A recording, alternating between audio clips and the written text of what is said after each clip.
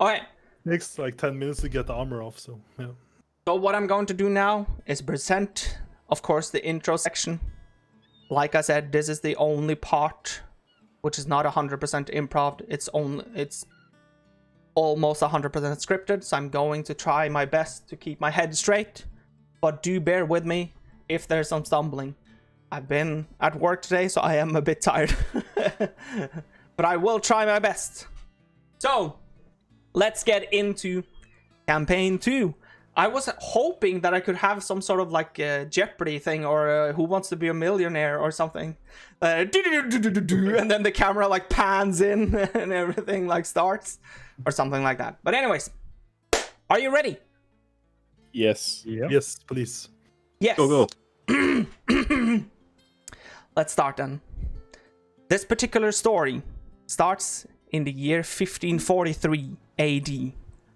The world, and the Forgotten Realms especially, has long moved on from the horrors of 1503 and the so-called Invisible War.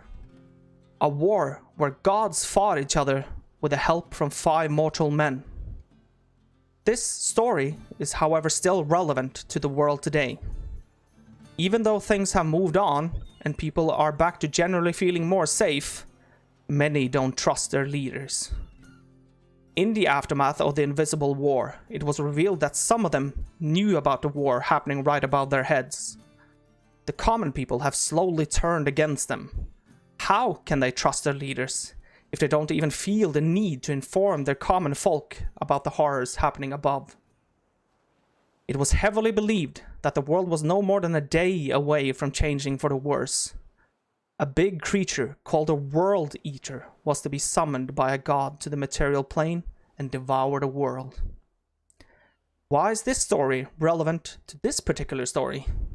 Because 5 mortal men played the biggest part in this not happening, and a celebration of their heroic deeds are taking place in about a month's time. And this is where our story begins. On a boat, traveling through the Eternal Islands, on its way to Neverwinter, to celebrate the victory of this mortal group called the Seven, for the 4th time. A celebration happening every 10 years. That's basically all that you remember, as you sense your mind drifting in and out of sleep. You sense a drip suddenly hitting your face and sliding down your left cheek. You think to yourself, "Damn it, Son Tash! You said you were going to lie down below the deck. Are you that freaking daft that you forgot?" As your eyes align and you drift back into the existence of the living, you see that you didn't forget. You are below deck. The small cabin room reeks of alcohol and you realize it's not you. It's the only other person in the cabin with you, sleeping in a very aggressive manner above you in the bunk bed. A half-orc, drunk out of his skull, lying half in bed, half outside of it. The alcohol from his breath is so strong that you're almost certain that lighting a match in this room would set the entire boat ablaze. You also realize that the drip you felt on your cheek earlier was the half-orc drooling. A disgusting look can be observed on your face. And speaking of, Nerzhular, would you like to describe your character a bit? Well, my character is kind of a middle-aged, I would say. Mm-hmm. He doesn't quite look like the Avatar, but that's fine. He doesn't have any beard or anything. He's quite clean, shaven. He has, I would say, semi-long hair-ish. Okay. He's on a quite normal build. A bit average, I guess, than a normal human, but you know, he looks kind of normalish. Kind of human-ish in build. Yeah, I would say. Yeah. And he's wearing heavy armor. Well, not right now, I guess, or I don't know how we're. You can be clad. You can be clad in your armor. That is something that you can. Yeah, I guess that's fine. I guess we're not sleeping yet. I guess we're just in the cabin. So resting. Yeah, you're resting. Yeah. Yeah. He's just sitting down. Yep. Yeah. You realize that you won't be able to sleep again for a bit of time, since you now transferred yourself back into the world of the living. You hear a ruckus going on outside. Many different voices shouting, men and women alike. It seems like there's only a door separating you and the incredible noise outside. Cracking the door open. Guess I can try to make it also that you can actually see him. Boom. There you go. The ruckus outside is caused by a circle that has formed around two men, slowly circling each other. The circle consists of humans, half-orcs, elves, and dwarves. Small amounts of coin have been put on the floor as you see one of the dwarves shouting, "Go for him! Break his nose!" And a human wrapping his hand around the overly eager dwarf, with a mug of ale in his hand. The first person in the circle is Futorius. Would you like to describe your character a bit?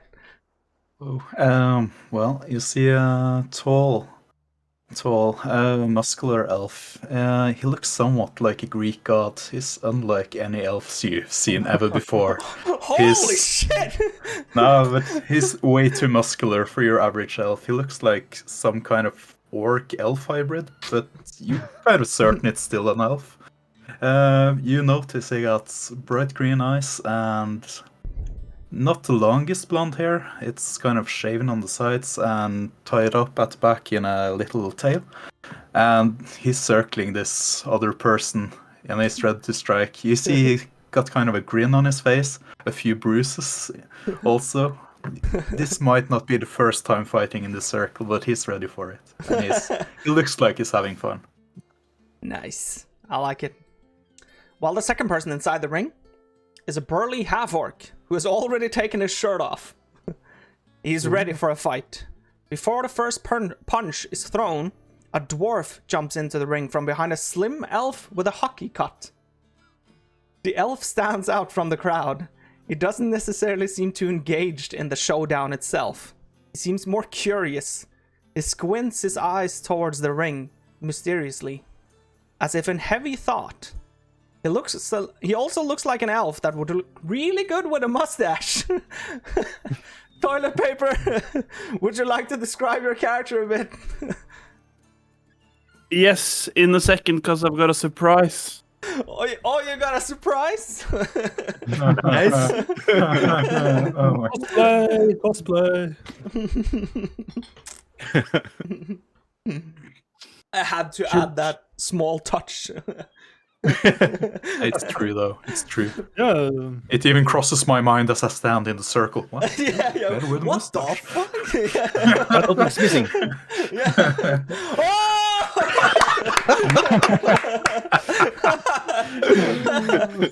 So, yeah, as you said, my character has a hockey cut. Yeah. Pretty nice, I'd say. But yeah, he's not very interested in the fight itself. It's just more the event, because I haven't the seen social it. gathering of it all. Yeah, and why people are fighting. Yeah, and choose to fight. Because I'm more of a scholar dude that likes to learn stuff and don't understand why people spend their time doing this. I try to understand it, so that's why I just stand on the side and try and pay attention. Yeah, makes sense to me. So, anyhow, the dwarf that popped into the ring shouts, "Remember the rules! This is not about inflicting real damage to one another. The first person to hit the other 3 times wins. No gauntlet, rings, or armor stuff, or anything like that. This is a clear brawl. Let's do this!" And he like steps away to give you more space again. And Futorius, you can roll initiative. First roll. First roll. This is important that you roll really high. Yeah, we Set got the this. We got standard. this. Okay, that's the standard now. I'm the new Nerzhular now. It's okay. If you have armor on your character currently in D&D Beyond, strip it off. Yeah. Because you're not allowed to fight with armor. And What about my greatsword? if he hits you, you will not take damage. He, like, basically slaps you. Just because it's about getting the slap in more than the fact that you're supposed to, like, really damage one another. But he is so like a starting, to say the fight. least, because you rolled a 5, he rolled a 17. Yeah, that So beats a 5. yeah. That's a quick half orc. So he is starting.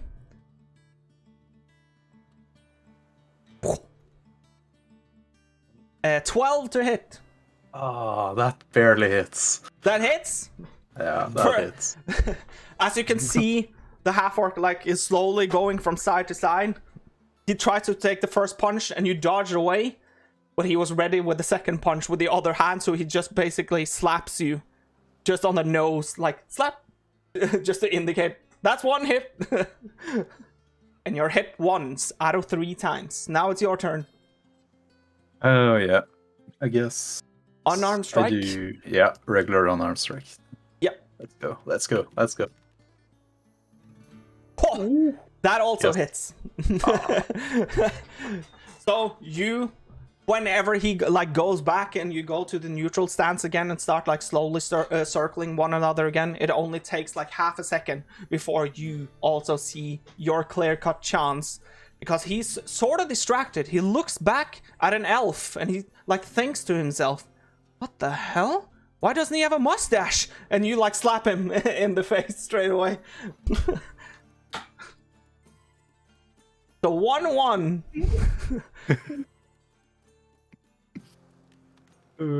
Oh, 16 to hit. Ooh, that hits. Yeah, so he hits you once again. So he goes in for another clean, easy slap once again. He just catches you off guard, where you feel like you're focusing on him, but all of a sudden you just feel a warm half-orc hand slapping you on the right side of your cheek. Nice. Get him. I'll get him back. I'll get him back. Or maybe not. Ooh. This is a bad start for me. Oh, 11. That is a miss. Ooh. Getting a school, son. Seems that's why I got the priests before the fight. I been listening to too many. Oh well. So whenever you go in for another slap, you like see your middle finger like slowly just whisk in front of his nose without touching it. And you can also see on his face that he realizes that you didn't touch his nose. He like goes back into the neutral stance again with a big grin on his face. As he goes in for the final blow, as he gets a 16 to hit. So he slaps you once again, this time on the left cheek instead, just to make sure that you felt both of his hands on each cheek. Ooh. I And he go out slowly- the fighting stance and I smile at him and reach out my hand. He smiles too and reaches the hand back towards you. So you boy. shake hands, and then he scuffs up the few coin that has been left on the floor after all the gambling has been done with one another, and you can see that in his hands he collects the total of 10 coins. Could have been yours, Could have been rich. Could have been rich. but fist fighting, however, is not necessarily everyone's cup of tea. And the people not interested are usually found on deck, looking at the stars, talking about the ins and outs of this world. This evening is no different. On deck, a slow gust of wind can be heard ringing in the ears of the captain of the ship, holding the steering wheel steady. Only a few people can be seen on deck. The ship itself doesn't have room for a lot of people. It's considered a small transportation ship, even though that's something that the captain would never admit to. Among a few barrels, you can see one person sleeping fondly, probably passed out while looking at the stars. While at the complete opposite end of the ship, you can see one cloaked figure talking to another. One of the people looks like Crokedcow. Would you like to describe your character a bit? Did I say no? No. You can. No, I You know. have to leave it open. It's looks like a human female with red hair that goes around shoulder length.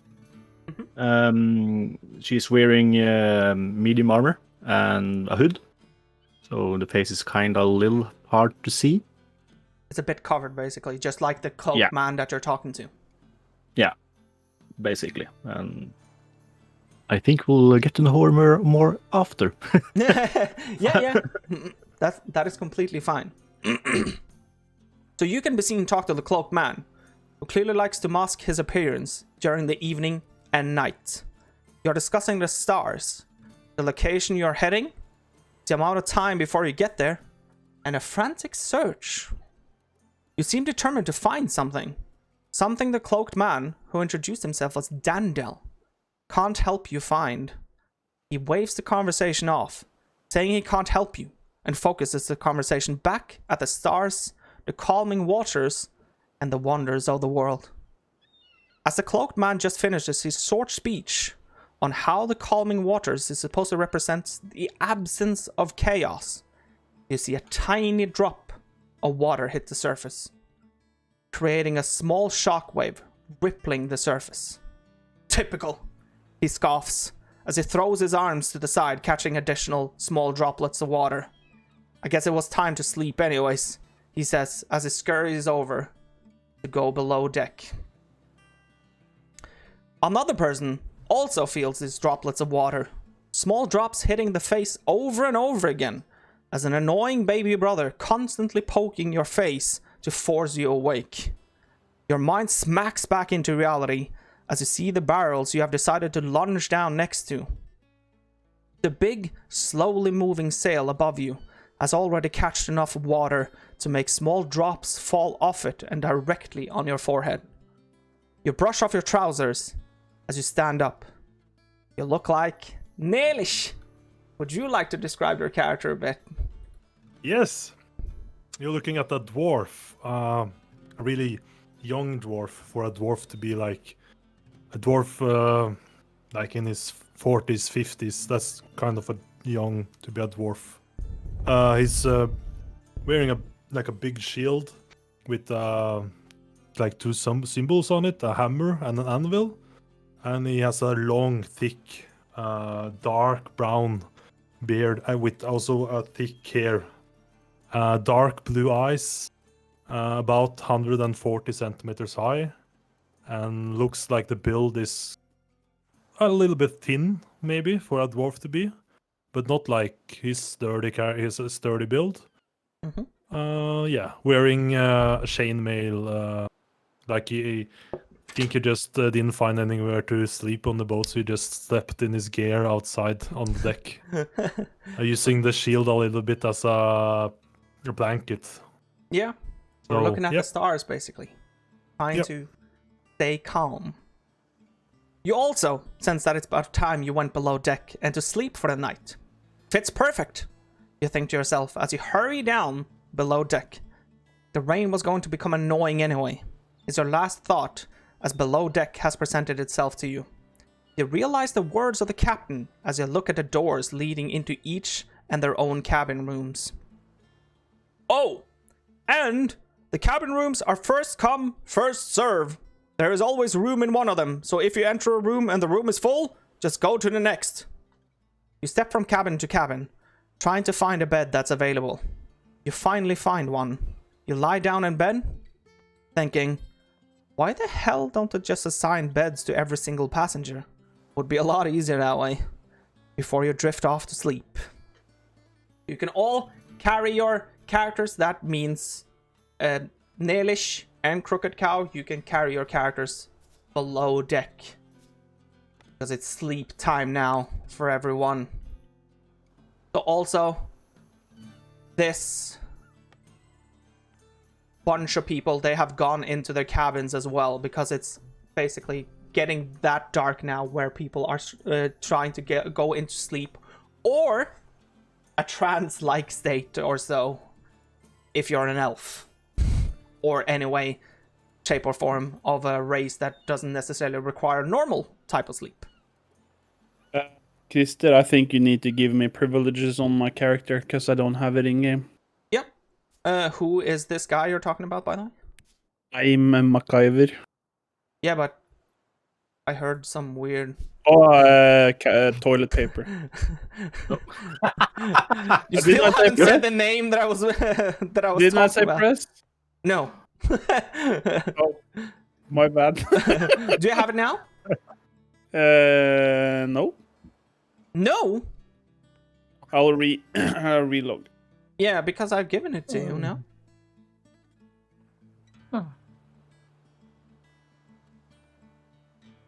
You can choose yourself, by the way, which you want to go into, as long as you don't go into the same one as another player has been into. Yeah. Good. There's some funky stuff that is going to happen this night. No, I'm just kidding. It's hard to get the character to lay prone in the bed. I tried. Yeah. Don't even try. I tried to do that. I gave just up. got teleported on top of the boat. Yeah, Same happened to me. Yeah, I gave up trying to do that. I think it's better if you just don't try to do that, because you will just get like randomly teleported around if you try to. So just give me a small notification whenever every single one of you have managed to go below deck and into a room. Yeah, I'm set. Yep. I can open the door for you, I'm already sleeping. I need to try to get used to also calling by your characters' names instead. There you go. So everyone is in a separate room now? Yes, it does seem like it. Nice. This is something that takes a bit of time, of course, in Talespire. And since I'm now reading off something as well. But anyways. Okay. So part of the night passes. But you do wake up with a bang. Every single one of you sort of wakes up at the same time. And you feel the entire ship rocking back and forth. The bunk beds are suddenly empty. Even though there might have been people that were there when you went to sleep, they are not there anymore. You see the doors to the room. They have been flung open, every single one of them that you can see. They've all of a sudden been flung open. You hear yelling and shouting, people screaming things like, "Get us out of here! Get us to land!" Through the small cracks of the wooden work of the ship, you can see flashes of light, as if someone is turning the light off and on again over and over. And when you step into the room in between the cabin rooms, the only thing that you see is one another. So you sort of get face to face with one another. What do you want to do? You still hear the shouting going on upstairs, as you can feel the entire boat rocking back and forth all the time in big waves, in big chunks. First thing I want to do is when I open the door and go out, I'm gonna complain to myself that I should have took a horse ride instead, because this I can't do that. Should have taken the plane. Should have used fly. Excuse me, is this normal? It's my first time on the boat. I don't know what is going on, dwarf. I have no idea. You hear like help in the background. Let's get topside. Good plan, dwarf. I'll follow you. Yeah. I'm just walking towards the ladder, sighing. Do you remember where's the stairs? You can Other way. you're allowed to teleport up if you want to. Okay. Just use your character and teleport up. That is something that I just you're allowed to. took the shortest way on deck to get on deck. Yep. I think it's on the way. When you get above and get on deck itself, you see that there's no one on the boat anymore. You're alone. Damn it. And you see that there's a terrible, terrible thunderstorm above you. Oh, fuck. That is smacking into the water around the boat. And you can also see that it's even gotten part of the boat, as you can see flames and smell that flames are starting to brew on the boat itself. And when you look up at the two sails that were majestically standing above you when you were on deck just a few hours ago, one of them is now clean cut in two. Which one of you cursed Celine? This is your fault. Cursed what? The goddess of the moon. I don't know if this is a good time to say it, but what happened to the others? And I can't swim. I just point down towards the water. There's a boat. A small boat? A lifeboat? Or There's a small boat. is the If you can't swim, is the ship sinking? Can I get? Does it look like it's sinking? When you're where? looking at the lifeboat, when you get over to the side and like look at the actual lifeboat, you can see that the lifeboat is fully ablaze. Oh. Where are It all has the caught- people? Caught They're fire. either have left us on the boat, or they are just fell off or something. But I heard others scream before I saw you guys, and now I see no one. What? I don't Yeah. get no this. complaints. What's going on? Is it anything moving in the waters? Any movement? You can make a perception check. I just want to go and check and complain to the captain while he does that. The captain is not there. 11. 11. 11 total. As you try to, do you have dark vision? Because it's very 60, dark outside. 60 feet, yes. Yeah, 60 feet. As you look over the edge and try to look into the water, you can sort of see that there is something small that you can see that is still on the surface. So when you squint your eyes towards it, the only thing that sort of meets your attention is a disgusted and surprised look. And you can see that it's the captain that is floating on the Like surface of the floating water. But he doesn't Floating look... still? Yeah, he doesn't look alive anymore. Eesh. I can see a body. Dead or alive? He looks still. Should we rescue him?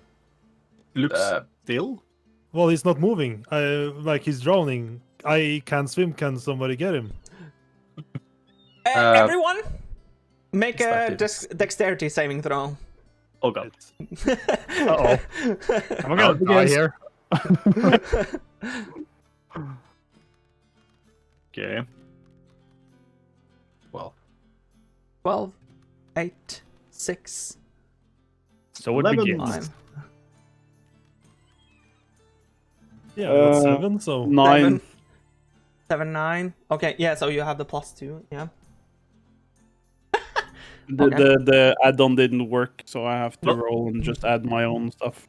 Oh, I just okay. hope you remember that we have our character level 1 now, not the 17 and 16 like 2 weeks ago. So just the bar.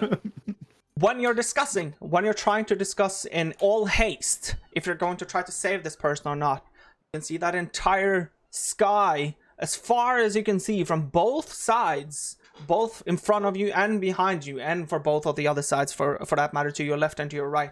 It lights up, and this huge thunderbolt, almost as if it honed in on the ship itself. The only thing that you can see on the entire ocean smacks into the ship and breaks the entire ship in two.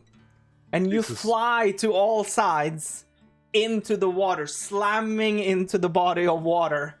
So now, Aaron, the person that you saw that were sort of like 40 feet away from you, you're now right next to him instead. So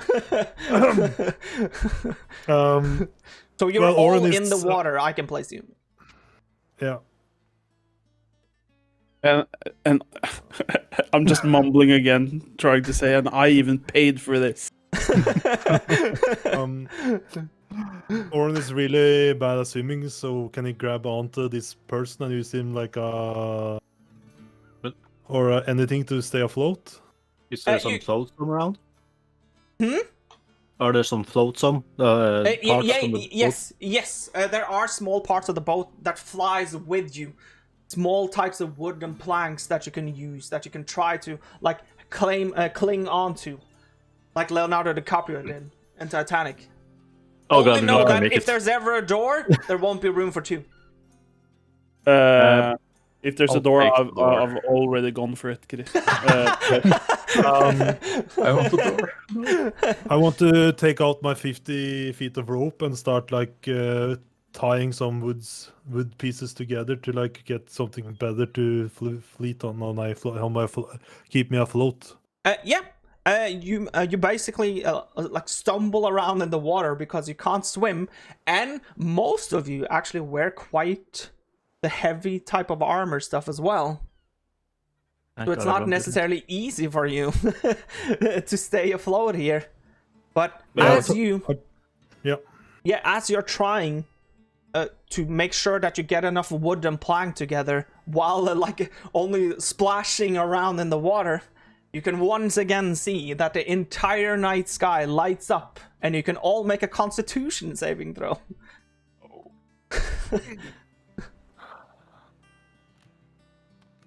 I was good at this. 13. Let's see. The overall average as well. So 20. I hope that's enough. yeah, stay tuned for campaign 3.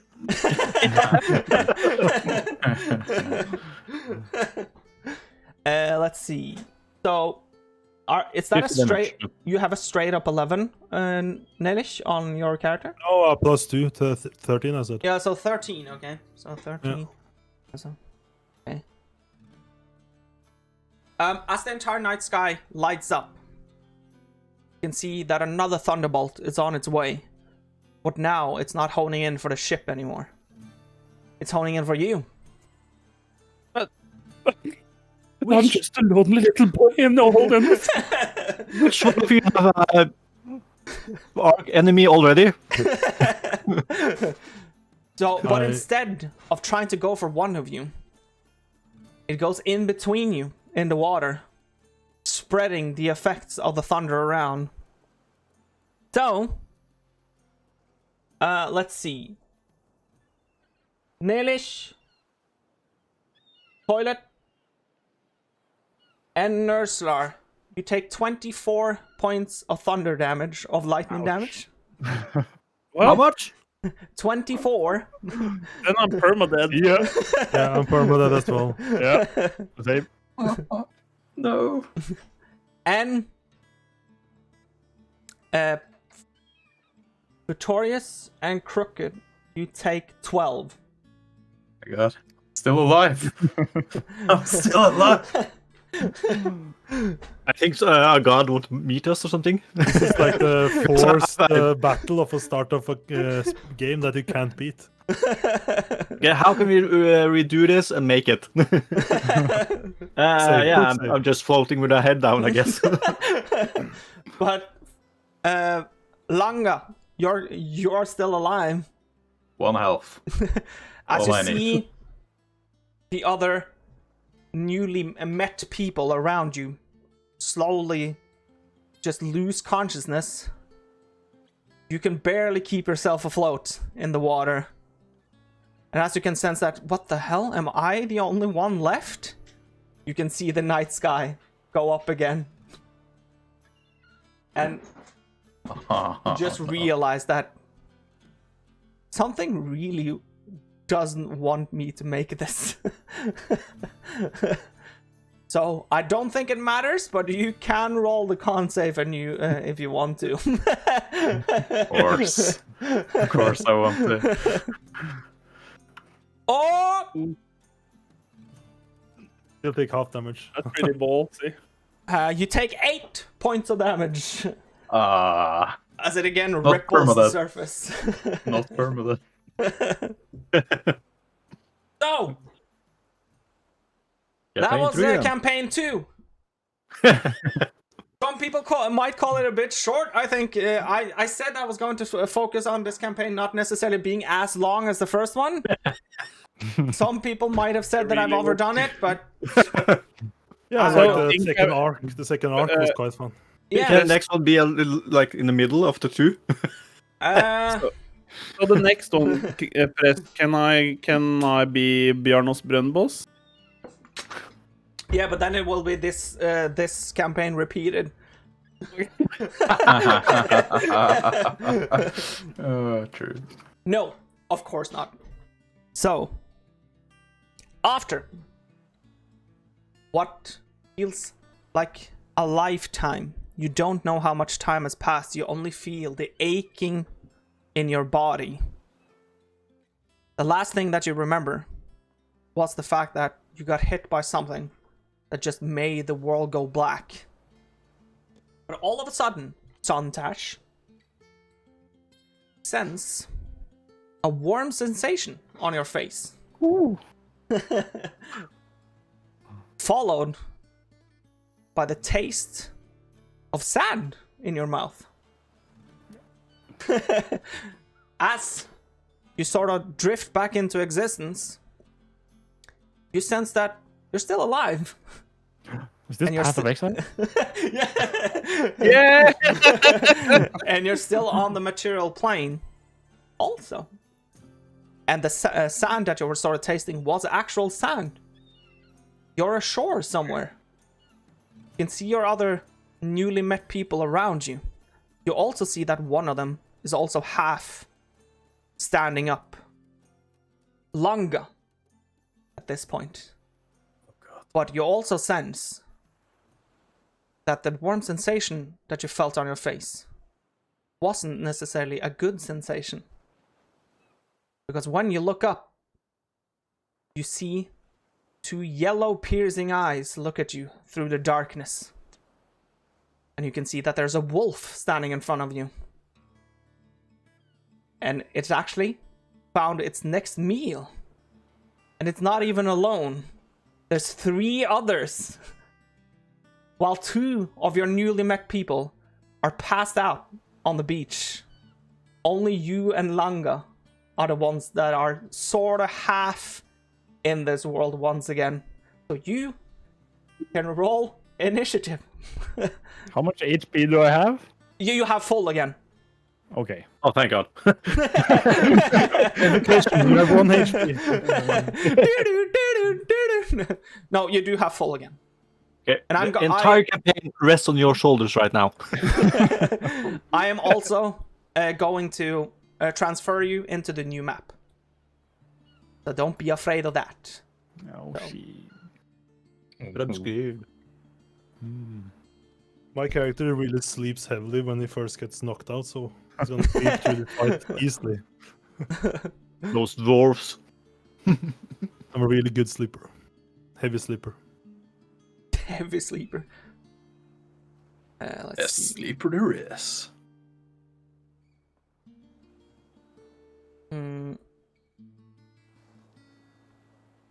Smack, smack. Smack.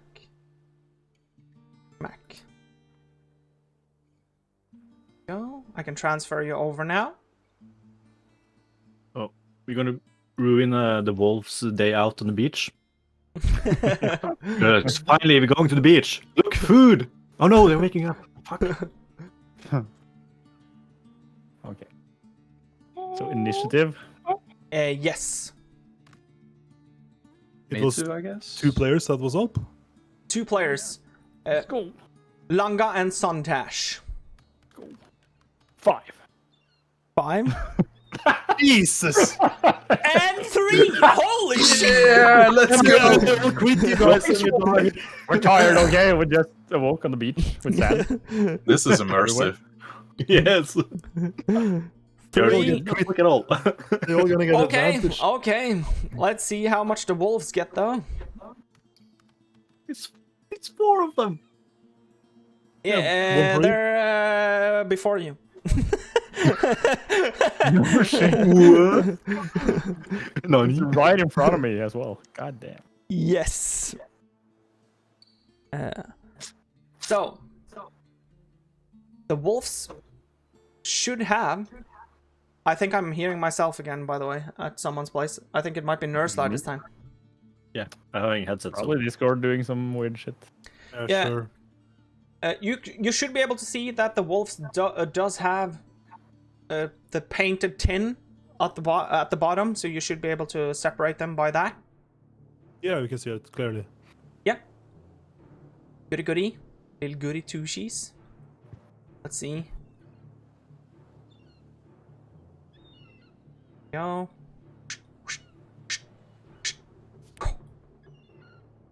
And hopefully I've done this correctly. I have! I am a perfect video gamer. Video gamer. TV-spill. TV-spill!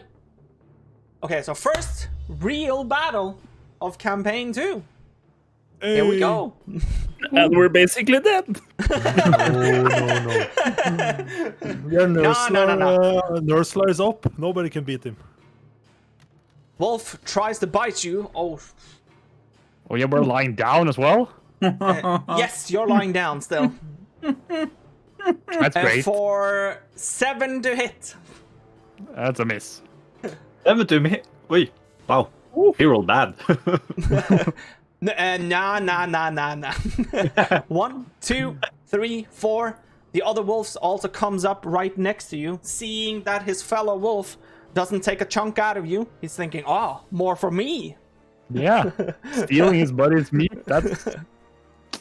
So he tries to bite you as well. For 22 to hit. That's a good hit. Yeah. Yeah.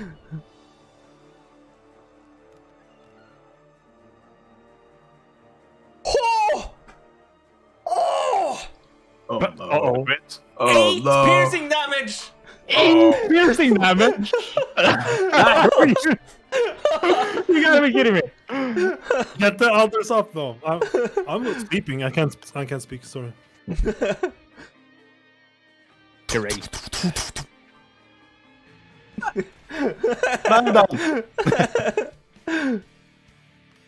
Tries to eat you as well for 12 to hit. Which one? You, Tariel. Okay. 12? 12, yeah.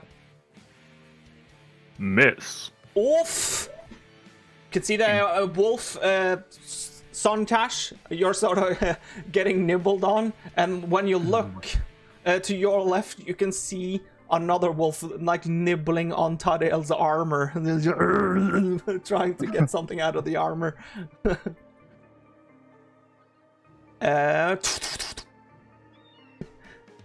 So Langa trying to take a chunk out of you as well. Ja, men for fan I helvete. 12 to hit. I guess I'm not wearing my armor right now, though. Oof. So that would be a hit if I'm not. No, you can wear your armor.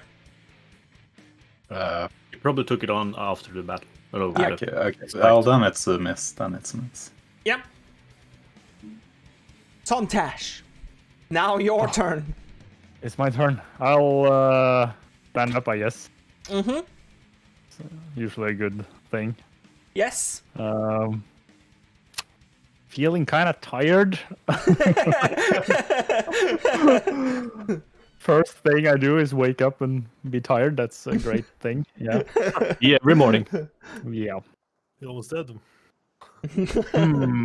I guess I'll try to heal myself with cure wounds. Yep. Because this hurts. So 1d8 plus 3. I just need to refresh to get the dice roller working here. Yep. And it's still, yeah, there it is. Okay. Huh. Oh yeah. Oh, heals for 11. Yeah, You're back take on that, the One wolf. full. heals. Yeah. Always the best. Get out of here, wolves.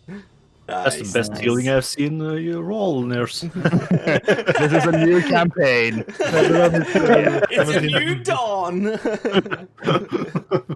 And yeah, I guess that's it. I don't have much else I can do. Yep. Yep. I'll end there. Langa. At the start of my turn, I want to draw my longsword. Yeah, as you go to draw your longsword, realize it's gone. Faen. In response to that, I swear even louder in Dwarvish for some reason. Faen helvete! Did I have my shield then, or is my shield gone? You also notice that your shield is gone.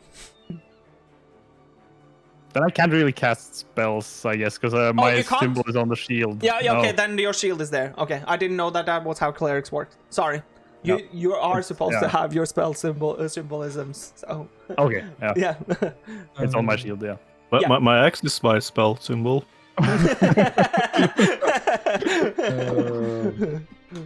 Well, I use half movement and rise up, and then I'll look around me.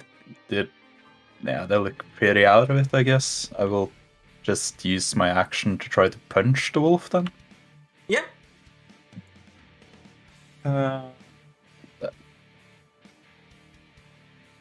Let's see, the unmarked one, I think. One closest to Holy me. Wow. shit!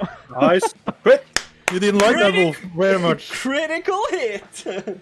Punch it to death. But I Well, don't the roll for my unarmed attacks, do I? So No, that's Well, the shameful 8. thing. So it's the same damage because you double the amount of dice you roll, not damage. Yeah. So... Oh, Oh, damn.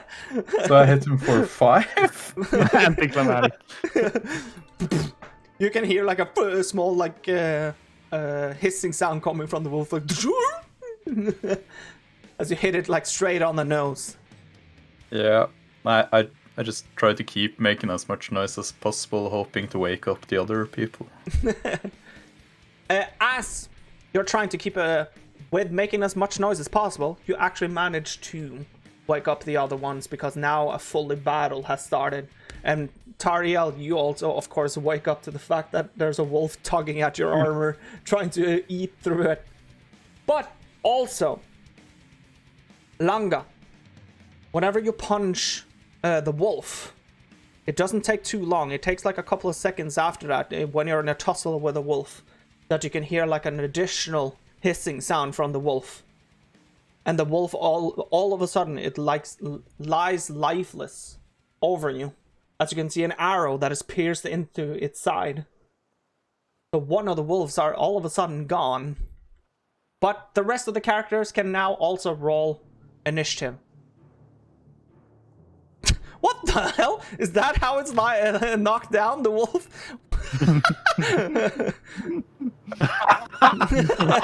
it seems like a face plant. Yeah, he face planted. I got 7 total. 7? 5. Roll 14. There's some super 5. high rolls. 14. We are so strong. Let's see. 14. Who has most dexterity out of Tariel and Sontash? I got 16. Oh, yeah, you're definitely higher. Yeah, 10. Okay. So this is the turn order right now. So Aim, you're at the top. Go. First of all, I'm just gonna look around because I just woke up with just random sounds of screaming and hitting things. Yeah, and now all of a sudden you're on a beach with wolves around you. Well, I stand up and take a quick look over myself to see what's there and what's missing. Yeah, let's see.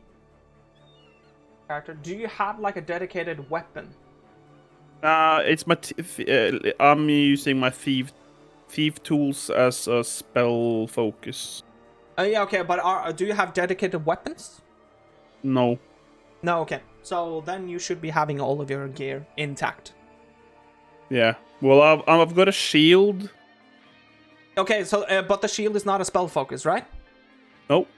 Shield is gone. Shield, I'll just unhook it. Like remove it from my inventory, or? You can unhook it for now. Yep. So,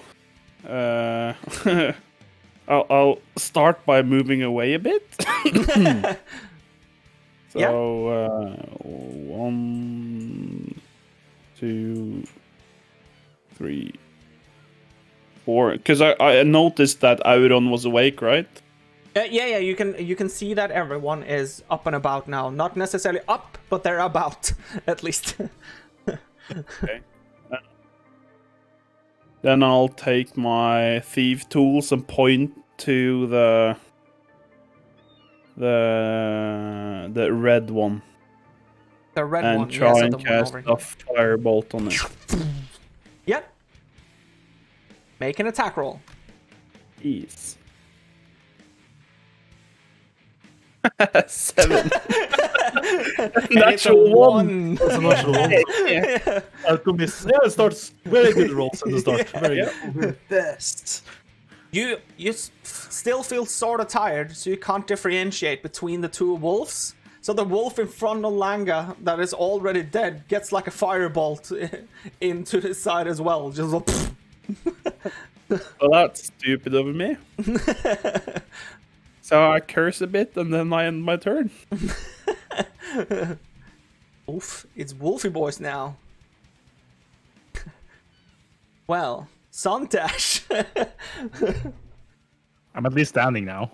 Yeah, but yeah, sure. Did you I crit? don't think it matters, right? Tactics. Might have Oh. something like. Oh. Yeah, they have that shit. But you healed Uh, full Oh, damage. well. 18 to hit. Yeah, I have 18 armor. Yeah, then it does hit. So you're taking 7 points of 7? piercing that. Yes, as the same Holy. wolf has found a weak spot in your armor, and the wolf is like, ah, yeah, 5 head. That guy's vicious. Yeah, and it nimbles at the same place once again. Next wolf, Oh.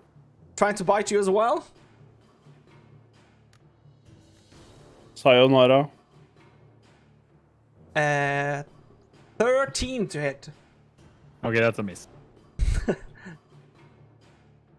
The wolf just again like pierces or doesn't pierce your armor. He sees the other place where the wolf is nibbling at like your leg, and tries to do the same on the other leg. But then the wolf like quickly realizes that that's not necessarily a weak spot. It's just a weak function in your armor. The one leg, the one spot. Yeah, new wolf. Tariel. Wolves. A wolf also tries to nimble on you, or nibble, for 22 to hit. Ooh, 22. Yes. How much damage did the last one did? Like 8? 8 and 7. 8 and 7? Yeah. Nerzhular the main tank. Main tank. Damn it. Down. Well, yeah, I'll just, yeah. Damn it. Why are you doing this to me? Yeah, I only got one spell slot. That's right.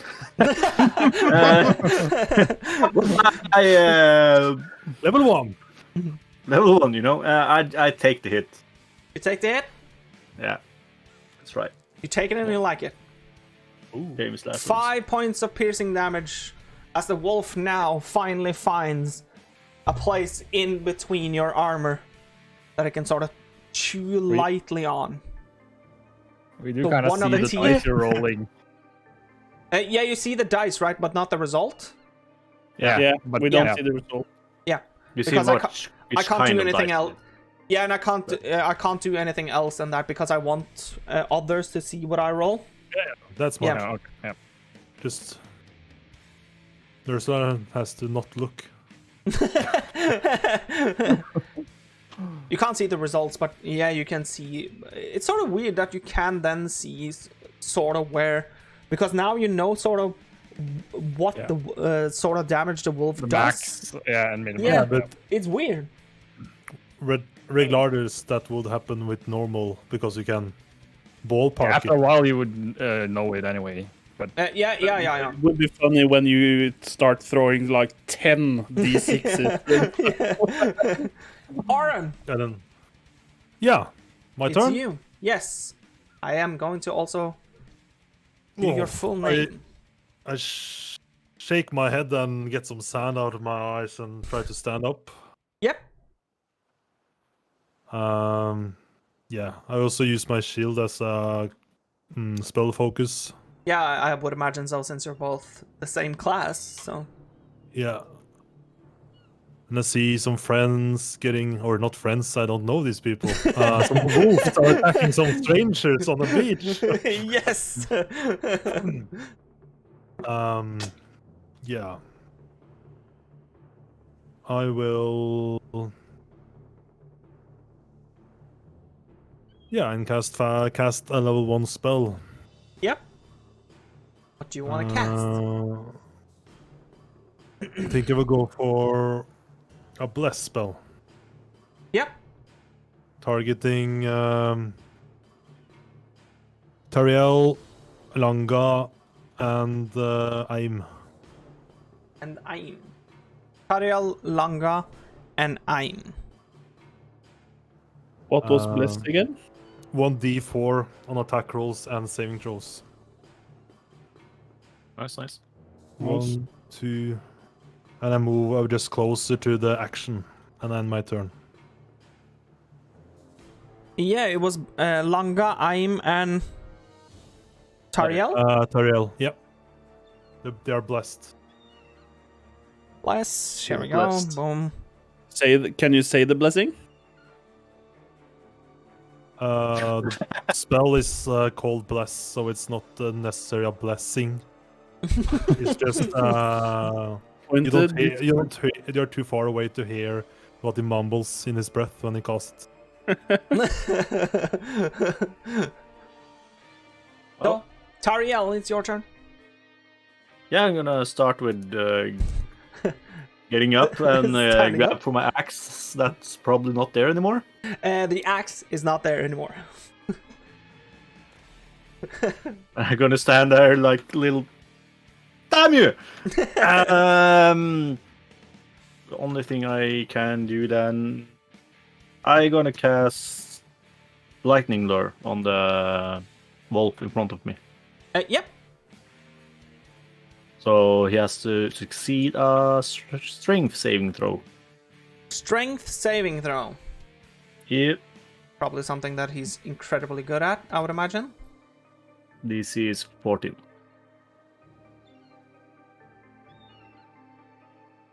$21. Whoa. Whoa. Mean machine!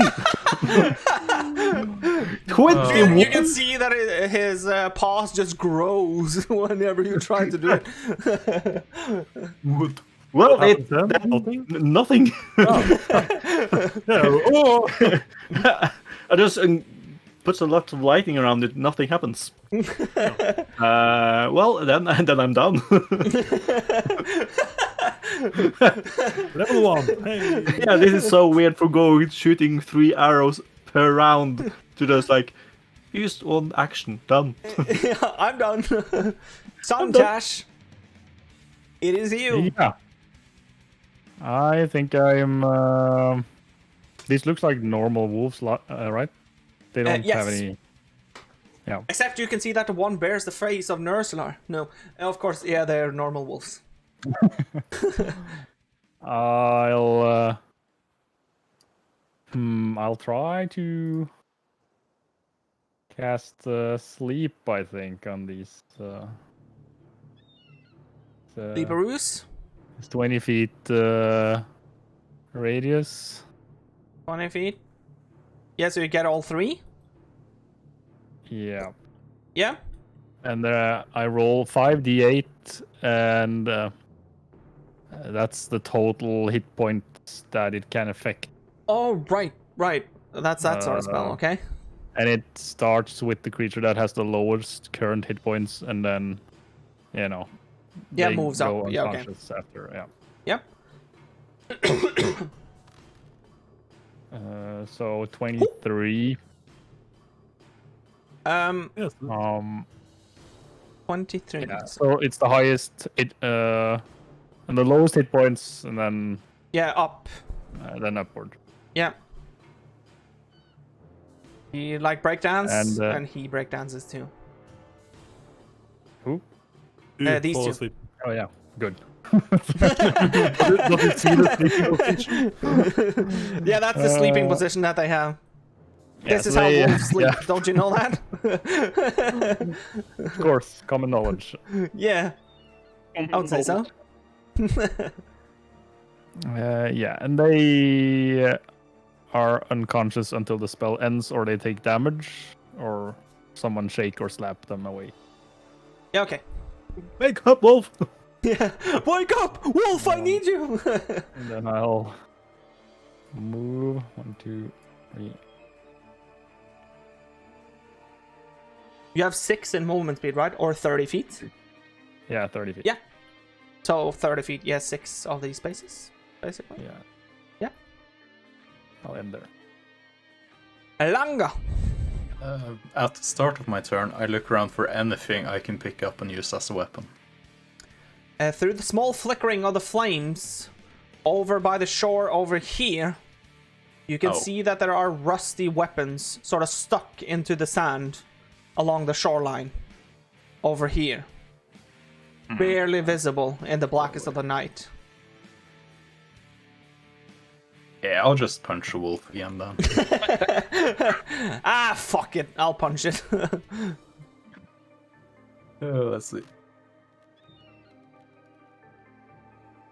13 With to the hit. D4, remember? Oh yeah, with a D4. Because of plus. Yeah, true. So 15 to hit. 15 to hit is a hit. Then it's 5 more bludgeoning damage. 5 bludgeoning damage. The wolf And gets then another hit. I'll just jump over the semi-dead burning wolf and go a bit towards the weapons at least, and then I'll pass my turn. Yep. At the end of the combat round again, you can see arrows again flying, coming into the vision from the north, hitting one of the wolves that is lying sleeping on the ground. So you can basically say that the people that are shooting the arrows are also seeing what is happening, since they're still trying to kill the wolf that is on the ground now. So instead of being unconscious, this one. So instead of being unconscious, it now is dead. So it's still breakdancing, but now it's breakdancing without breathing. Got a really nice death. He was asleep when he died, so we didn't feel any pain. You break dance too hard. Yeah. And I saw the arrow hit from where I stood. Yes. Okay. So I'm gonna move 2 spaces to the left, and I'm gonna shoot at the sleeping one. Yeah. With disadvantage then. Yeah, true. Because he's prone. Because he's prone. Yeah, he's on the ground. Okay. Also, by the way, you have disadvantage either way. I forgot the first time around. Okay. Thanks to someone. Also, Okay. Thanks to someone. Okay. I'll just add the D4 after. yeah. Well, you don't need to. It doesn't matter. Natural one again.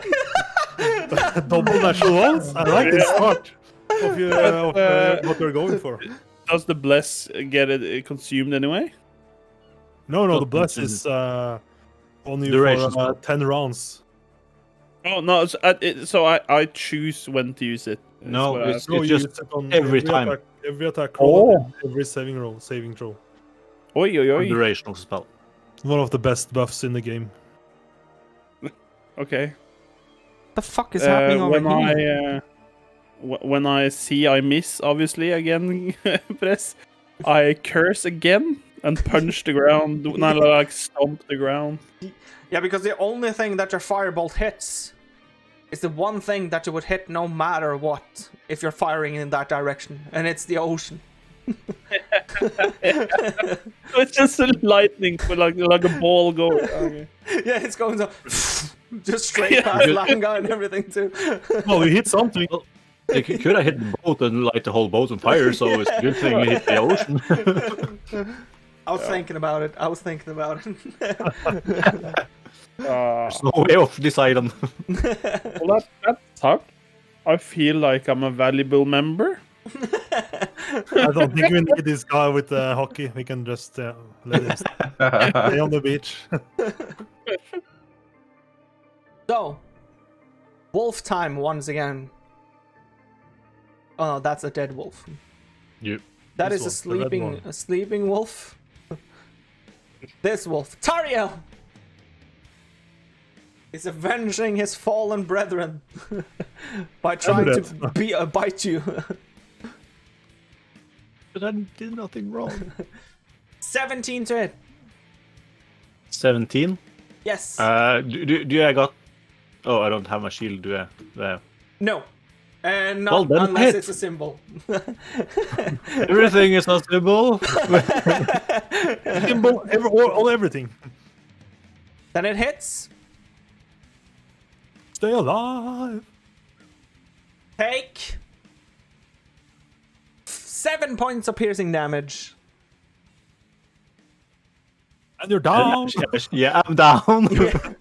Instead, now, all that you can see, the other people can see, is that instead of like the wolf nibbling slowly at the leg, he sort of lunges at Tariel and just plummets her to the ground and nibbles on her like.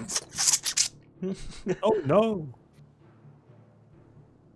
So, Oren, it is your turn. As you can see, the wolf is still over Tariel, trying to get one last meal in before its death. Probably. I see this humanoid fall to the ground, Yes. and I think not on my watch. And I cast Healing Word on Tariel. Nice. I like It's it. my last spell slot. I'm a big deal, you know. 2 spell slots. I'm a big deal, you know. That's because of I'm a life domain cleric. I heal 1d4 plus 4. Nice. Okay. So you get 7 HP. Nice. 7 HP. Like Holy it. shit. I like it. And I will, since that was a bonus action, Yep. I will also cast another spell because I can, because I'm, like I said, a big deal. So I will cast the cantrip Toll the Dead on the wolf. Toll the dead. Okay. You have to do a wisdom saving throw 11. Oh, we know all that. We all know that wolves are very, very wise. This will be no problem for the wolf. 14. Nothing happens. But I will also move close to it, and since I'm only 140 centimeters, I'm not almost. I can like almost stare entirely directly into its eye, and I will just like look at its anger in it. Nice. And I will end my turn. Yeah. In Talespire as well. Yeah. Thank you. Well, I'm trying again to get up. Yeah. But this time, in my anger, I'm just gonna punch it. Yeah.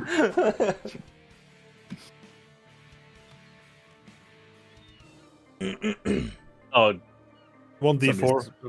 Yeah, 1d4. and d4. Let's see. So 10 plus 14. 14 is a hit. Hey. And I punch it for whole 3 damage. All 3 damage as the wolf wheezes. But it still stands. Oh, this is the final boss of the campaign. It kind of it feels feels like like it because we can I'm wipe. out of spell shots. I have nothing left. There's no resources. I'm just gonna move over here. Yep. And then I'm done. Suntash. Yeah, I'm going to try to cast Sacred Flame on that wolf that's still Sacred standing Flame. there. Yep. That's a Yes, cantrip. really. So he has to succeed a dex saving throw Dex saving or throw. take damage. That wolf is really good at saving. So Yeah, it's probably a Saved, master like- dex as well. 2 spells already. 6. Oh, yes, that's a fail. Let's go. The one thing he should be good at. He Six failed. radiant damage. You take. As the sacred flames engulf the wolf, it dies. Really nice. And yeah, there's only the sleeping one left, right? All the yeah. others are dead. Yes. Groovy. Yeah, I'll just end my turn there. Langa. Yeah, I'll just continue with my travels, and on the way I'll try to punch the sleeping wolf. Yeah. So I guess I get advantage. You do get advantage. Nice. 1d4. And 1d4, so yeah, 20 to hit. I guess that's a hit. That is a hit, yes, for sure. Yeah. Then we hit him for 5 more bludgeoning, and I pass my turn. 5 more bludgeoning. Ugh. The wolf now awakes again, with you, like, lingering over it. And the only thing that the wolf actually manages to do is get awake before it gets pierced through the head with an arrow once again. Ending MVP Archer. ending the encounter. Just imagine like seeing Langa running up to a wolf, standing over it, just punching downwards. Just big elf. You're out of combat, and you can see, or the people with dark vision at least, I think you all can see this actually. Hold on. Yeah. Yeah, because of the fire at the end here. You can see that through the wall, through the very thick wooden wall, these doors all of a sudden open. And you can see silhouettes of people, of humanoid-like creatures coming through. And with that, I think it's fine if we take the first break for the day. Yeah. Since we need to have some sort of break. How long? How long do you want? Like, I was thinking like 3 to 5 minutes somewhere. Yeah, do 5 then. Yeah? Yeah. 5 minutas? Yep. 5 minutes. So, then you can take like a 5-minute break. I'll mute you on Discord and I'll talk to the people in the Chatamaroos and stuff like that. Yeah. And we'll get back into it in like 5 minutes. You'll So, mute and remove cameras as well, so we can do. Just go to another screen or something. yeah, I'll go to my full screen. Yes. Yeah, For sure. So I'll mute.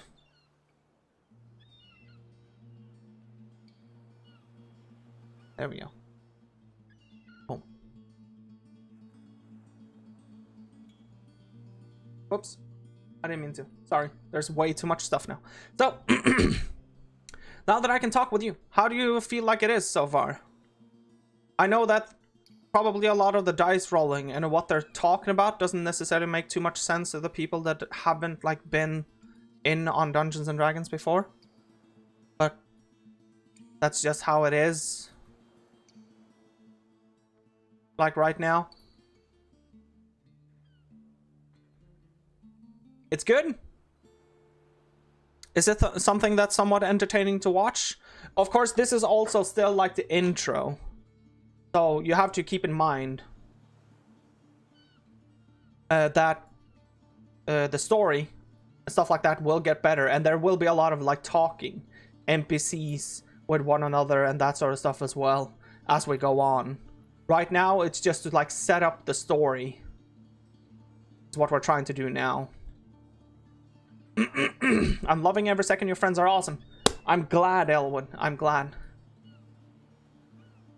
Oh, you missed the first hour. Basically, the first hour, they were on the ship on their way to a celebration in a big city, and the ship got hit by a terrible thunderstorm, which is why they ended up on this beach. They're not supposed to be here, but this is where they ended up because of the storm. That is the gist of the story so far.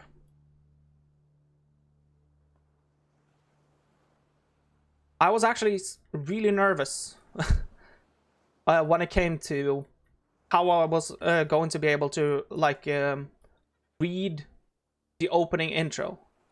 Was the intro okay, by the way, for the people that I have that are still around and have been around for the intro and stuff as well?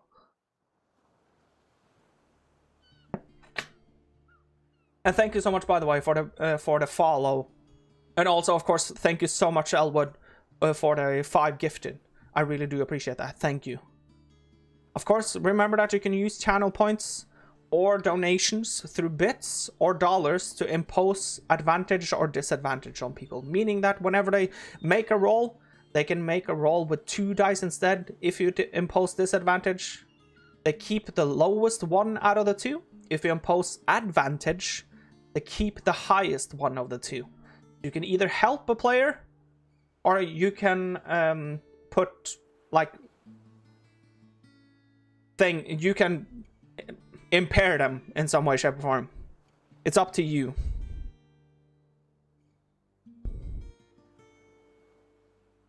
I'm just going to do this. Handcuff them. Yeah.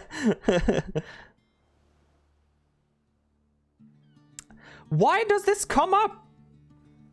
I want this to go away.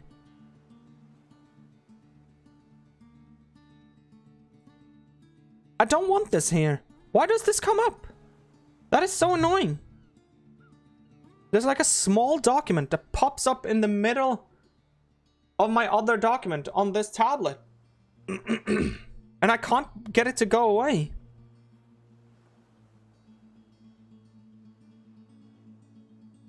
Go away, please. I don't want you here. Yeah, fuck off. Jan, there we go. Woo. There we go. I figured it out. So hopefully it's enjoyable. Now we'll get into more stuff where there will be some talking back and forth and that sort of thing. What the fuck? It opens up every time? What is going on? Why is this all of a sudden an issue? Huh. Weird. That wasn't an issue the previous time. Like I said, the intro and everything, hopefully it was okay. I was trying my best to read it as best as possible without saying too much and letting the words breathe and all that sort of jazz. That's what I was trying to do. So in about 2 minutes, we'll go back into the game and you'll be able to see whatever happens with the silhouette-like humanoid creatures that are on their way through the gate. Jesus.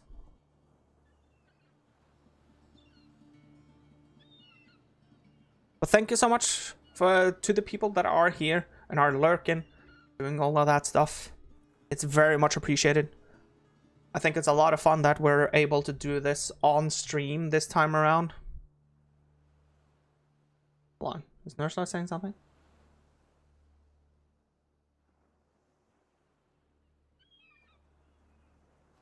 Oh, okay. Nerzhular is saying that the overlay in Twitch is bugged. The overlay that you can use for the characters because it doesn't use the origin manager stats. So things are wrong in practice. Okay, I need to try to figure out how that works. It's good of him to tell me, though. I wish I didn't work every Wednesday until 7 p.m. Yeah, it's a bitch. I work until like 5 p.m. That's why we can't start before now. But I guess it's good for you that we don't start before 6:30 at least, because then there's not too much stuff that you won't be able to see.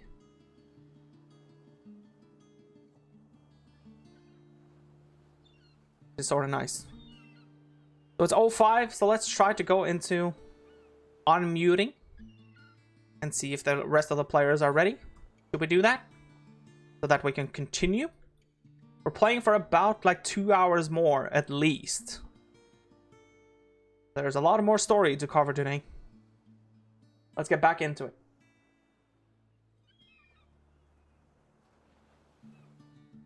Smoke just like poof. It's in my hand again. Hello! Hello.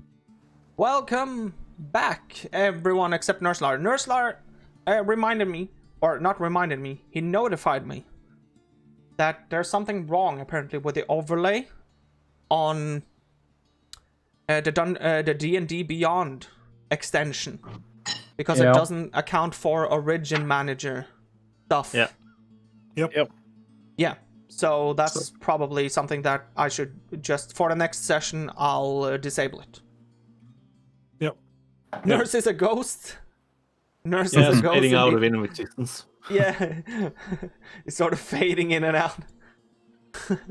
We'll get back into it once Nerzhular is here. Is it real? Is it fantasy? Oh, that queen? Is this the real nurse? Is it just fantasy? Oh, It's back. It's real. Thank you, Nerzhular, for notifying me. I'll disable it for the next one then until they fix that issue. Well, might be a setting, but yeah, no. I don't doesn't think matter so, that much. because there's very Okay. few settings on it. So, but I can try. I can see if it's a setting, but I don't think so. But I can, like I said, I can see. Is it official add-on? Yes, it's an official add-on. Which makes it weird. even more strange. Yeah. But anyways, should we get back into the game? Yes, please. Yes. Yes, please. So, Yes. whenever the two wooden doors open, and you can see that the two wooden doors are also so majestic that they go like all the way down to the sand, so they create like a path in the sand when they open up. And they also fill almost the entire wooden wall that you can see in front of you. And it's actually 6 silhouette-like figures. One very stout big one, and 5 smaller ones that can only like reach the biggest silhouette to maybe like the chest area around here. They're coming ever so closer to you. You can see that the 5 smaller ones are they have like huge noses and piercing yellow eyes, and they're all wearing or all wielding short bows. So With my now you hands can you can sort of understand where all of the shots are coming from or came from. But the bigger just, one, yeah. I just want to, while they're approaching, just look for my axe and shield in the water. See if I can find it. Yeah, make a perception check. That's the thing I am best at. It is actually 10. Is it 10. dimly light now? Oh, Or is it... perception. No, it's 8, a complete black darkness. 8 it is. 8. Okay. Is complete dark -5 or something? Or what? No, Can that's we- passive. Yeah, that disadvantage. Oh, that's the passive Yeah. only. Okay. But I have disadvantage. Oh yeah. True. So it's even worse than 8. Yes. Yeah. 7. 7. So, as you scour the water bank and the shore, you can see no sign of any sort of weapon or material that can be used for something. The only thing that you see is a shell. I'm just looking for my axe and shield. I don't care about other things. Yeah, and the only thing that you see is actually a shell that sort of looks like a mustache. I take the shell and throw it far away into the sea. You hear like a faint splash sound, like far away into the sea. I turn it's a around. drug. I I don't know yet. Are you okay? Are you looking for something? My axe. It's My a bow. family heirloom. Maybe deal with the green beings first. I lift my shield up defensively. I turn around again and Yeah. look taking- really small and innocent. I'm doing the same. Nice shot, guys. Thanks for the help. Friend? We didn't do it for you. You can hear the burly one say, the one that's clearly the leader out of them, that is stepped the closest to you now, which is a huge half-orc male that is wielding a greatsword, which is holding in one hand, his left hand, and resting it in his right hand. The blade of it is resting in the right hand. He has long hair that only covers the top of his head and goes back. Also, super long lower jaw teeth that almost pierces his nostrils because they're so big. And from the rumors that you've heard about half-orcs, you know that teeth, and the lower jaw teeth especially, is something that represents proudness and strength within a clan of orcs. He's talking in common? He's talking in common, yeah, because he realized that one of you were talking in common, Langa. So he said that he is not doing this for you, and he looks angrily over at Langa. For the food? I point at the wolf. Yes. And the point that you're pointing, almost the goblins that's standing behind almost take that as a sign of them being able to like sprint forward and start stripping down the wolves. So they pull out like a dagger from their hip and just lunge it into the wolf and start like working on them straight away. I take a My hands even further up. I back off as well from the slaughter. I don't want to look at that. Where are we? What is it to you? Why do you need to know where you are? The burly I don't know orc where I am. asks. I don't know where I am. I mean, no offense. We were on a boat on our way to Neverwinter, and something hit our boat, and that's the last thing I remember before I wake up on this beach. So I'm supposed to believe that? Do we look dry? Do we? Are we? No, everyone that goes for a swim is not dry when they come out of the water. This is a great swimming spot. Yeah. How do you know about this place? I don't know where I am. We don't. Like, I'm trying to tell you, it's a coincidence that we ended up here. All 5 of you? I don't know these people. I don't know these We people. were on. I recognize the other. We were on the same boat on the way to Neverwinter as I told you. Yeah, I saw that guy when I was fighting. You would look better with mustache. I just want to check in the inside of the armor if it's still is it dry there too. No. So it's wet there. Yeah. Yeah. Okay. Just take off the outer layer and just say, I'm still wet in the inside of my armor. It's just probably be lying there for a while. Why are you so content on telling me if you're wet or not? I don't want to know, even though you are a female. I still don't want to know. Because then you might know that you're telling the truth. Yeah, if... he goes to the water shore and dips his one foot into the water and then takes it out again and says, yeah, look, now I've been on a boat as well. Where I don't know this. Where am I? Never mind that then. But are we far from Neverwinter? Neverwinter. Yes, you are far from Neverwinter. And do we have a problem with you guys? Are you hostile towards us? It all depends. It's not every day that we see just 5 random people on our shores. Usually that doesn't bode well for things to come for us. We are trying to live peacefully. Well, I'm not talking for anybody else than myself, but if you have some people that are sick, something that you need, I have healing capabilities.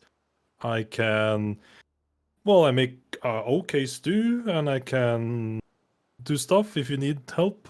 I just need to dry myself and maybe get to sleep some. I'm like super tired. The goblin at the far end here, like it slowly takes out of his knife from the wolf and looks at his leader. Yeah, do any of you know Orcish? No. I don't No. So the only thing that you hear him saying is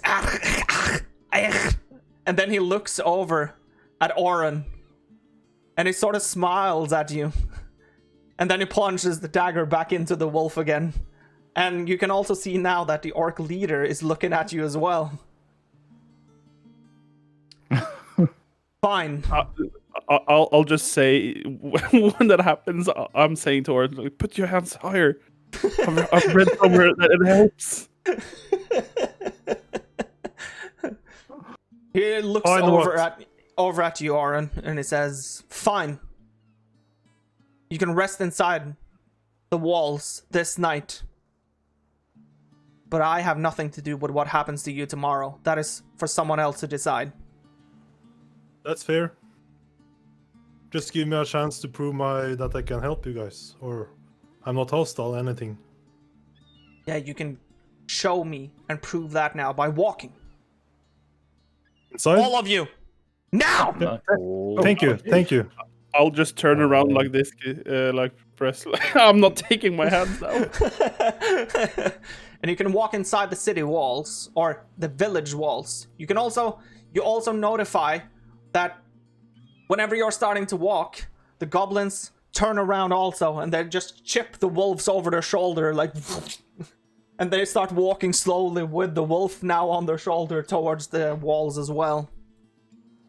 So when you come inside the village vaults, you can actually see that it's quite the village here. Some of the houses are even made of like solid tree that you would never expect to find in a place like this. The first immediate thought that comes to some of you is that this type of wood has to be imported from somewhere else. So the person that owns this village has to know people of higher cultures somewhere else. But you can also see that even though it's the darkest of night, goblins are still roaming around, training, hitting armor, like rusted armor, over and over again over in this corner. You can see a couple of goblins still just trying to rest for the night by a fire that has started to brew over at this end of the village. But you can clearly see that the fire is not well built. It seems like just wooden planks being thrown together and something thrown into it to make sure that it stays ablaze. There are a couple of logs being thrown around, so they're clearly trying to build something or rebuild something. The house, the biggest house of them all, is clearly this one. So you can all sense that if there is a leader within this village, he, she, or it is going to be inside of there. But he follows suit very closely behind you. I still hate that I can't like mass target creatures. I'm going to do TP these guys in as the night goes on. Don't worry about that. I'm just going to close the door behind you. And then the leader, he sort of points his sword towards the fire that is brewing in the village now. And he says, "You can rest over there. If you decide to go anywhere else, tell me. If you even have to go to the bathroom, tell me." I start rushing towards the fire. Yeah, you're not going anywhere without me knowing. Is that clear? Yes, this an sir. island? Yes, sir. Thanks, bro. You'll know more tomorrow. Stop asking so many questions. Oh, okay. I look at the goblins and I like try to make the fire a little bit more sturdy. When what?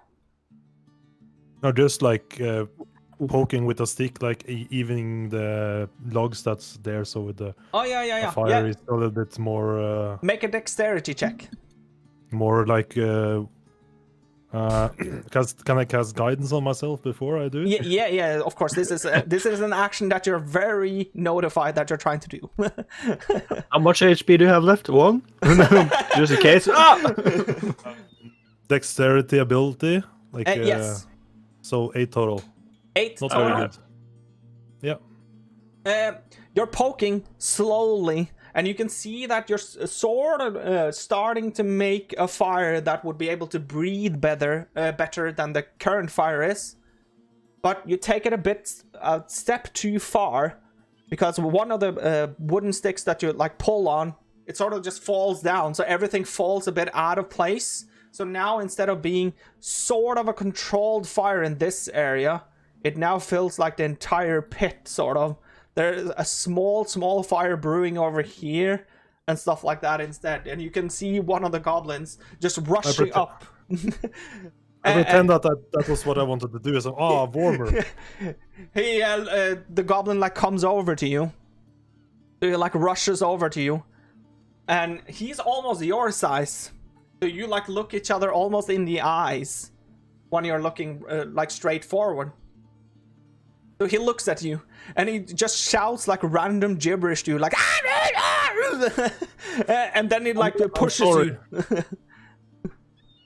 Pushes me a little bit away. Yeah, he pushes you you can clearly tell that he's trying to push you away from the fire. Like, don't mess with the fire. I'll back up. I'm sorry. I'm saying common. And he like goes back, and you can see him like flailing his arms around when he's going back with his back like turned to you, and you can hear like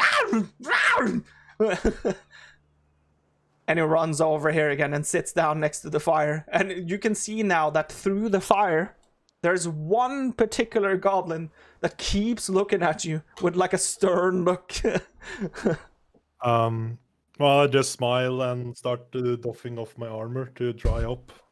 Yeah. So doff off the chainmail, and I take off my overshirt and red wind shit, and I try to like get warm again and dry my stuff. I do the same. Yeah, I'm gonna take out the bedroll to dry before I can sleep in it. Yeah. Yeah. I just try to dry all my stuff. The leader, or the clear leader that you have seen, once again comes up to the fire as well. And he looks over to you. And he says that we're going to spend some of the night scouring the shorelines for pieces of a boat. Or something like that. You better pray to God, whoever God you believe in, that we find some. If you find an axe, I know this guy, or no, sorry. I don't care about your axes. Okay. I care about finding proof that you actually came from a sunken ship or whatever. So, like I said, you better pray to God that we find some. You hear me? And he looks at you with like a stern look again. At me? Yeah. At all of you. He like scours his sight over you. Okay. I just want to say, I don't know where I am here. And get this guy to shut up. And he points towards I'm. Bullet man, you can take down your arms. It's okay. I don't know. It's okay. We don't have our arms up. And he points to the books told me this would help. He points towards the other goblins sitting around the fire, and he says like, "Ach, or," and he points towards the city walls, and they like jump up and start running towards the walls, clearly going to do something. They disappear as well. All of them? The three that are around the fire, yes. When the guy that pushed me away from the fire leaves, I move close to the fire again, just to be even more warm. Poking the fires again. No, I'm not gonna mess with the fire, but I'm just going to go closer. Can't you just cast the fiery thing from the heavens again? No, that was the other. If you're supposed to do something, like I said, go to the bathroom or anything like that. If you move away from this fire, knock on this door, and he points towards the door behind him. That will notify me that there's something that you need. I will do so. Yes. Is Thanks, man. the water drinkable in the well behind me? Why? Well, I'm sorry. I'm Never asking mind. you why. thirsty. You don't have to say you're sorry. Just No, answer the question. I'm just thirsty. Like I said, we washed ashore and haven't had fresh water for. There is a bucket in the well. You can use that. Thank So you. can all of you.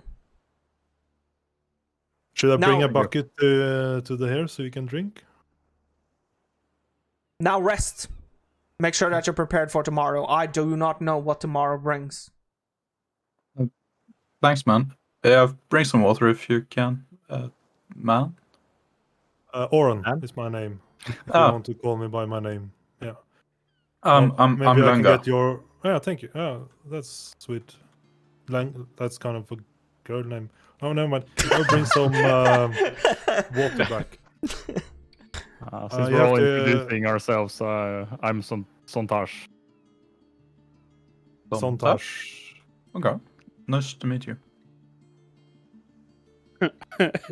When the orc's gone, I stand up and I do like this bow very formally, and I'll say, "My name is I'm MacGyver."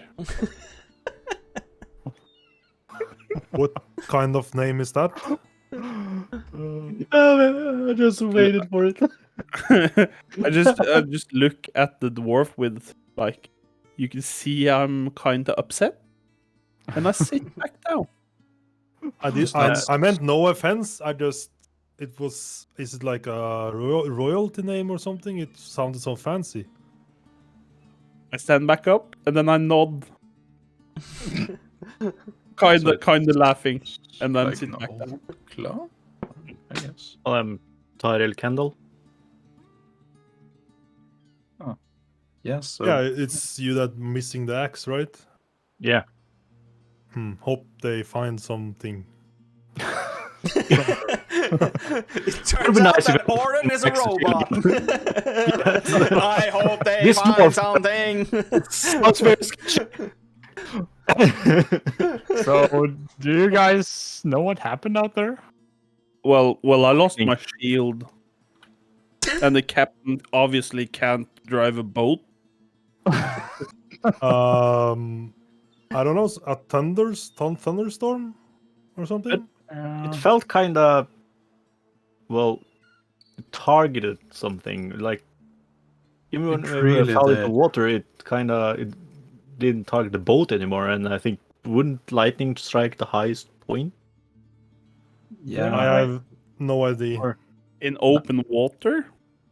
I don't know. The fucked up thing was when it hit us once in the water first, and I saw you all were like passing out. I was like barely holding on, and I was like, "Oh, did I survive this?" Then it came like a third fucking time in the same place.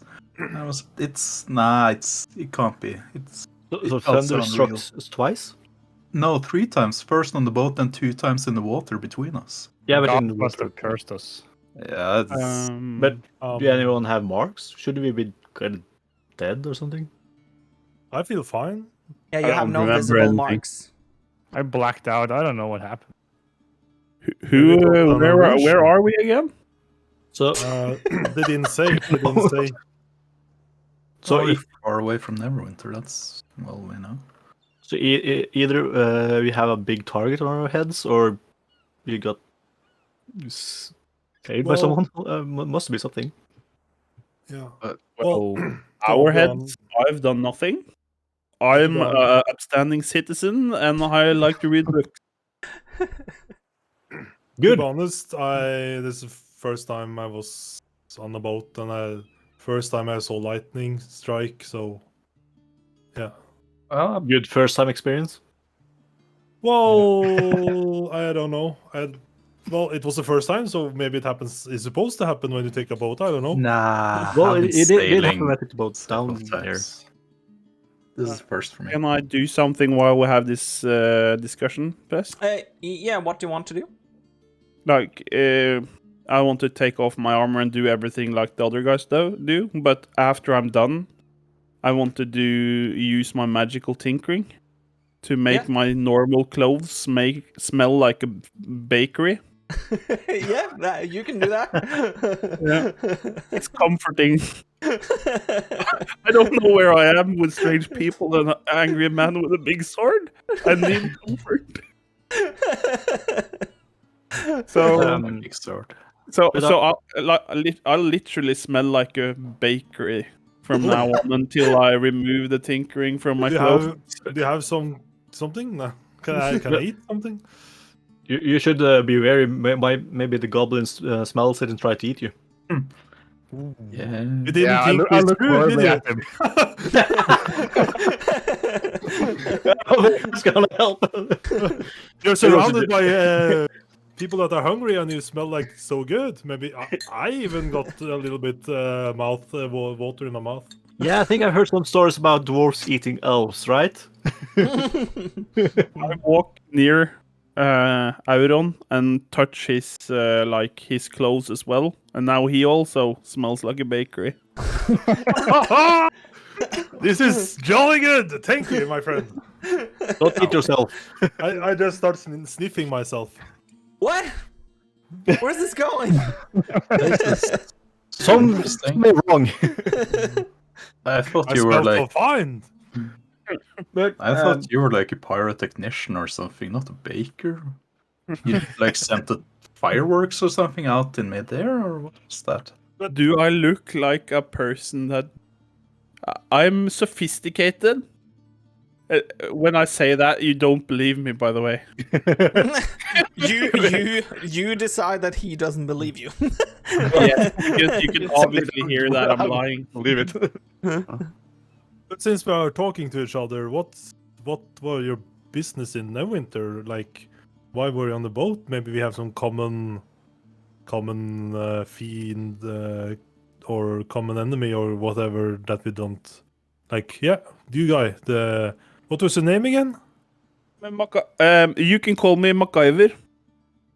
That's too long. Do you go by something shorter?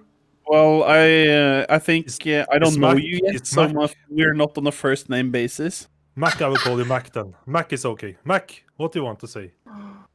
Well, I don't agree with your reasoning there, but I was on my way to Neverwinter for attend the festival for the first time and experience it and learn about the why and how and who.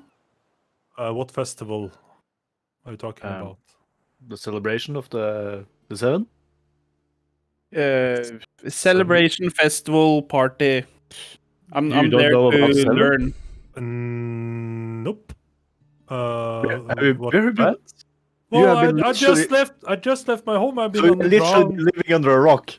Yes. Oh wow.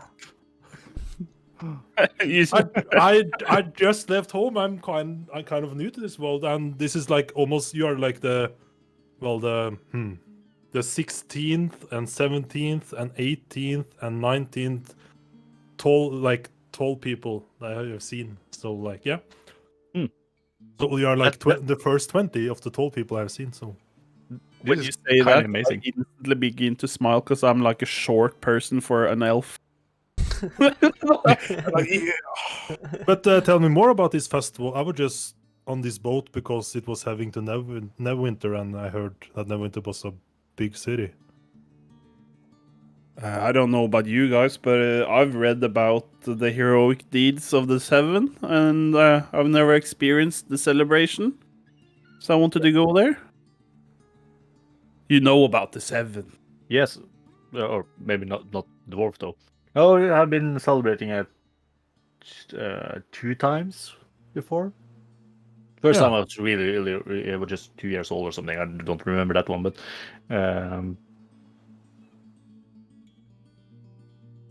mind blank.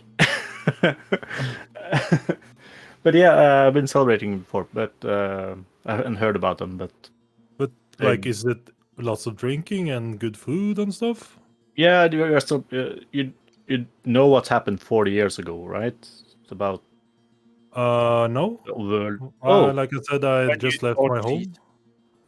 But I like, if it's too much, like, please, we can go around. We don't need to explain Like I'm. That's why I'm really eager to see the world and learn about it.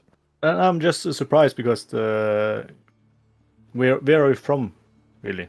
Which kind of? Well, it's an island, not that far from here, but like it's kind of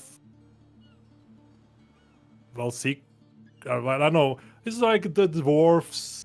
We are like living on the ground, and well, I was really focused on my learnings and doing my stuff, and we didn't have time to explore. Or well, my uncle sometimes told me about news, but he didn't like tell me.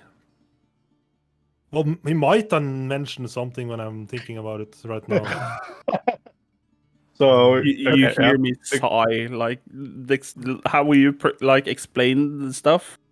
I get bored and I ask Langa, "What are you supposed to do on the boat?" Oh, no, I'm of course going back to Neverwinter as you guys. I was going to get some stuff on the Eternal Isles, and I was done. So I was heading home, and I was quite happy because I was planning to time it for my third time I would be able to celebrate the victories of the 7. But I have no fucking clue where this is, so that might not be possible. I turn around to Sontash and ask, "What are you?" What? He's human, right? Looks like a human though. Looks exactly like you, I say. I'm from far away, I would say. I'm not too familiar with Forgotten Realms, but I heard about the 7 and wanted to come see what it all was about, this celebration, and yeah, just explore new parts of the world, I guess. I'm from Yeah, the 7, yeah, my uncle mentioned that when you're saying it. I go on, sorry. So you're no, far away. You come from far away, but still, what are you? You don't.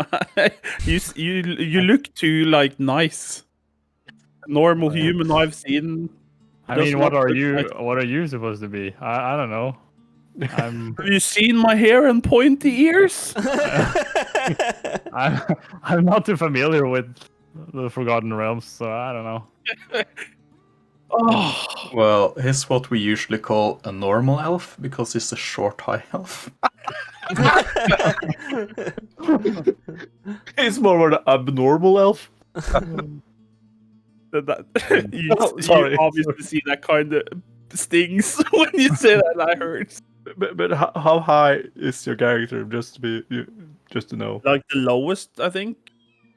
Oh, like lowest. 160 or so something. He's the lowest. To say.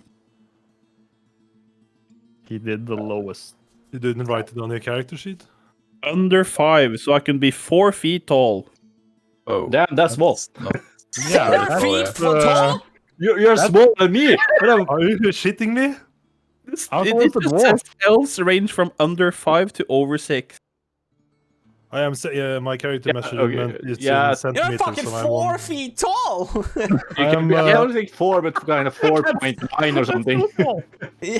Because I am 4.6 feet tall. So yeah, I'm let's say 5.7, 5 and then. that's 170 centimeters. for your sake, I hope you're taller than me. Say I'm 5. 5 feet. You're 5 You're feet! forcing me. That's more kind of. Yeah, that's all.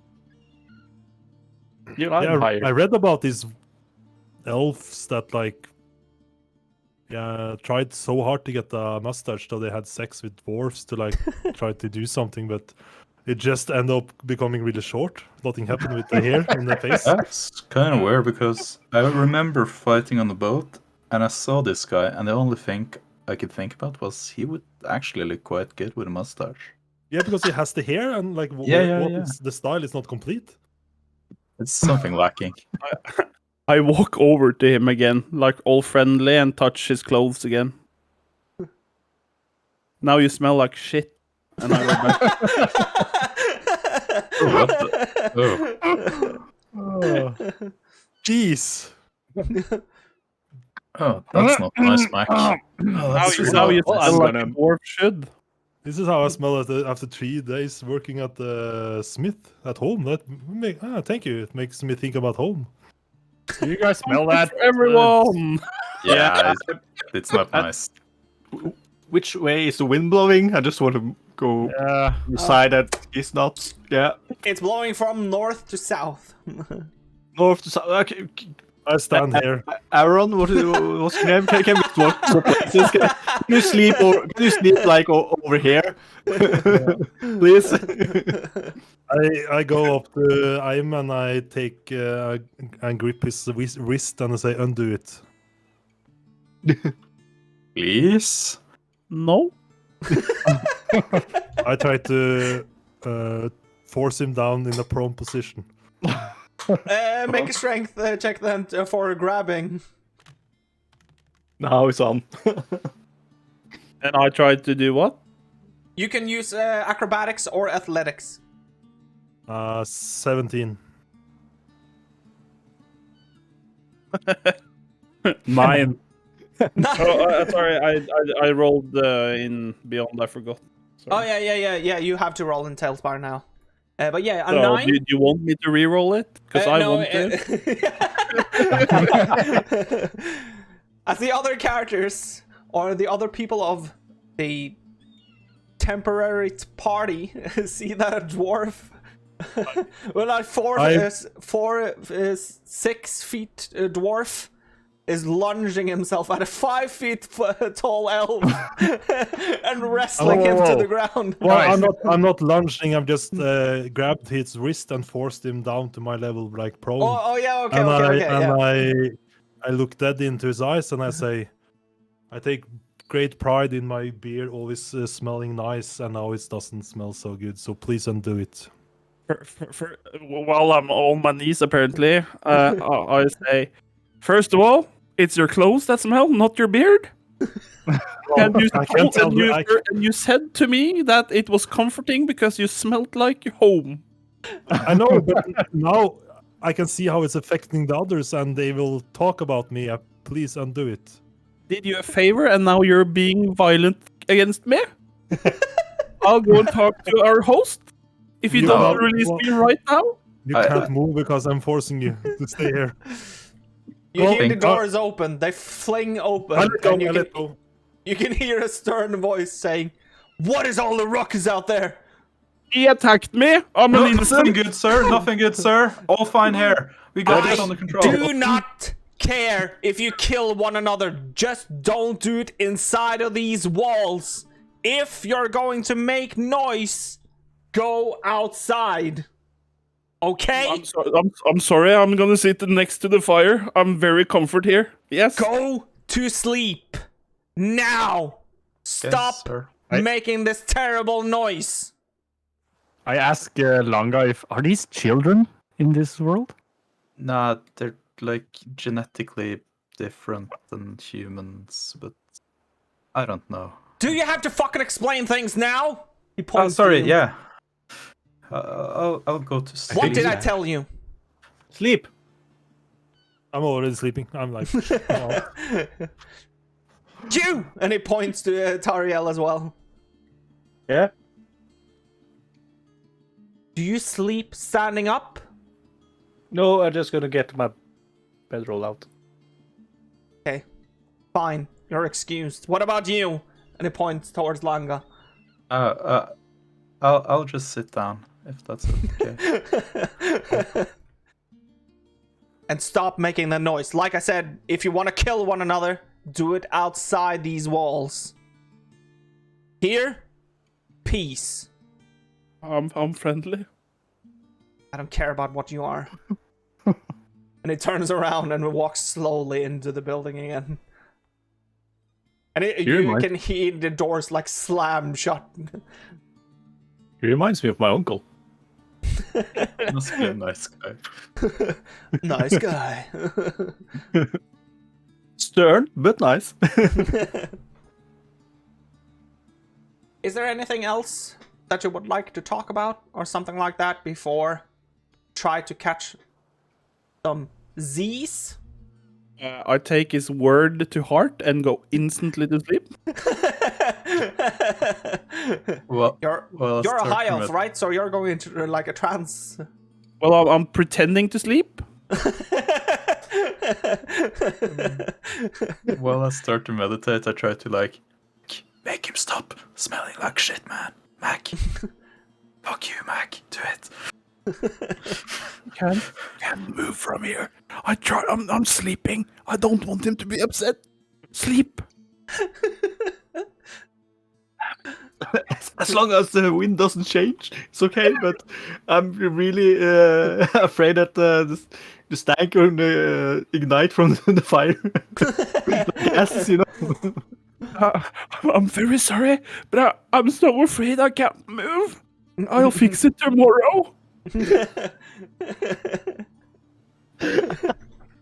I just use my shield as a pillow and go to sleep really fast since I'm really tired. So I just fall asleep by the fire. Yeah. What about you, Santash? Is this something that you want to do before you drift off? No, I just use my bedroll and You use your sweet roll. go into dream. Go into dream. No, you do not dream, do you? No.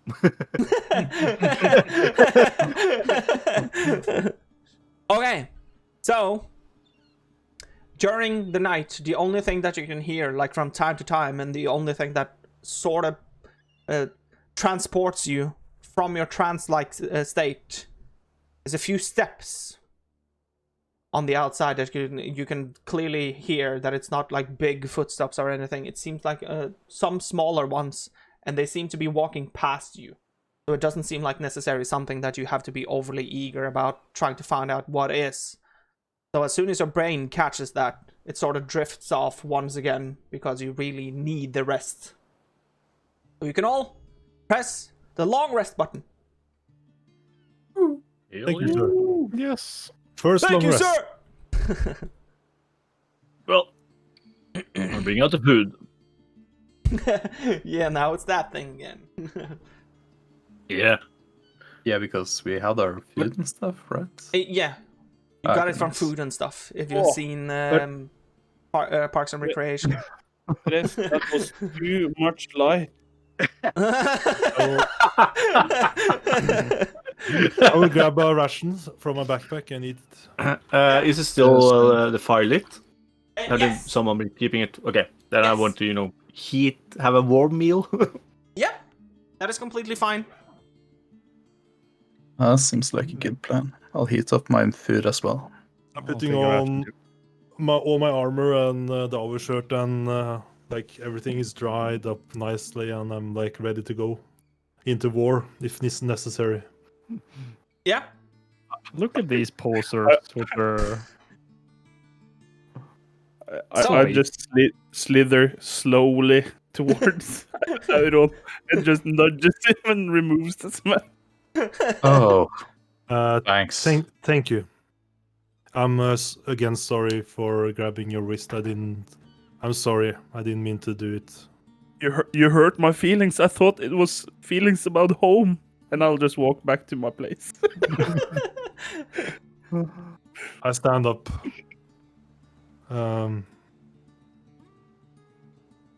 Thinking that some tall guys are indeed strange.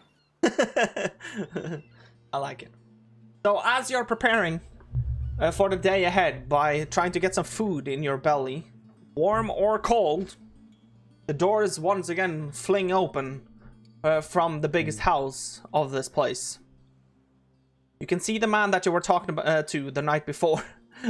Your hands Here we down. Come out, and he like goes to the side immediately after he steps down from the few steps of the house, and he steps to the side immediately, and you can see a kind of an old, actually, female orc step into the scene. A big, strong female orc with a lot of battle scars over her entire body from top to toe. She has long black hair in almost like a dreadlock fashion put over her shoulders, which are going down all the way to her bottoms. And she's wearing leather pauldrons on each shoulders, but not too much else of like strong armor. It's only things that would cover up the female parts. And she also has very strong, well-knitted leather type of shoes. And she also has like a great sword resting on her back. So as she steps into frame, she comes directly towards you. And you now realize that this is the true leader of this place. So she steps towards you. By the way, of course, this has to be mentioned. This is the dude with the glasses, toilet papers, very first character in the previous campaign. Yeah, boy. Looking old, looking nice. So she's stepping towards you. And she's asking with like a burly female-like voice. So, tell me. What are your business here? And tell me the truth this time. I haven't heard anything but lies from him. And she points towards the other guy that you were talking to. I was on my way to Neverwinter. Yeah, that's actually true. We were all on a ship towards Neverwinter, and a storm hit us, and suddenly everyone was gone, and lightning hit. What were you doing? What were you supposed to be doing in Neverwinter? Well, I was supposed to report back and celebrate the feats of the Seven. I was going there to learn about how they do the festival. Yeah, Are I there was just going two in of you? October. What? Yeah, I don't sorry. know. I don't know him. Yeah, continue talking. You were about to talk. No, I'm just gonna say that I was about my way back to Neverwinter to see the festival. I've been at the Heartless Isles for a long time. Just going back for a break. Yeah, I'm also visiting from my homeland. Never been here before. Wanted to see what the fuss was all about. My story is just trying to get transport to Neverwinter to learn about the good, great city and learn about the Seven and what happened.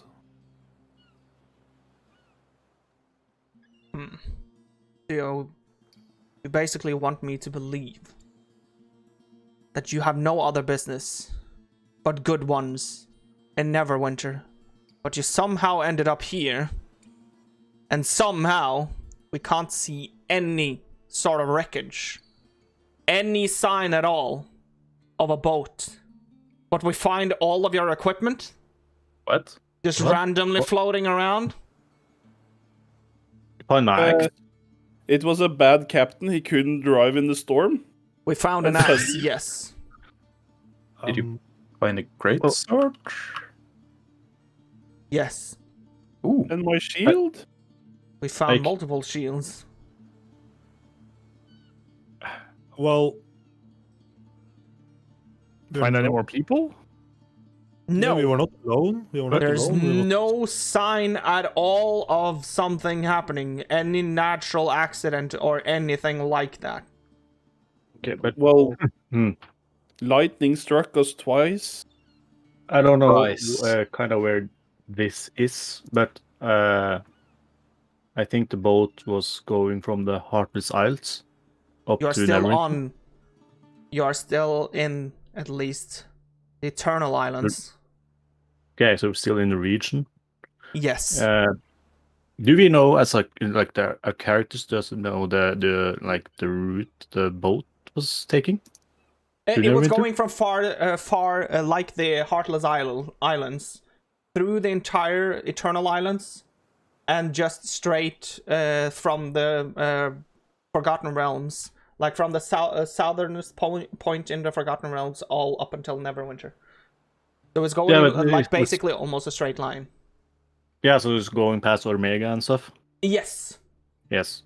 So, well, the ship's route was to go past Omega and then south from and up to Neverwinter. I don't know where this is, so I can't really say if that's so far away from the the route. She looks at all of you and she like casts eyesight over all of you, like trying to eye you up and down. And you realize that she all of a sudden like realizes something. And you can see that her look sort of like changes a bit from going into like being super skeptical to being more content with what is happening. You are at a place called Mel Gehar. Ah. I don't know. No clue. Maybe it's seen on the map, but I don't know. I haven't heard the name before. It's an island that's placed in the midden region, I would say, of the Eternal Islands. So there is a chance that your boat might be passing here, or have passed, or trying to pass here. How far was it to Neverwinter whenever you started? Should be 1 month away when 1 month. the storm hit, I think. Yeah, so you're supposed to arrive when the celebration was a month away? No, we're supposed to arrive like right before the celebration, I think. Oh, what? Okay. Strange. That's when the boat went down? Yeah, What's the one date we now? had before the celebration. It's 3 days until the celebration. Or 2 What? now. What? No. Huh? No. Then we lost No. 3 weeks, or You have been floating around sea for 3 weeks. Is Well, that what you're that's- trying to can't make be me right. believe? No, that's we not don't possible. remember anything. We don't remember anything of. The Last time last thing I remember is just a flash of lightning and everything just went black, and then I woke up at this beach. With wolves biting people. I just paid for a boat ride. Put And your the arms captain down. can't drive. No, but I'm certain Put your it was arms down. 1 Before I month cut till them the off. celebration. Can't be that sea like more than a week. That's not possible. Well, anything is possible with that thunderstorm. That was not normal. Yeah, That's it's like it was true. aiming for us, but I don't know why. That was That's- some kind of magical effect. It has to be. It was not Must normal. have been the gods who cursed us. Maybe. Yeah, because it seems God. like the Hold on. lightning. Which god would even God. bother cursing you? What have you done to be cursed? I don't do anything, but the gods Well- curse those who do bad deeds on the ocean. Did you I do a don't- bad deed on the ocean? No, but somebody else probably did. I Just- peed in the water. Does that count? Broke down our boat. Are you trying to be funny? Lunga fought the guy. No. Yeah, did fight more than one guy, but he was in on it. Fighting is usually not something that is seen upon us from gods as a negative thing to do.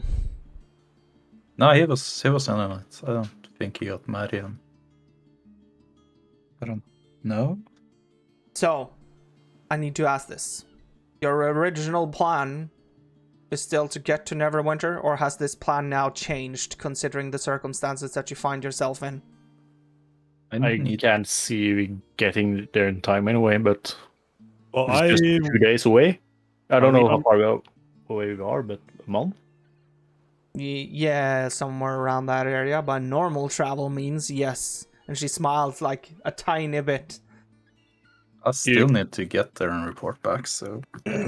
I would very much like to see the city, but at this festival, I don't need to necessarily. Yeah. I'm annoyed and want to find out why the thunderstorm struck me 3 times. Yeah, that is But something like I that said, I cannot help you with. Like I told your right-hand man yesterday, like if you need any healing, I have healing capabilities, and I can, like I said, I can make a nice stew, and if you need us, or I can gain your trust, or you can help us maybe get us a boat or anything, if we can work The best thing for Or me. I can work for you if you need. The best thing for me, and she steps a bit closer to the fire, would be for you to get to Neverwinter and we parting ways. Dwarf, Yes. you do not probably know this, but the goblins have already discussed eating you. Well, laugh. we have to tell the goblins that my flesh is really sturdy, so it's gonna be hard for them to bite through it. Are you telling me what I need to tell my goblins? That was not what my intention. This one is really So strong. what Be was your careful what you intention? say. I'm not very good at holding a conversation this long. I That is not very edible. I just tried to make my case, but I guess I don't know what I'm trying to say. I'm just looking at the others. My new friend here is just nervous. He doesn't want to get eaten, so please be kind. Neither of us wants to get eaten. But some But of you us said have the some- choice no. and some of us doesn't. And it seems like right now, you are the ones that doesn't have a choice. I'm very good at fixing things. I can be very helpful. I have people here that are really good at fixing things without raising their hands all the time. But you said something about you could travel to Neverwinter, but just you could travel from here from not normal means. Yes. Can you, explain a little bit more about that? She points towards the house over here. Over here? Yeah. Behind that house, there's a portal that a good dear old friend of mine has set up for me, so that I can use to travel to places like Neverwinter and other places alike. But those places that I do not wish to share with you. It's only Neverwinter that is relevant to your situation. Fine by me, but what can we do to help you? Like, I'm guessing you want something in return if you're gonna help us with it. She smiles. Oh god, it's gonna be just on this, isn't it? For the past time, we've been having some troubles, some unforeseen troubles in this village and the surrounding area. And it's things that I don't necessarily want to send my own clan out to try to fix on a permanent basis. But seeing We are expendable. that the gods have blessed me this day I'm very with good at people fixing that I things. do not care for, I am willing to sacrifice you if you're willing to sacrifice yourself to get out of here. The gods will help. I'm willing to fix it, but I don't want to die. I pick up my shield and let's go. I'm ready. If I can get my axe back first and my shield, then I can help. You At can least try. get all of your equipment back. That's no issue. And she points towards the guy standing in the corner again, who has just been sitting towards the wooden wall this entire time. And he goes into the bigger house once again. And he comes out like 30 seconds later with all of the equipment that I said that you lost previously. And you can see that he carries it very easily, even though it's a great sword and everything. He just carries it like very easily and chucks it over on the ground. And he only like scoffs at you and says that you'll be needing this wherever you're going now. Ah, thanks. I only need my shield. I don't want the great sword. That's mine, my friend. That's mine. Yeah, I pick up my I'll go shield pick up and my my own stuff. axe. Yep. So now you have Oh, all yeah. of your starting equipment and stuff again. And she points also towards him and says, he is called Norgut and I'm called Feddi, by the way. What? Nice to meet you. Nice to No. meet you. Nice to meet you. Are you deaf? No, you're not. Are you? No.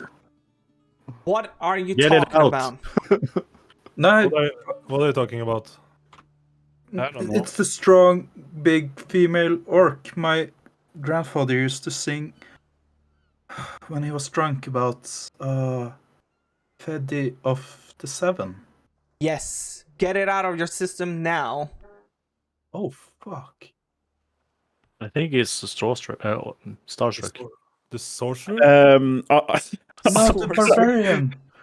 I just start to go towards where they pointed because I don't want to mess with this person anymore. Oh, They didn't point towards anywhere, so. I aim easy. Well, I just try to wander away because I find her scary now. You come back here. Truly an honor to meet you, Fedi. It's a great blessing. Does that You can mean- repay me for meeting me by getting that guy to not put his hands up. Oh, okay. I go like straight towards Mac and like hold one of his hand down. Like, we got this. It's Fedi. Respect. Yes. Are you going to help me walk? Because I'm kind of scared. Yeah, we can do that. Yeah.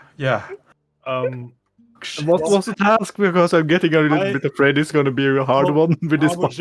I was just about to ask, where should we do this task? I'm eager to start. You should do this task on this island. Right outside those gates over there, in fact. And she points towards the gates that's over here. Can you explain what we are fighting or what we are looking for? Yes, I will explain. Thank you.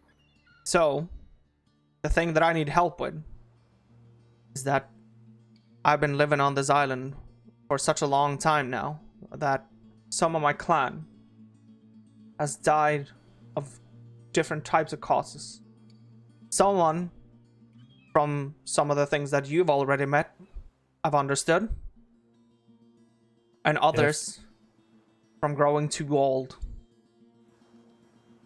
So we built him a crypt with great help from both ourselves, material makers from Neverwinter, and my good loyal companions called Nar and Nur, which are the brains of the city, which is why I don't need fucking you. And she points towards Aim.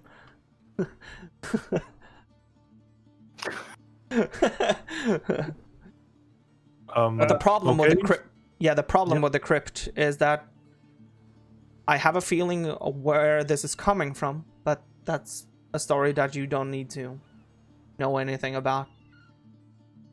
But we put them there to rest, but it seems like someone is preventing them from resting, so they're walking around once again down in the crypts. And I'm afraid that this is something that will spread to the village itself if we don't deal with it. But us ourselves dealing with it means that we put ourselves in danger, and we're not that many. Yeah, the dead should not be walking. I'm willing to help. Who is this guy, by the way? Are you some sort of religious man? I follow my deity. Religion. And she scoffs again and sort of smirks at you as well. How long have you been alive? Same time. For 40 years. Of course, you've been alive for 40 years. Is this some sort of holy thing? It's not necessarily holy. It's a mission of sorts. A mission of sort. What sort of mission? Protect from the dark forces. Yeah, I knew someone once that was supposed to do that as well. Turned out they were the darkness. So I don't know how much I can trust you, at least. Is there any more of you holy men around here? Nope. Me. No, down. I believe in my god, yes. Fuck. You heard about the god? What? The dwarves? Or what god? The Allfather. What? Don't The- tell me that you're some sort of dwarf that has been living under a rock his entire life, like in a literal sense. Yeah. What's Yes. wrong with that? You learn a lot of things and your eyes get really used to the dark. Yeah. So what have Well- you learned about where you are now and how to live life where you are now? Well, I'm picking up stuff right now. Yeah. So what stuff are you picking up right now? Like when So a she's really angry. strong person is telling you to do something, you should listen. Okay. So there were only weak people in your clan, or whatever you dwarves like to call them? Well, I guess I'm maybe didn't have the challenges down there as I'm experiencing now. Like, I don't know, but it was my first time on a ship and like the thunder, and I was like, is this supposed to happen like this? Or is it like, I don't know? And everybody around me so tall is like, I'm hurting my neck looking up, and it's impolite not looking at people's eyes when you talk to them. So like my neck is kind of stiff. Okay, so you dwarves do actually look at one another when you talk to one another. I wouldn't think so. And she looks over at you. Clearly stating that she thinks you're ugly. I laugh loudly. I take great pride in the way I look, so I don't mind. Well, unexpected, but I actually respect that. So anyway, your main thing here will be to make sure that all of these people rest once again. If that means cutting off their heads to make sure that their body doesn't move anymore, that's how it will be. Nothing you can do with that. That's just how it has to be. And also, have any of you been down a crypt before or something like that type of area? Yeah, but it didn't move. Yeah, so We you've have- seen a crypt. Yeah. Yeah, we had lots of crypts underground where I lived. We like 3-4 crypts. I've been to many crypts, but usually it's just stone and leathers in the stone, nothing more. Yes, and that is what we have sort of built as well. Meaning that if you see something else, if you see items, objects, or anything out of the ordinary, bring it back to us here. Because we need to find out why the dead are walking once again. Will do. So that is basically it. I'm good with magic. Put your hand down. Please do put your hand down. I'm sorry, madam. I'll take care of him. Yeah, please do. And for me, this doesn't... It's no relevancy for me if you die or live, other than the fact that if you live, you'll hopefully have fixed the issue for me. If you do not, I'll still just leave you to rot on this island. You will not be welcomed inside of these walls. Okay. You see? Hmm. So now, Let's go on an adventure. head This out is so the exciting. door. Head out the door, and towards west, you should be able to see the crypt entrance straight away. There should be an orc guarding the place. Just try to explain in simple terms that you are there to try to rid the place, and he should give you the key. Okay. Okay. Kill everything, bring me back anything unusual so that we can examine it further. And don't be I'll try back in 2 days' time, and we will have traveled to Neverwinter without you. 2 days. Okay, we'll be back. As we walk, I almost try to like wave, but I think Lanka stopped me. Gonna lose You a hand. You can also see that Already Fedi like lost hand. stops in her tracks and then looks towards you, looks towards the entire group again. and you can see that there's like a smidge of uncertainty in her face. And then she starts walking again. Yeah. It's for good reasons. but this I'm fanboy. Yeah. Was this like a hero? It's Freddy from the 7. She's Walk and talk. Yeah, Walk and talk. we're supposed to celebrate.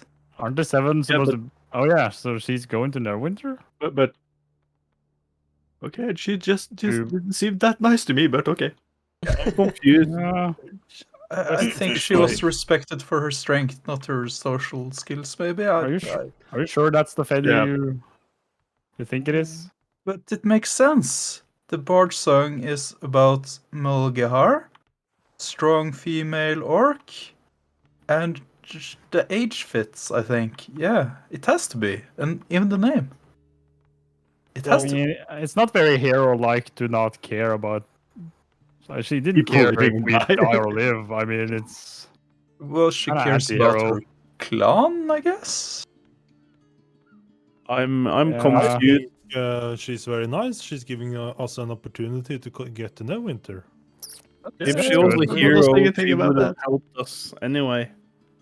Not take advantage take advantage of our situation. No, we are doing this for free. This is not advantage. This is we get to go to an adventure. This is so exciting. It's kind of in the gray zone. When you say that, I pat you on the head and say poor thing and walk. I'm not As you're- Run these tall people. As you're approaching the stony, like, crypt entrance, you see that there is an orc outside. He's clad like his token is, actually, and he also wears the same sort of weapon. But on his face, you can clearly see that he has dropped his weapon on his face several times over and over again. So he sort of has like small bulks on his face. Even one of the eye sockets are sort of like bulged outward. And he faces his one right hand in front to stop you in like a stopping motion that you're supposed to stop. And he says, "Stop!" Jesus, man. Take down your hands. And he just looks at you. We've Like, been looks sent by back and- Freddy to Pang, down crypt. Fed you? yeah, Freddy us, kill dead. You kill Feddy? Again. No. Freddy sent us. Feddy you? Yes, Mm-hmm. us. Kill dead. Da, og så peker jeg mot krypten. I kill you? And he looks at his club. No. Crypt, you don't- we you don't- fix. Problem. Bone people, we smash. Smash! And he gets all excited. You want to smash dead So- people? Smash? No, not like that. Issues we fix. I just go towards the door. Point. No! There. No! And he like runs towards you. Sorry. Take your hands up. No, me smash you, Feddy! Who? He says. Oh. Hands! Hands! And he points towards Iron's hands. Fucking I'm confused. Is it up or down? Is it up or down? Jesus. I don't know. You We- try talking to him. Go in to crypt. You! Yes. Mm-hmm. Kill dead guys. You know the living, the Walking Dead in there. Problem in crypt. He like looks back towards the crypt. We help Feddy down. Ah! You smash crypt! Yes. Yes. Yeah. And he like goes to his right hip and he takes out like an iron key and he hands it over to you. Thank you. notes. Next time talking to Orc, just say smash thing. Everything okay? You smash crypt. Yes. You smash crypt, and it goes goes to the side, trying to open up a pathway so that you can go.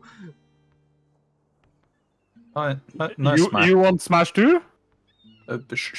No, Smash? let him. No, Stay me, here. no, We smash. But you're so strong. No, crypt, let him be. not safe for me. Okay. You keep watch up here then. Yes. You ice. I smash, and it like salutes you. Okay. If you're not back in 2 days. And then What? just go down after I say that. So When, when when I go past Christer, That's up. press. I'm sorry, I'm press. I'll just wave to him and say smash. Yes. he says smash, no hands, and he points towards your hands. Can I like start the torch, start to burn my torch? Yeah, of course. They have changed that now, by the way. So whenever you're right-clicking your character to try the torch, it's a toggle button. Now it's not like a separate menu to like ignite the torch and not ignite it, which is very nice. Yes. Just cast light on my axe. Yeah, you can enable the torch as well then for your character. Also, you can hear, as you can see, that you're walking down some stony steps, and you can see that there's a ladder made out of wood that goes 10 feet or so down, which leads into another stony place. And as you're sort of examining that ladder, you can hear the door behind you sort of just close. If I can ever find that fucking door, I don't think I can. Uh-oh. Can I? Oh! There we go. You can hear it like close again. Oh. Welcome to our grave. Oh, So do some of you guys don't see in the dark? Why are we lighting stuff? because you can see better. Even though I can see in the dark, it's better to. I don't know what kind of powers you got since you have your god or something, but Well, I don't mind a little bit light. I'm used to total darkness and lights and whatever. So no. But wait, you're telling me the dwarves where you come from just live in total darkness? No, I said I'm used to it. When we are carving out new tunnels and stuff, we don't have light. Okay, I wondered. But Well, we really like a big feast with lots of lights and big fires. And yeah, that sounds more like dwarves. a lot of beer. That's Beer? beer, yeah. Mm. You suddenly sound like a nice person. Well, at least I smell better. That's true. I can make you So- smell like beer if you want. Can you? Yes. Oh god. Please do, I'm but just gonna go a little bit farther away. not do it right now. Do it as a reward. If I manage to live through this. Where was the ladder? The ladder is right in front of you. Let's see. I Yes. just need to. It's So under here. It's supposed to be. So, my Oh, friends, what hold are on. your strengths? There, that's it's supposed to be a ladder over here. Just this thing that was placed here. I'm sorry about that. Here? Yeah, so it's supposed to be a ladder there. I'm going to take you to a new map here. So that's why it looks like this. Oh, okay. So it's not like we instantly go down the ladder. No. I was thinking that whatever you were talking about now, you were talking about on top, while sort of looking down the wooden ladder that leads 10 feet down into a more stony area again, an area that looks sort of similar to the area that you're standing in. Yeah. Yeah. So We're heading down. I'm ready. Let's kill something or undead death. No, make it rest. Make it rest, Isabella. Let's just Yeah. do as she told us so we can get to Let's Neverwinter. purify the darkness. I've got a cool Okay. trick for the going down the ladder. Okay. Cool trick. I could make and I'll just pick up a ball bearing and say I can make this glow in the dark, so we can see what's down there before we go down. Cool. Do it. Okay. Okay. I'll use my magical tinkering to make it light up a 5 feet radius. Yeah. Around the ball, and it's bright for 5 feet and dim for another 5. Okay. And you throw it down, or? I'll just drop it down. I don't just don't throw it.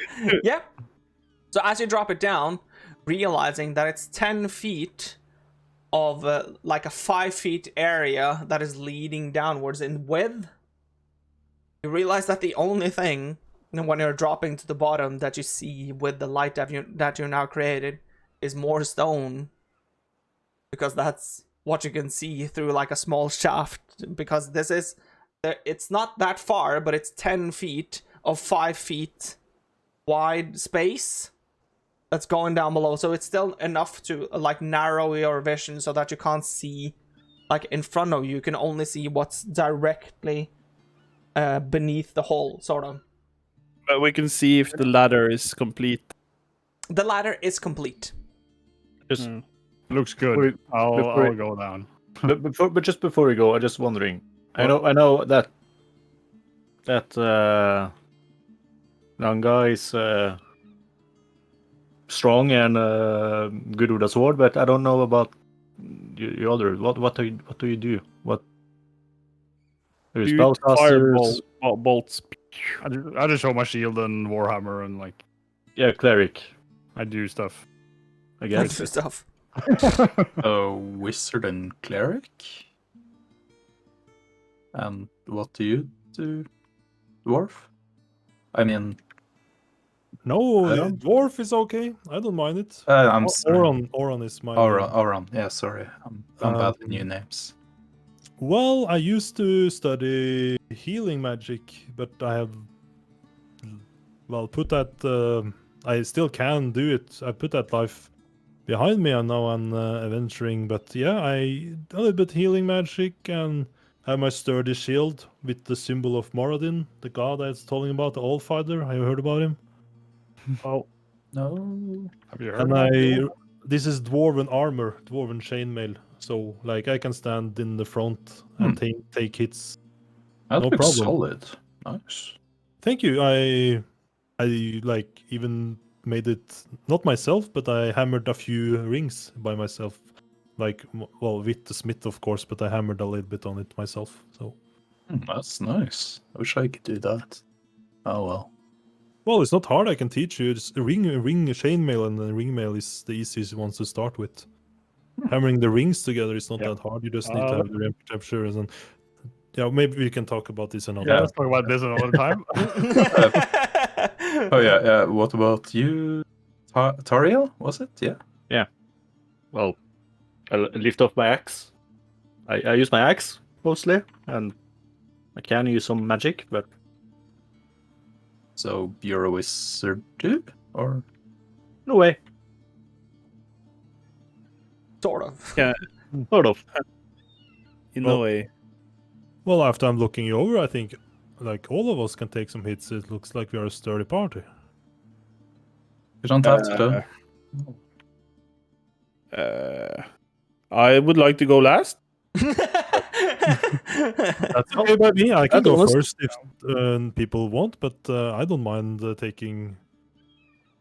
I'm just second. wondering what kind of what capabilities people have, what they prefer. Yeah. I don't mind going, like maybe not in the front, but close to front. I guess we can see when we get down. Maybe it's wide. Yeah, let's head down. Need more information. Need This is more so information. exciting. This is so exciting. This is like my first time outside from home. It's so exciting. I I was just hoping it was gonna be no winter, but this is it's let's go. Just don't hope it's what you say in Dwarvish, langtrangang, yes? Du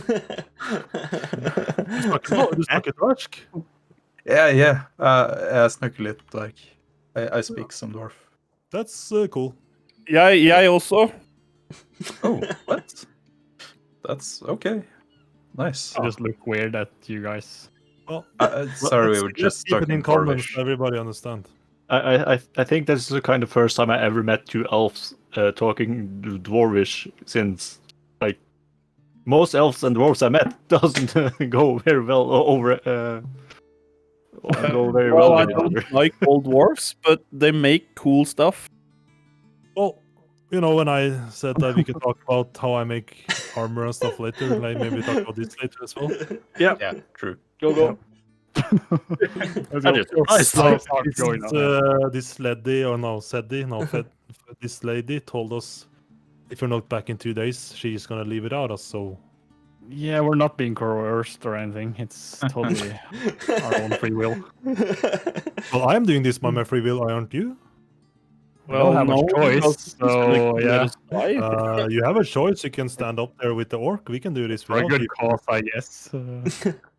Well, I think it's So- important that you feel like you want to do this one. I think by you're just going to TP us to the other board while we talk. The thing is, though, that what I'm trying to do is, as you head down the ladder, one after another down the 10 feet ladder, and you see the crypt, before I describe anything more of what you're seeing, we're going to take another break. Yay! So, How long are we playing today, by the way? I don't know. Depends on how long you guys can play and that sort of thing. What sort of depends. So. Well, I can play for a long time. 6 more hours? No. Yeah, Somebody else Same. has to- 6 more hours. I can play until 11, I think. 11:30. Yeah. We can It's go up to you, until. to be honest. 5 minutes again? Yeah, we can do a 5-minute break. Okay. Yeah. Yeah. So I'll sure. mute you again and go over to the full screen stuff. Noise. So what I'm going to do is I'm going to just go pee and feed my cat. Then we can talk a bit if you want to. That is. So I'll do that, and I'll come right back. Are we off? I'll feed the cat first because she's nagging.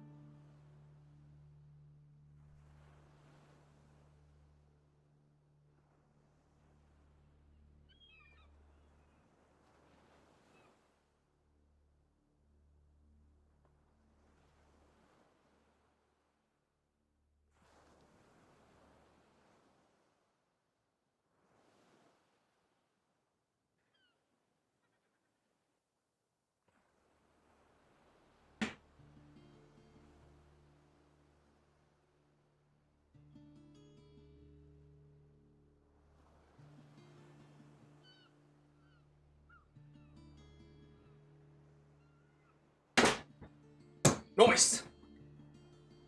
Is it still enjoyable, chat? Hopefully it is.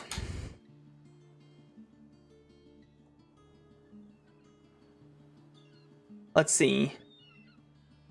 Boom. I'm transferring them into a separate map while we're doing this. I'd say 10 out of 10. Are you enjoying it that much? Always good when the roleplay is focused upon too. Nice! And welcome back, Yangtze, by the way. I appreciate you being here. Yeah, I tried to focus on... I feel like during the first campaign we had solid sessions of both things where there were not just like fighting and that sort of stuff. So I like to keep a focus on that they talk to each other and also that they communicate with NPCs and stuff like that from time to time as well. To make sure that these things come into fruition as well. Because for me, I realize that it's different for everybody, of course, but for me, Dungeons and Dragons is not just about fighting stuff. It can be equally as fun just doing role-playing things, as long as everyone's in on that side of it as well. So, and keep in mind, of course, that all of the things that you're seeing is things that I've made. It's no pre-made stuff. Yes, there's imposing of advantage or disadvantage with channel points whenever we're having these types of sessions. So you can give a player disadvantage or advantage, whatever you want. Also includes me as the DM. So whenever they're doing something, you might impose it on me as well. And that counts then for the next roll that they're making with the D20. Basically, with the next roll, that can be something that has advantage or disadvantage. But it has a cooldown, so if you use it, it's to make sure that people don't use it over and over again on the same person. That sort of thing. But yeah, hopefully it's fine also that I'm not communicating too much with you guys whenever we're playing. It's just how it is. I try to have a command for it. Like this one. Because I don't want you guys to think that I'm ignoring you. Because I really aren't. It's just to stay immersed, as you can tell by now, sort of.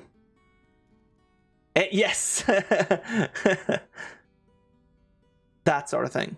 But sort of as you can tell by now, we're trying to lean into trying to stay somewhat immersed. But also, of course, having fun with having like a fun comment here and there. But also trying to stay somewhat immersed with one another. To make sure that it's easy for people to feel like they're living and breathing through their character while we're in session. Sort of. I think it's only Nerzhular that we're missing. So I really do appreciate everyone being here. It's very, very nice. Now you also get to see like a completely different side of me, I feel like. Regarding role-playing characters and also the things that I've created, because of course every character that you meet throughout this adventure, every board that you see within Talespire, every quest, every lore piece, blah blah blah, stuff like that are things that I have created. And after the session is over at the Discord, I will share the character card for Feddy. Since you've now been introduced to Feddy, I will share that character card. Because I have that character card made. I can sort of maybe share it now, even. Maybe. I'll wait till after the session so that I stay in the right mindset right now.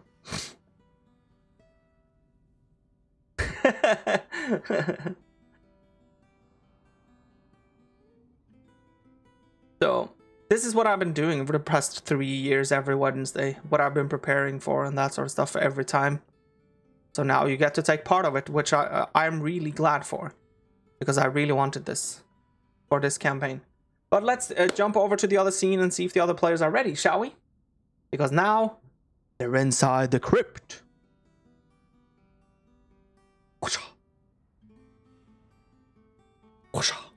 Oh. I think it's better if I... Nerzhular there that's you go. Too late. Always Nerzhulars that are too late and never can keep the 5-minute break. That's what I think is interesting. I can only remember 2 Dragon's Dogma quotes anyways. Yeah, maybe I should use those at some point during the campaign. Wolves hunt in packs! Bandits! Or, what's that? Anyways, are you guys ready to get back into it? Yes, please. Yes. I even prepared a beer for the dungeon. Oof! Oh. I like it. I like it. So as you press You going for on, hardcore mode? No. and going into the crypt, you can see that the crypt, it feels warm but moldy. The stench of all rotted meat exhumes out of every nook and cranny of this place. The solid stone, however, of the entire interior looks to be well made, too well made. for orcish hands. At least like stereotypical orcish hands. So you'd quickly realize that this crypt, as they said themselves, is indeed not necessarily made by them. You can also hear moaning. And I'm going to try something here. I'm not sure if it works. You can hear like moaning and like slow rotted movement and screaming throughout the entire place from further into the place. So you very quickly realize that whatever they said was true. You are indeed not alone in this place, and whatever is down here, it's moving around. And hopefully this works now, but it sort of sounds like this.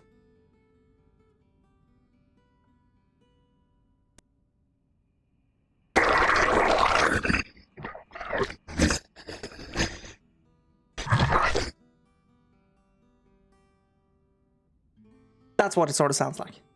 I couldn't hear anything. You couldn't? No. Shit! So it's bugged for you. Did the stream hear anything? Hopefully the stream heard something. Because that means that it's not completely fucked. Stream heard something. They heard moaning. Groovy. Yeah. Good for you guys. They heard creepy shit. Fuck! I need to fix it for Discord then. Fuck! That's okay. You painted I a good pretended image. to hear it. It was really nasty shit. Oh yeah, I don't like zombie noises anyway, so it's okay. typical press campaign stuff. I got it. Yeah, and the flickering of the flames of this place as well from the two bracers that's next to you, like it smacks from the wooden stuff that has clearly been put into here, not necessarily that long ago. It seems pretty recent. So maybe the guy who stands out front goes down here to just put things into this place to make sure that it's still lit, and then goes up again because he was clearly not having any more of this place. So anyways, it's difficult not to appreciate the fire that it emits, but it makes the place even more warm, so that the stench of the rotting corpses are becoming even more frequent and like moldy like. So it smells like shit, basically. Oh, I tap Auron on the shoulder and ask, "Is this like home?" well, the stonework is not as well. It's quite good actually here, but not at home. We have even better stone and a little gold. And well, let me tell you about these tales from my home over a nice meal and some beer another time, my friend. Yeah. But Can I pick up the ball bearing I threw down? Yes, of course you can. I'll just keep it lit in my pocket. So Yes! which doors should we go through, my good sirs and lady friend? these chests are not supposed to be open, are they? Why are there open chests there? I don't. Because they're going around. Well, just close them then. Because of the dead, like Fedit told us. I don't understand why you didn't get the +1/+1 thing. You can hear creaking, by the way, from both of the coffins as you shut them. You can hear like a sort of sound, so they sound very old as you keep them shut. And you see also like a dust just flying from the top of it, like to the side, whenever there's pressure put on it. I guess you told us to clean that out, so we have to go all the ways anyway. Yeah, let's cleanse this filth. Perez, is this like totally blocked, or can we see through this? No, it's totally blocked. Okay. Well, should I just choose? Let's go straight ahead then. Oh, okay. Yes. Straight ahead. I'll stand aside and let everyone go past me. I don't mind. I just put I don't my mind shield on back going. so I can use my axe with two hands. Is Yep. the door locked, Sontash? I'll check it. I'll check the door. You want to check it like properly? Check if it's locked. I don't mind doing a quick check. Like Can I assist you in any way, Santosh? What? Can I Either assist way- you in any way, Santosh? I think it's just gonna, just pull it and check. Yeah, something a like- slow push on the door, and you realize that it's not locked. I don't think it's locked. It shouldn't be locked because we have the key to the entrance. It should fit the doors if I'll they're locked. open it, and why are we standing here? Let's go. Yeah. Let's fucking go. Jeez. Knock on the door. Knock on the door and just run in. Yeah. Knock on the door. Any orcs here? I'm hoping that this works properly. Yeah, there's a stairs in front, right? Let's see. The stairs are around here, going down Yes. and downwards there. Seems like Hold it. on. Stand in the door. Stand in the door. Hold on. There are in hide the door. volumes. Hide volumes in Talespire for like crowded spaces. That's like how it smells in here. Yeah. You are greeted by a skeletal archer that looks straight into your eyes, and you look straight into their eyes whenever you open the door. So you guys can roll initiative.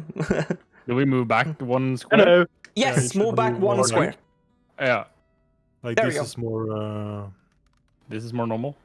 Well, even one more further back since you opened. You want. Yeah, we opened it one more back, I guess. So yeah. Or eye sockets, I guess. Not necessarily the eyes of the skeleton, seeing that it doesn't necessarily have normal eyes anymore. 21. I get a 9. 10. 20. Of course, you're on the way. Why are you rolling with advantage, Nerzhular? I have advantage on initiative. So 10. You have no dex, so 10? 10, yeah. 10. 20. 20 on I'm Oren. 9. 9. Langa. 13. Yep. Tariel was 21. 21. I'm pretty certain that you are first, to say the least. I'm going to put you all into this, change up the music. Yeah, I'll just stand here, block the door while you guys do your thing. Let's see. Tariel, 21. 20 on I'm. 13 on Langa. 10 on Santosh. And 9 on Oren. And the skeletal archer.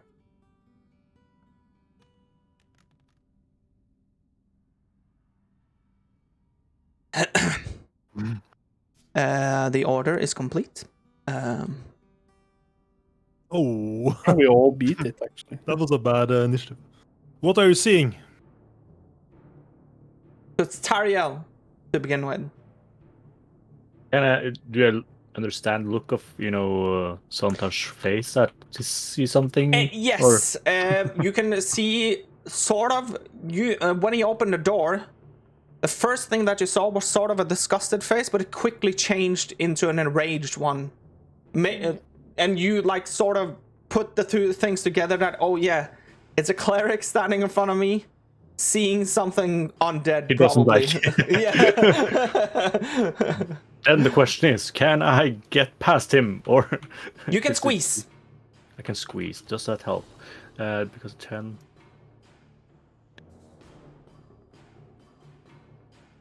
Then I don't Get to actually. here. Yeah, I get close, but not close enough. There. A squeeze. Yep.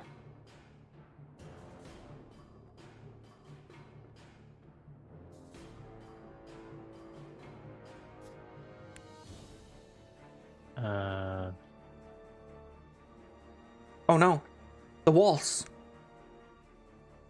Fuck closing my in. mother. Huh? I hate hide volumes in Talespire. The walls over here. Yeah. Yeah. Oh, yeah. It looks think- like it's opening into a big hallway. Yeah. Pretend that there's a wall there. Yeah. I'm stopping there, and I actually cast lightning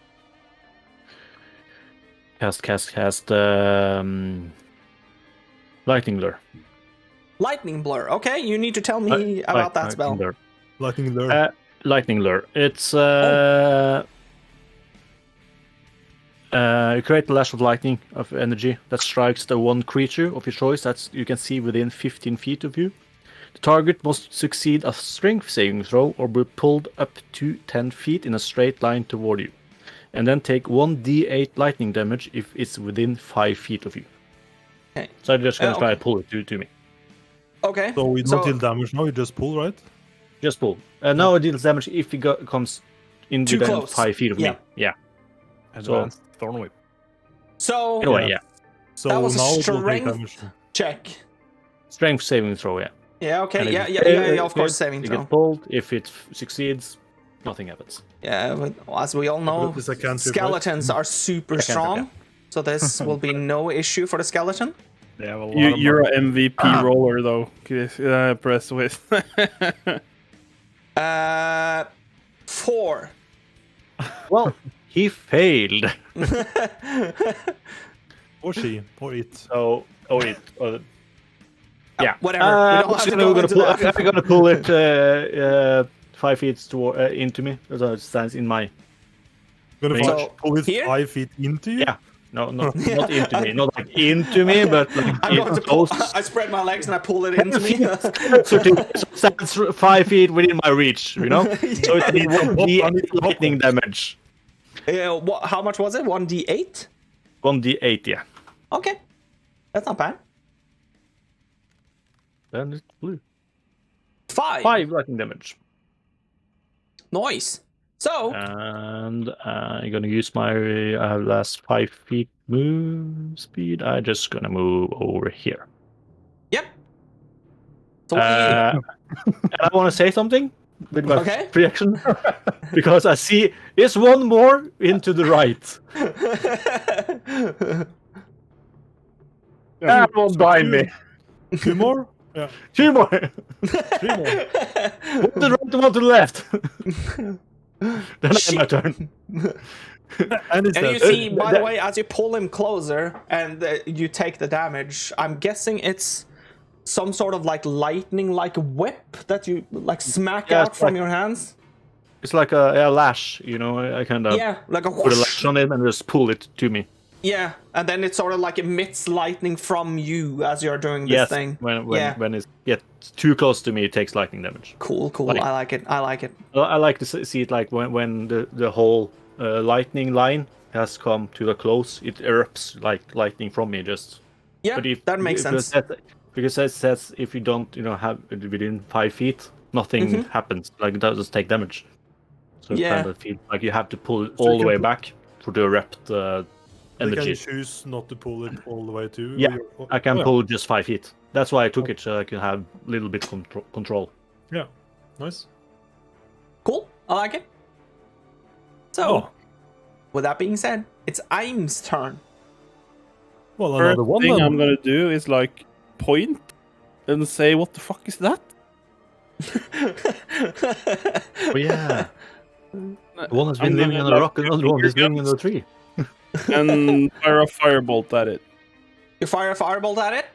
Yeah, does it get half cover because of Langa? Yes. Nice. Yes. It gets half Well, cover you because. roll one regardless, so it doesn't matter.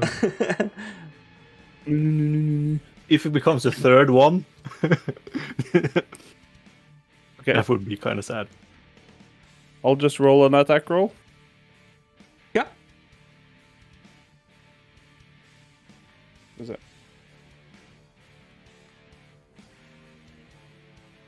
20? 20, that's a hit. Yeah. That's one that didn't come up. 1d10. Nice. 7 fire damage. 7 fire damage. So, Yeah. as you walk up and you say, "What the fuck is that?" And Sontash sort of recognizes that you have seen the skeleton as well. So he looks back, and as he looks back, you have already queued up a firebolt. So he goes to the side barely, and hears a in front of his face as the firebolt smacks into the skeleton and shatters some of it, but it's still standing, more in a very wobbly kind of state now. So it's still standing because it was 7 points of fire damage, right? Yep. Yep. So it's still standing. Yeah. And I'll just go one to the left. Because I'm in the fire. Are you hiding behind me? Yes. I just have to restart Talespire. Yep.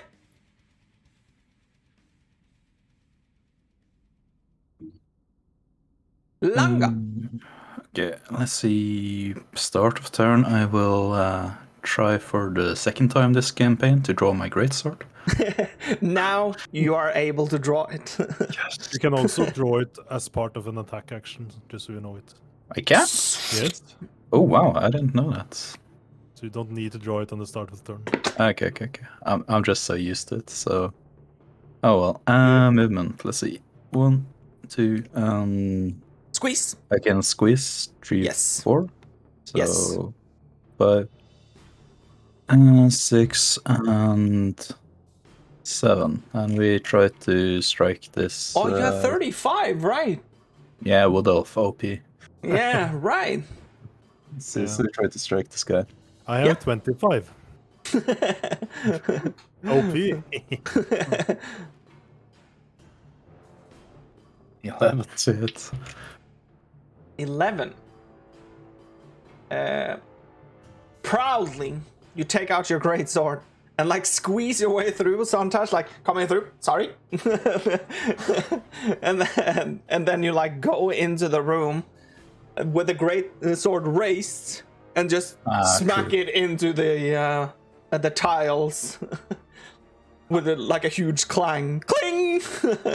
What a good start. Free action. Oh, there are more here! Try to say it loudly so they don't hear the clang so much, but... This man need a blessing. Yeah. Sontash.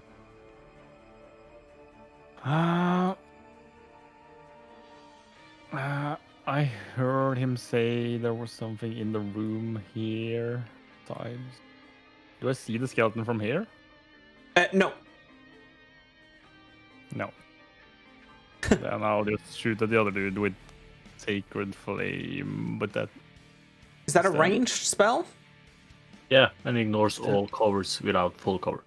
Well, no, Okay, it's yeah, a saving throw. It's not an attack roll. Yeah, Oh, it's a yeah, saving okay, throw. yeah, okay. It's a saving Yeah, throw. dex save. Yeah, right. Radiant So damage. you want my skeleton to do a dex save? Yeah, yes. Yep. That's something that the skeleton can do and probably fail at. The fuck are these rolls? 4! That is a fail, yes. We like those rolls. What Yeah, the we fuck like are these rolls? It's like when I DM. 1d8, Yeah! Let's roll really. 7 radiant damage. Yeah, as the radiant and sacred flame, it's sort of fitting, I guess. Hits the skeleton, it just shatters into pieces. One down. Take that. Another little. 10, 15, 20. Another one bites the dust. Oh yeah. I'll just... yeah,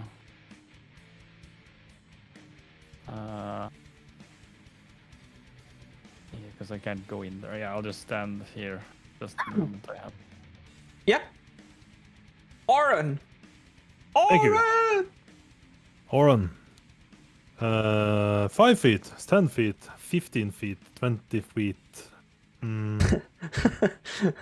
25 feet. That's it. Old action, Toll of Dead. Ready That's- action, told it. Ready action. Yeah. Well, yeah.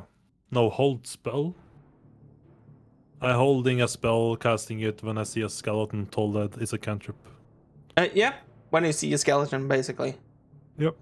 Yep. Who is this out of them? Steps into frame, and you can cast Toll Dead. Well, you have to roll because it's a wisdom save 11. Fuck me, dude. Wisdom save. These are probably very wide. Yes.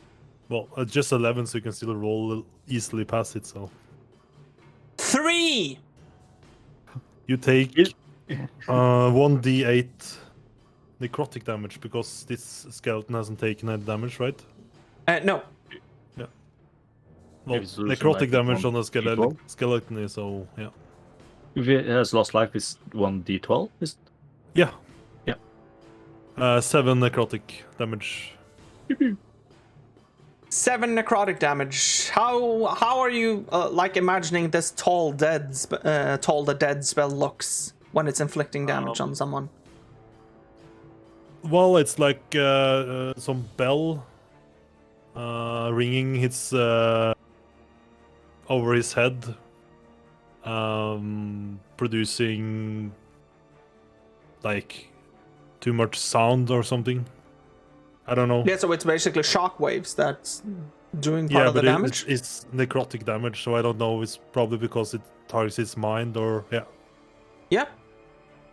So it's basically a magical bell that starts to ring, and yeah, it feels the air around it, around the target, and making it too noisy or too loud for him to manage to stand there without taking it.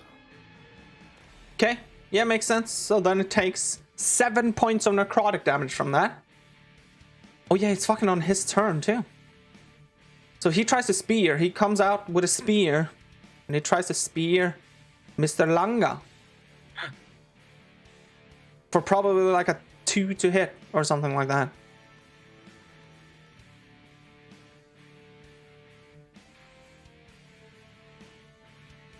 $15 to hit?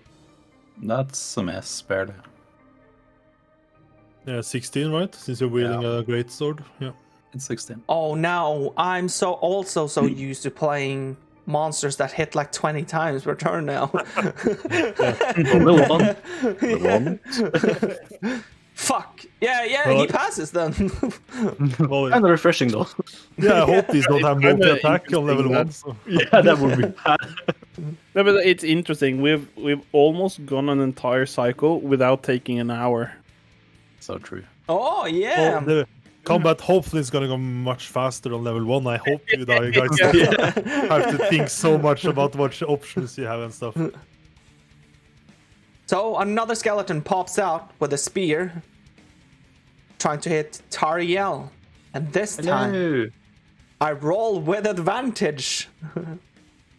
No! Come on, chat.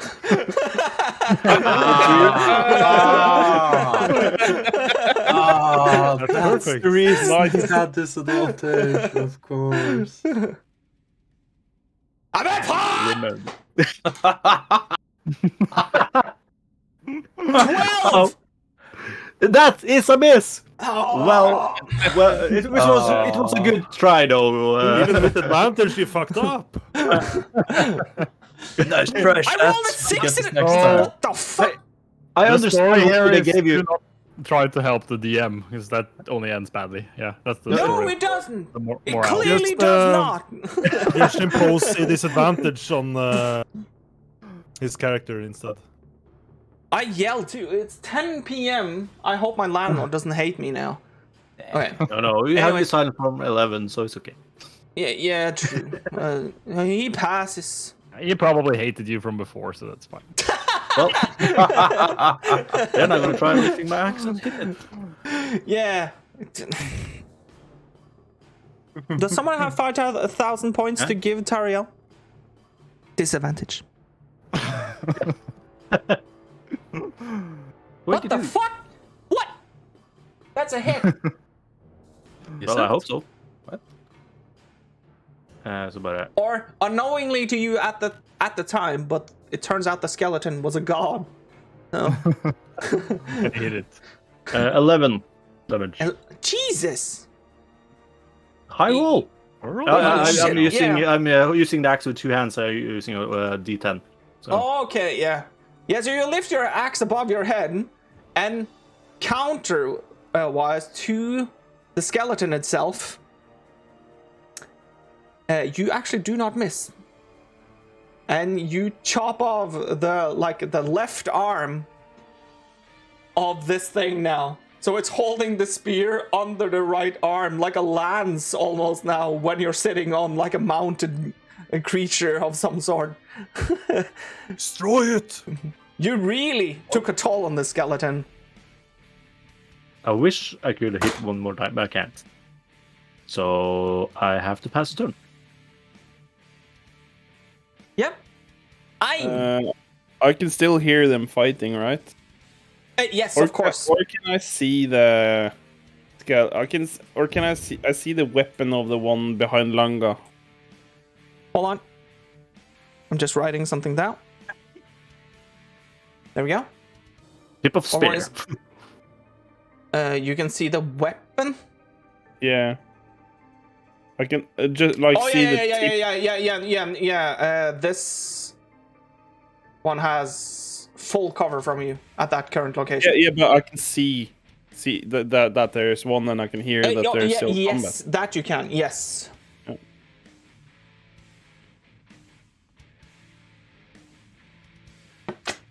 Oh, suddenly someone else is there. And I point to that as well. What the fuck is Using that? your- And there's a fireball. Using your hands a lot. You're just raising your hands, pointing your hands. Very expressful character. Yeah. Very hand expressive, at least. Yes. It's important. 19. And I I see. think, Help. Kill it! Burn it alive! I mean, burn it dead! will this be one of those dungeons where you don't take damage because nothing can hit you? No. 5 fire damage. Just Fire having one good damage. fight. I like how you're saying it out loud, so we will forget about all the traps you're placed. It was again. What the fuck is that? And then there's a firebolt like shooting out of your hands, and now you shatter the skeleton into a million pieces. Yeah. Hey. Great rejoice. And I'll pass. It's like Monty Python. And then Yes. we rejoiced. Behind you! Langa, kill it! Reaction. Oh, there you are. Let's see. I'll try to strike it. Let's go. Oh, that must be a hit. Come on. That's a hit. Yeah. And we hit for 15 slashing damage. Wow. That's a nasty damage on a level Wow. 1 character. That's a lot of damage. Oof. I already had told that guy to die, so like told the dead, so yeah, he was kind of fucked. Yeah. Huh. Press, did you break? You're sorry, Press. Langa, clear the room, let's move. I really don't want to kill you, but I at least want to poke you. Don't lie. You Don't kind of lie. almost killed us at the beach, though. Yeah, don't touch. Oh clear that room. okay, that's true. That's And true. Perma- Langa, hold on. Perma killed us with I lightning. pull it back. Langa. As your sword just thrusts through this entire thing, you just shatter it into a million pieces, standing in there like a cool He-Man pose whenever you're done. I feel like Master of the Universe. Yeah. Check the door, Tariel. There's a lot of coffins in here. Yeah, I can do that. Even though. Are they closed? Close the ones that open. Kill what moves. Let's go. I'll check the open ones if there's anything in them. Oh. Wait, Shouldn't we wait. check the closed one as well? We're supposed to look Afterwards. for any objects that Yeah, are we are. magic. We are. So There's a chest in there, I think. Should I? Did you close the door behind us, Aim? Yes. Well, good. okay, so let's try to do this in a bit of an order. So Langa, you want to check the chest? Yeah, if no one tells me not to, I'll do that. Yep. While people are checking the chest, I will cast alarm on this door. Cast alarm on this door, okay? Alarm. Alarm. So Langa, you quickly notice that the chest is indeed unlocked, and you can also see tiny bits of fabric from something that looks like maybe an old shirt or something that has been stuck out from the chest, sort of. So it's half in the chest, half outside of it. It's just small bits of it that is showing itself to you. I will just... I'll try to open it normally. So, whenever you crack the chest open, you can also hear on this thing, as with the coffins in the previous room, that this thing is old. So it's not necessarily the best type of material things that they've gotten down here, except for the stone itself. And you can see that it is indeed just old clothes that looks to be more of orcish nature about the fit size of it. But you quickly realize that this is probably places where they have either undressed the orcs or have spare clothes to dress them whenever they're being putting to rest. Go through it like quickly and see if there's anything unusual, like Freddy described, anywhere in the room. And then Yeah, make a perception check. Yep. Can I just ask something, Press? Yes. While this is going on, could I try and start to cast Detect Magic as a ritual? And if it takes too long, I'll stop and we move on? Yes, of course. The reason why I'm trying to do the full scenario of one character now before moving on to the next, I am picturing that you're doing this at the same time whenever we're going through stuff. But it's just so that it becomes more easily digestible. So that we finish a scenario, then move on to the next one, sort of. 6. So, yeah, I don't find anything. You scour around inside the chest, but you quickly realize that there's probably nothing of value or anything unusual in the chest, so you decide to close it. Yep. So... my alarm spell is set so it doesn't trigger on any one of us, but anything else will trigger it. Okay. Alarm. Do you make it like pinging your head or alarm It will loud? notify me silently. Yeah, it won't make any sound. And you wanted to try to ritual cast Detect Magic? Yeah. Yeah, so that's 10 minutes. Yeah. Suntash. But Yeah. I'll stop but I'll stop if we're gonna continue moving. Because I didn't tell anyone what I was doing. Right. So Suntash, with like a brief look over all of the coffins, you can see that they have possessed bodies at some point because of the dust layer that is gone, and that depicts a silhouette of a humanoid type of creature that is within the sizes of what you would expect an orc to be after seeing several of them just outside.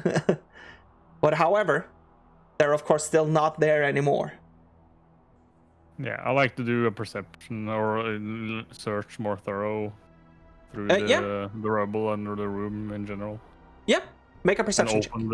Open the unopened ones as I go along. Yeah. So you would like to open these ones as well? Yeah, and the ones in the rubble if they are openable. Yeah. Or if they, yeah. Make a perception check. 15. As you're going over to the rubble, you can clearly see that yes, there is a coffin within the rubble as well, but you can also very clearly calculate that it would take some time and power to get rid of all the rubble so that you could open this thing. Yeah. They did tell us to clear everything, so there might be something in them. But I'll check the ones that are openable easily first. These ones? Yeah. So as you go over and open one at a time out of these, all that you realize is the fact that these are coffins that haven't been used. That's why they're still closed. Yeah. I guess I'll just close everything again. Yep. So you close the ones that were open too? Yeah. Yep.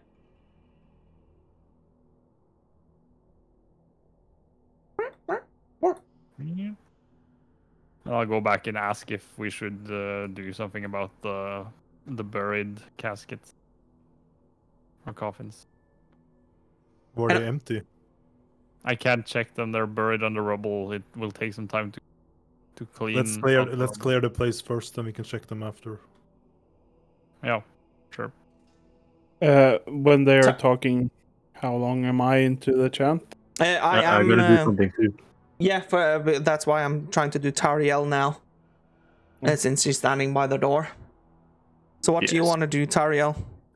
Kick the door down. No, I'm gonna take a active perception to check if I can hear any sounds. You can see something through the cracks, or yeah, you know. Yep. You can make a perception check. Yes. So basically, what you're saying to me is that you want to search the door. Yeah, I want, or if I just hear something moving from on the other side of the. Yeah. You know, sounds from the other side. Sounds. Sounds. Make a perception check. Yes, I'm super good at that. Nice.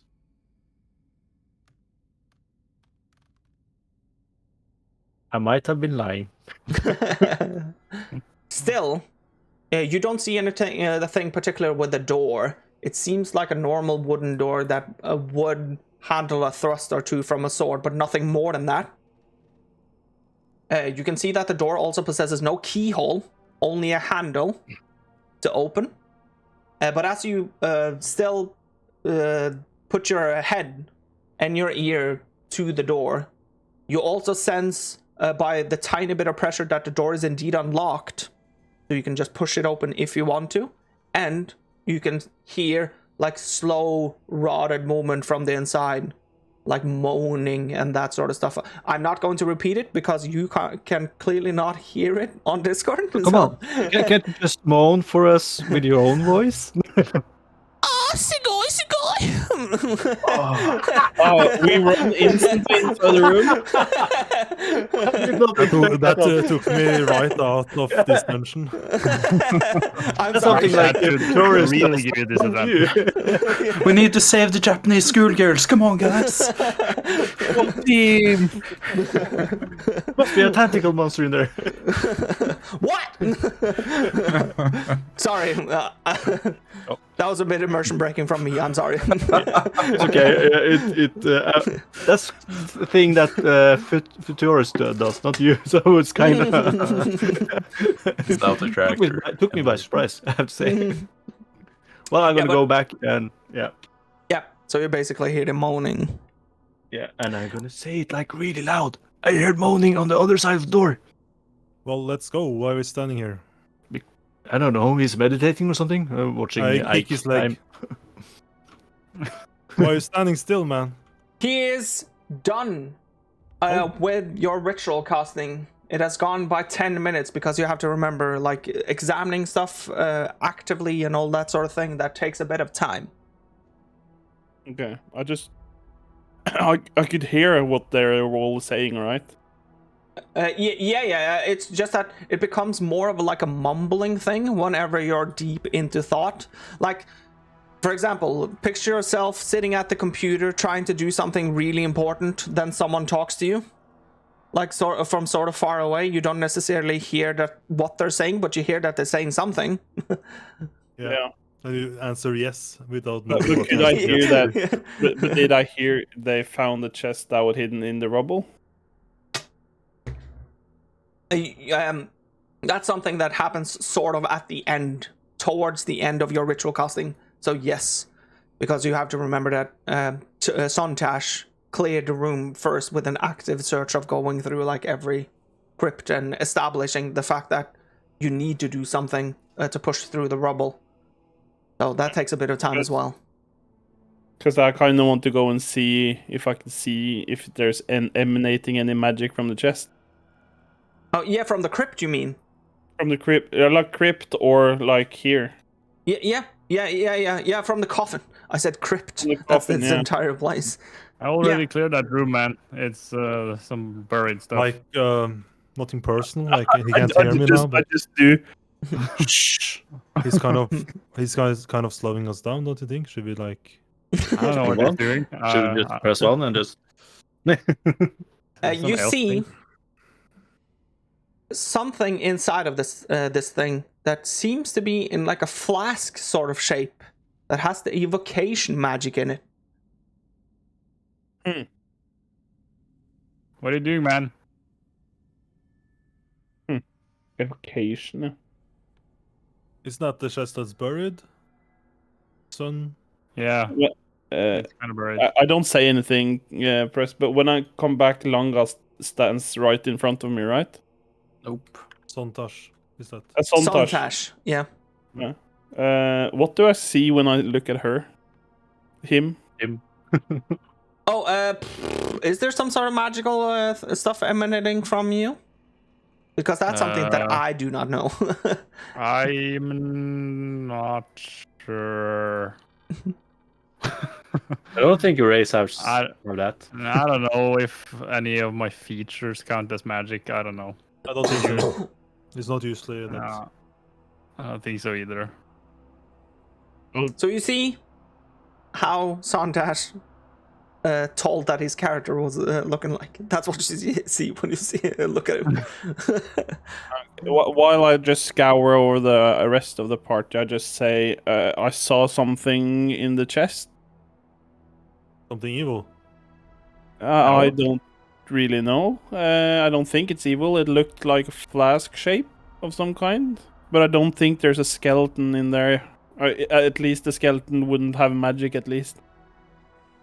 Okay. Should we clear it out? Wasn't it buried? It's not going anywhere. We could go do that on the way back. I just wanted to check if there was anything maybe of a bad kind of nature in magic. But What if it's maybe it's holy water? Yeah, or something that can help us deal with the problem. Well, Holy water is usually used in the rituals. Can I just have... we could do that, but you kind of moaned that I was slowing the party down. But yeah, like No, I'm just looking at the dwarf. like I just want you guys to do something. If you want to grab it, grab it. Let's go. Grab the item. Let's go. Yeah. We're not under any time pressure, are we? I guess the moaning is a We bit... were 2 days. We don't know how big this thing is. But I think we have Aaron, you cast alarm on that door, did you? Yeah, that's true. So maybe someone should keep watch at that door, just in case. I can do alarm as well. Well, are you guys thinking we need to use 1 hour to get that chest buried, or how? I didn't check how long it would take. I'm not sure. I believe if me and Langa takes it, we are strong. Hey, move! I will do. I can find this out easily. I'll Yeah, you're a rock guy, right? Yeah. I examine the rocks and see how easily it's to move them, and make an investigation check with advantage. thank you. Whoa! Ooh, this is my field. While they do that, can I do another thing? That's 17. I just want to walk to the other room and just check that one as well. Oh yeah. Over. Yeah, you sense no magic in that room. Like if you see here, the stone is kind of loose, so like 17. Put your pressure there and the pressure there and lift together. Let's go. Okay. That is exactly what you actually find out. That there are pressure points in this sort of rubble structure that you can actually push for to make sure that enough stone would give way so that you can open up the coffin. Do we need all three, or are you two gonna do a thing over there? I'm not normally want to do manual labor like that, but if you need my help, I can help. We got this. Stand back. I don't think you will help the situation. Yeah, we got this. On 3 then. Let's go. Yeah. Okay. I follow his instruction perfectly. Okay, so you can actually make a group strength check. Groovy. Let's go.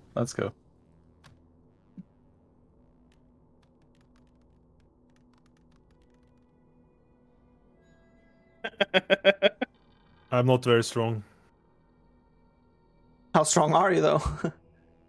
That I You muted yourself. You muted yourself. Are you that weak I have that you no muted bonuses. yourself? I have no bonuses to my strength, so 6. Oh, it's a straight up 6? Yeah. Then I need to do some maths. But my friend Lagna got a little bit better, so. They say when if you need a strong woman. Well, I was hoping that you guys was gonna dig where I pointed, but yeah. I asked if you needed my help. I mean, Well, you were standing there, then you just took a step back. I don't know why, you know. You said you guys handled this, so. Yeah, Well, I the thing was is, talking about aim.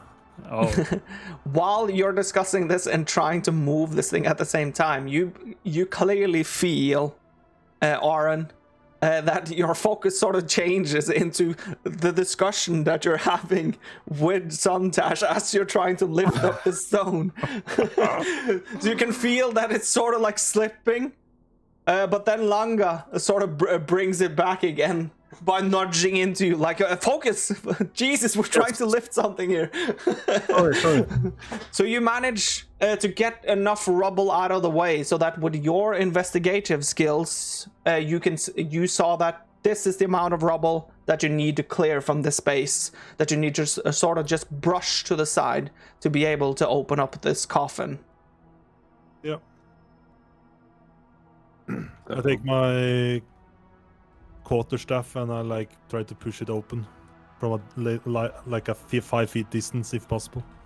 Make another strength check. Langa, can you please put a hand on my staff? What do you use that stuff? And I take out my crowbar. Since that's what it's then made to if do. you have a tool for this job, I will move aside. And then I like put it in. I move away so you get space. new crowbar tech. I like. Yeah, crowbar. Yeah, then you can make the strength check with advantage. Yes. Tools are Only awesome. we knew this the last campaign. Yes, that would be very helpful. Okay. I mean, yeah. Jesus. 9. Oh, that's so 9. 9.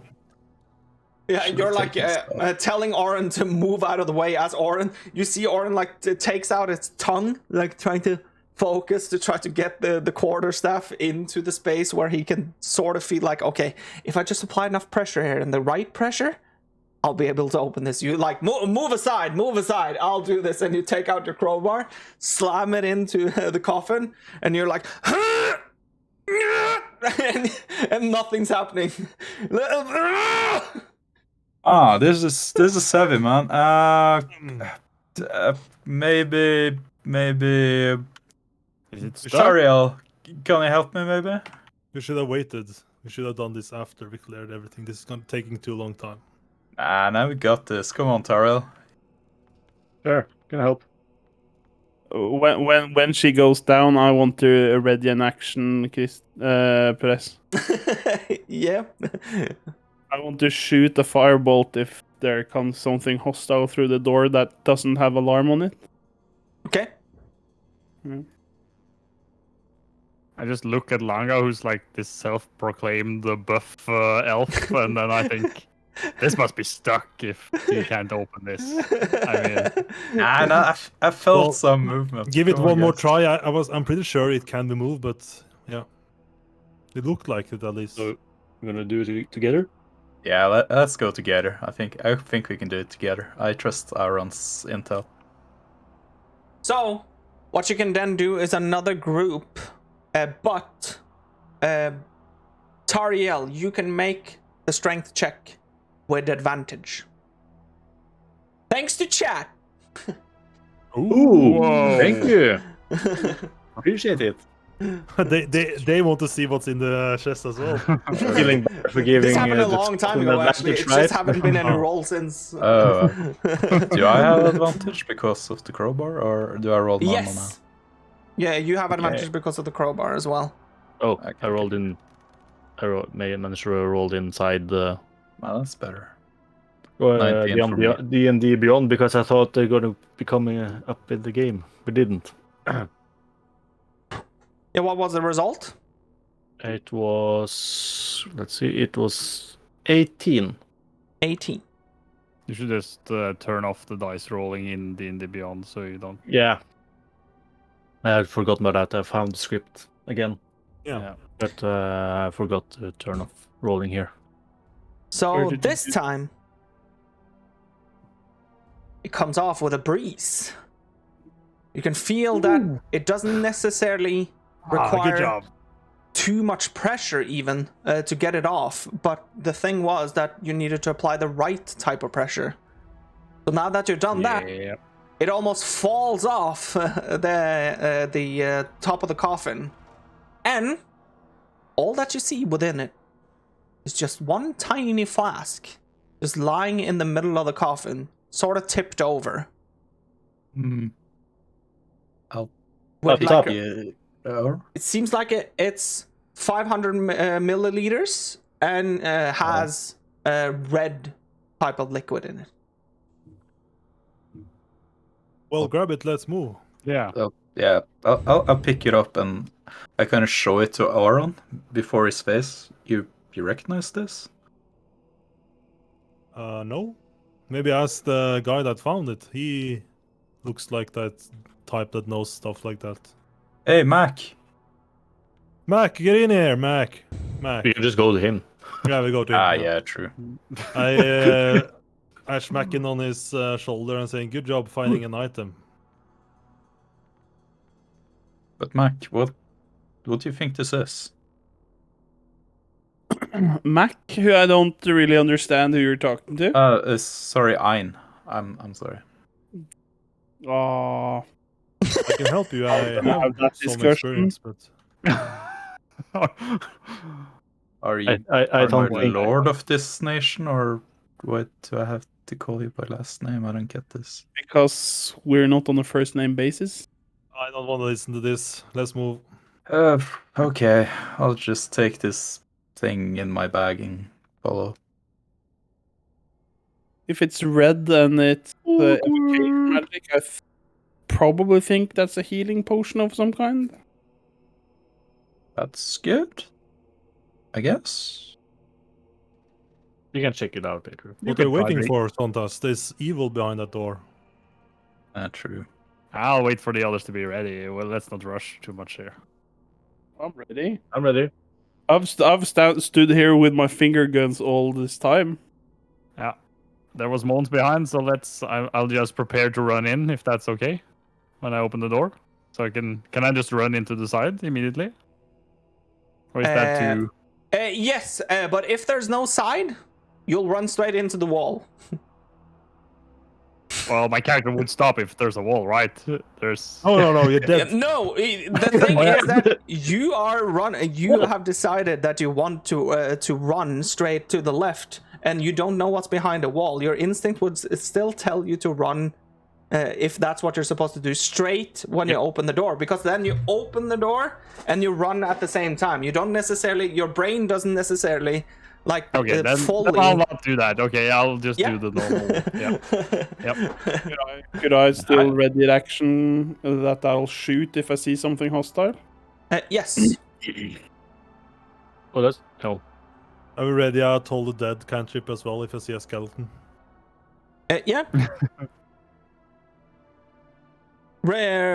Does anyone else want to ready actions?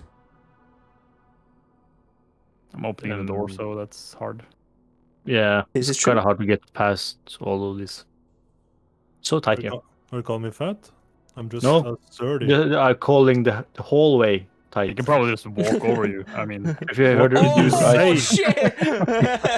That's true. Open that I can door. just walk over. I need to hit something. I'm going to try my best now to see how these hide stuff works.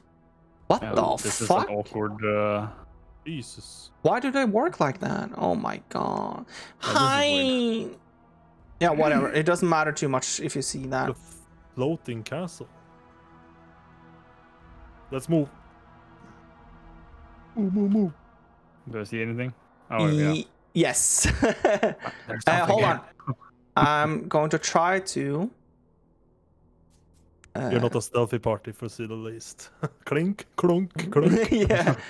So now, at the end of the hallway here, to the east, you can see like a slow rotting corpse slowly walking towards you, clearly hearing the sound that you've been making when you've been opening the door and entering the room.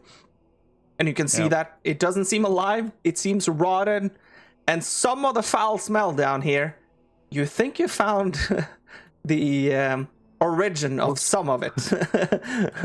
So we're rolling initiative, or Yes. I wonder why. Wonder why. not a friendly zombie? Hello, how are you? That I can see. Zombies chasing after me. 17. 17. Oh, she's only 17. I got 12. 12. I'm got 11. 11. 11. Langa got 21. Sontash, you had what now?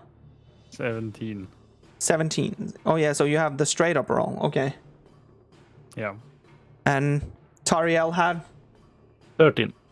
13. I need to roll for that thing.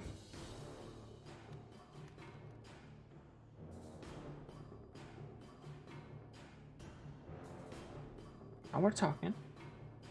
Maybe. Oh, Jesus. Okay, now we're not talking. You're looking fine with that hair. And that It's those so shades. warm. It's so Yeah. fun. You have to commit. You have to commit. I've already been here for 3+ hours. All the way, baby. Oh. Go hard, go home. Langa, You already owe me a date with beers. And Sontash, pizza. Lots of pizza. Tariel, Oren. If you survive this fight now. I was waiting for the first one this campaign. I was waiting for it. Langa! It is Yeah, that's cool. That's a problem. you! Yeah. You see the exact same thing that you saw the previous fight, by the way, that you see a cleric that goes around the corner and suddenly looking enraged. Free action. Yo, Sontash, do you see anything down there? Kinda. Yo, man! My man! Yo, I'm a young elf, you know. I'm only 40, so we used cool lingo. You're like twice my age.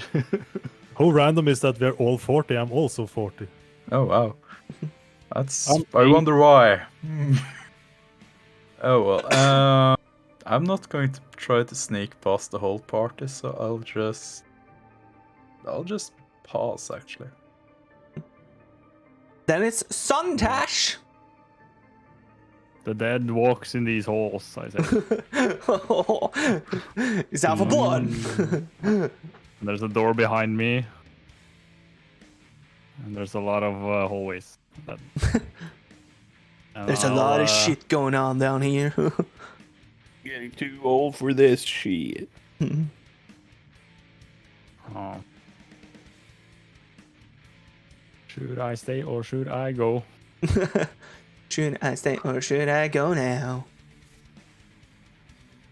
I guess I'll move one step forward. Okay. I'll move one more step forward. And he's dead. And Where did he I'll go? shoot the one there with a sacred flame. Sacred flame. Yeah. Sacred flame. And that's a deck save. Dex save. I know these creatures are really good at deck saves. I know it. Yeah, you've been hearing like slow rotted movement and that sort of stuff. So of course they're the best at deck They are the saves. cool kids. Yeah, just look at this now. Their Team Rocket and then they run away. 3! Yeah, it's Nice. Veil. 1d8. So 3 radiant damage. 3 radiant fire that spouts from your hand and then all of a sudden appears on the zombie-like creature, making sure that it sort of moans, but in what manner, you're not quite certain. I can't. Pleasure or pain. I kinda don't want to go any further. I'll try to stand on the casket here, if that's fine. Yeah, that's fine. I'll just end it there. Really quick Your zombies, though. life? Yeah, I'll just end I it. needed a coffin before I. Yeah, that's why you stepped on the casket. Is it a free action to kill him? You kill himself?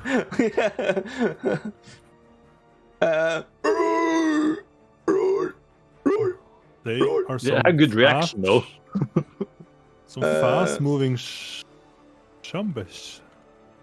Ambush. Shumbish. Zombie. Zombie. Zombie. That's it. Roar! Roar! They look tries- kind of good, the tokens. Slam you. Yeah. Yeah, they're orcish too. No, I think they're elvish, actually. I don't know. I can't remember. Anyways. Yeah, they Elves, look like orcs. game, so... Green, at least. Boom? dead. I don't know. The zombie tries to slam you, Santash. What? We come in peace. Just say evil ghostly stones. 19 to hit. Oh! 19 hit. Yeah, that hits. Yes! Trying to kill us. Was, Dad, did you striking. give him advantage or something? This is not good. Oh fuck! I forgot about that. Fuck! I forgot. I need to be better at remembering. You were supposed to have disadvantage. What? Yeah, but I didn't do an attack though. He'd use Sacred Oh yeah, Flame. yeah, true. So it's Oh, still good. oh, So I didn't forget. So I should never attack again. You could just use Sacred Flame. The zombie slams overhead with both of his hand towards your armor, and you can sort of feel as you take 3 points of bludgeoning damage that it's sort of difficult for you to tell if the zombie took some damage as well, just slamming at your heavy armor like that. His arm is broke. Blimey, the bones just falls off. I need to find this thing again. There we go. But that's the zombie's turn. So Tariel, it is you. Well, now it depends. Can I just walk over the dwarf, or I have to go past him side? Can I get past him? You can make an acrobatics check to try to get above him. I'm almost as width as I'm high, so like my width is. It's probably easier to get over you than because Yeah, I'm only you're so one, wide, you know. Yeah, 140 centimeters, so Just trample. just don't step on the beard. The problem is you are probably kind of too big for that. That was what she said. I think I just yeah, we can, if you take hold or ready action, I can just use either move or just I can't move and hit, so I have to. Yeah, this is true. Yeah. Well, I think I just. Well, it would be fun if you didn't try something, right? You're trying the acrobatics? Yeah, but will it take my action? Or No. will it just no? Okay, because or else it wouldn't be worth it. Yeah, I get We that. We try the acrobatics. Yeah, I'll try to get past you. What's the worst thing that can happen? Yeah, You've lost your weapons 5 times that campaign. it was not me controlling my character then. That was so fun. Let's go. Come on. 16. 16. You sort of give a nudge towards Oren with like a try to at least a friendly voice saying that, oh, I'm going to try to get over you now. And you take a bit of a step back and then 2 long steps forward, and you actually manage to not rinse the roof in any way, shape, or form, and get in between the space that is available between Oren, the head of Oren, and the roof. So you actually manage to get across, like almost sliding through and doing like a cool pirouette at the end, and now you're at the other side. Yeah, because I forgot to check if it was space over me.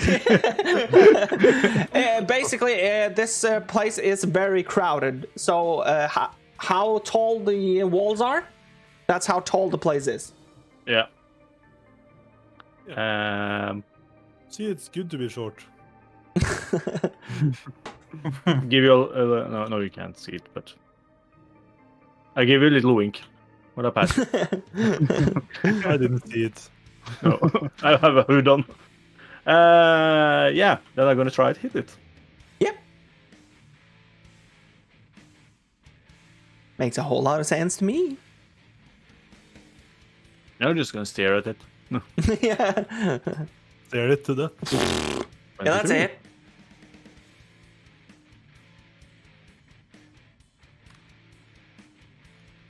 Revealing a shield or a two-handed weapon right now? Two-handed. With 2 hands. So 6 damage. 6 damage. You also manage to. You can see that sort of the zombie's arms are sort of like flailing about already, as if they actually just hit something that was kind of hard to try to slam into. And as your battle axe, you swing it above your head. You slam it into the zombie so that you see that you tear part of the shoulder just apart. So now all like this part of the body is just flailing around. But you can see that the zombie is still in control over that part. But it looks very like janky and jello, almost like when they're like flailing about. That's kind of creepy.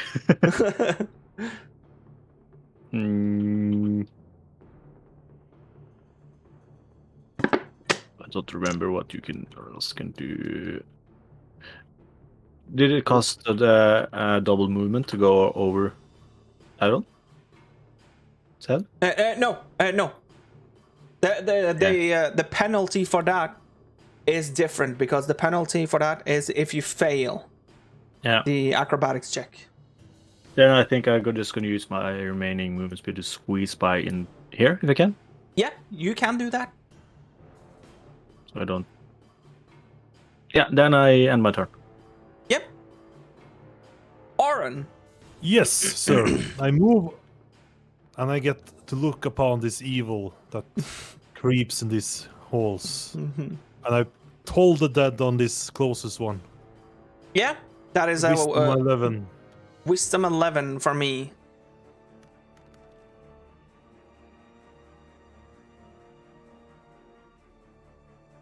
Nine. You take 1d12 since that one has taken damage, right? Yes, it has. What happened to my die? I had it.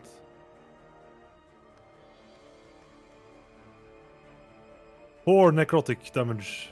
4 necrotic damage. As the bells try to conquer the mind of someone that doesn't necessarily seem like their mind is even there anymore. Well, yeah. I jump on this heavy obstacle and try to... The Cascaruni. Well, not heavy, tall obstacle. And Are try you gonna end it too? I'm gonna end it here. I'm.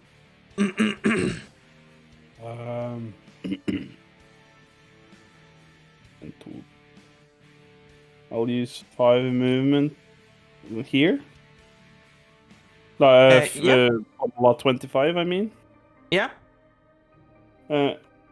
Like, if I just turn around, can I see if the door moves inwards or outwards? Not without an active check. No, yeah, it's something that you can't sense. I'm afraid, or by just looking at the door. Then you need to make a more proper check of it. Okay. You need to dedicate a bit of time. Then I'll look at Auron. Don't say a thing and just like finger bang the first zombie there. Finger bang. Yeah, Finger guns. finger, Say go- the finger, finger- guns. No, the don't finger say go- finger bang. The finger That goes sounds bang. wrong. The finger goes bang with a firebolt. Fine. Do it with advantage, thanks to chat. Thank you very much.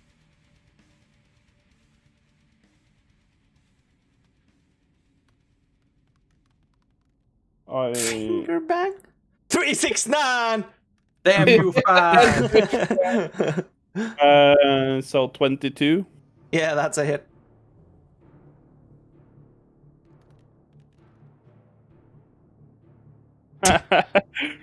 Yeah! One damage! Yeah, that's, whenever the firebolt like gets out of your hands, you sense that you didn't put enough power into it this time, because the firebolt is the size of the finger that you point towards. So it's like just a small type of like almost firework type of thing that hits the zombie. Yep. That was nice. Can I stand on the space near the door? You're thinking about here? Yeah. Yeah, you can. You can lean up against the door, but that also means that if the door goes inwards, you would open it. Just move one back, and then Langa has to jump over me as well. Oh shit! Well, he's short though. I'm 5 foot. But yeah, Ah, Yeah, he's not a high elf, he's a short elf. nice and normal elf. short of. Well, Why aren't we on first name basis, you ask? well, 1, 2, 3, 4, 5, 6, 7. I can barely make it if an acrobatics over I'm doesn't cost me extra movement. It will not cost you extra movement. Well, then we. Why are you jumping the short people? Then I take speed from the start and try to jump over I'm. Yeah, thanks to chat, you get to do that with advantage. That's acrobatics, right? Yes. Oh my god. Let's go. +4. Whoa, 10. Jesus, you rolled so bad. When you get Yeah, advantage. that's terrible. So you got Still 10. 10 though, but I might actually just fall on top of I'm. I'm gonna take his head off. So, If I die this way, I'm gonna be upset. as you're taking the steps to try to jump over Langa. No, not Langa, over Aim. Yeah. You quickly, or not necessarily quick enough, realize that, oh shit, this is going to be difficult as you get closer and closer. But you still decide to go with your initial gut of jumping of this thing. So you jump, but you don't as gracefully as Tariel did, like get in between the space. You sense, you can even feel it yourself, that there's something that your knee hit on your way over, and it's the back of the head of Aim. So Aim, first of all, you take 3 points of bludgeoning damage. Me? Yes. Same as the zombie hit me. And Langa, as you are still in like the air and you sense it, your mind tells you like straight away, oh shit, that actually hurt. So you like grab after your knee while you're still in the air, making sure that you also have no point of actually making it to catching yourself whenever you're on the other side. So you sort of just slam into the ground on the other side, taking 3 points of bludgeoning damage as well, and ending up in a prone position. Great. I just think I look down on you now. I think it's my... And Yeah. then the door slams open and you get insta-kill. Yeah, but okay. Free action. Oh, sorry, I didn't mean to do that. And then I can, as part of my attack action, draw my hand crossbow and shoot at the zombie from a prone position. Still looks kind of cool, I guess. That you're sort of like slipping over a guy, hurting him in the back of the head, but at the same time, you're just cool as ice on the other side, being like, with that crossbow. Like Max Payne in slow motion. Yeah. Like, rolling his back at it. So let's see, +4 to hit. Because I don't get disadvantage when laying that. No, I don't. No. You do not get that. Oh, I roll well. Yeah, 23 to hit. 23 is a hit. Let's see. Nice. So you're wielding a great sword in one hand and a hand crossbow in another. Nah, draw the hand crossbow now. I don't have the great sword up. Since I don't have to, since you told me I can do it as part of an attack action. The fucked up thing about this as well is that the zombie, of course, you attract the attention of the zombie for a tiny second as well. Because it hears the noise, so it turns towards you, and you respond by taking out the hand crossbow and and firing a bolt straight into the eye of the zombie so that it like flips backwards. But it's still standing, but it now has a bolt through the eye as well. Yeah. That's kind of all I can do, I guess. So let's post the turn. That's all I can do. Sun Dash. Yeah. That zombie is tanky. Since there's 2 zombies is close to me, I'll try to use Word of Radiance instead, which is I can target each creature within range, and the range is 5 feet. So Oh, you're going fancy. I'll target both of the zombos. They need Zombos? to do a Constitution saving throw this time. Constitution saving throw. That's what the zombies are good at. You fell right into my trap card.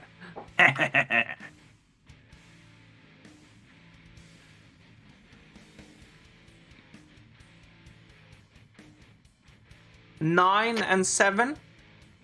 That's failures both. Jesus Christ. They No, take you only need to roll 1 damage on Radiance. No. 1d6 radiant damage each. Well, you roll only once, don't you? You don't roll for both. So 6 radiant each. Oh, max roll. And Radiance deal 10 times the damage to undead creatures, I read. So what did it take? 6 damage. 6 radiant. 6 radiant. Do you have any preferences on how you feel like the spell looks whenever you cast it? It says that a burning radiance erupts from you after you utter a divine word. Like so... a fart?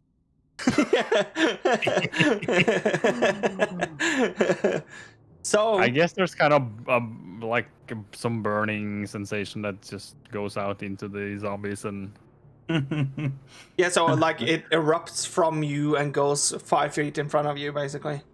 yeah. Yeah. And it, of course, hits both of the zombies. One of them just fall to the ground.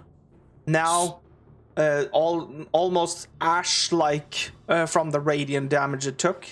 And the other one just moans as it takes 6 points of radiant damage. Nice. And I guess I'll just end it there. Again. It will end it. Let's see. Turn starts by the door being slammed down. The door is gone. Oh no. That's a tactical position right there. Hello. One zombie coming into a prime position to do something about Mr. Langa. But they only move now, and then I'll take them their action in turn order, because this is the zombie that's highlighted right now. Yep. So the zombie takes one step forward and tries to slam Mr. Sundash. Yep. Huzzah!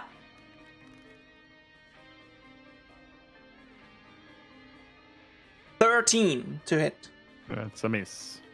Just hit the clerics with 18 AC. Yes, please. Now it's the one with the yellow tint. Tries to slam Mr. Langa, He's gonna have an easier time.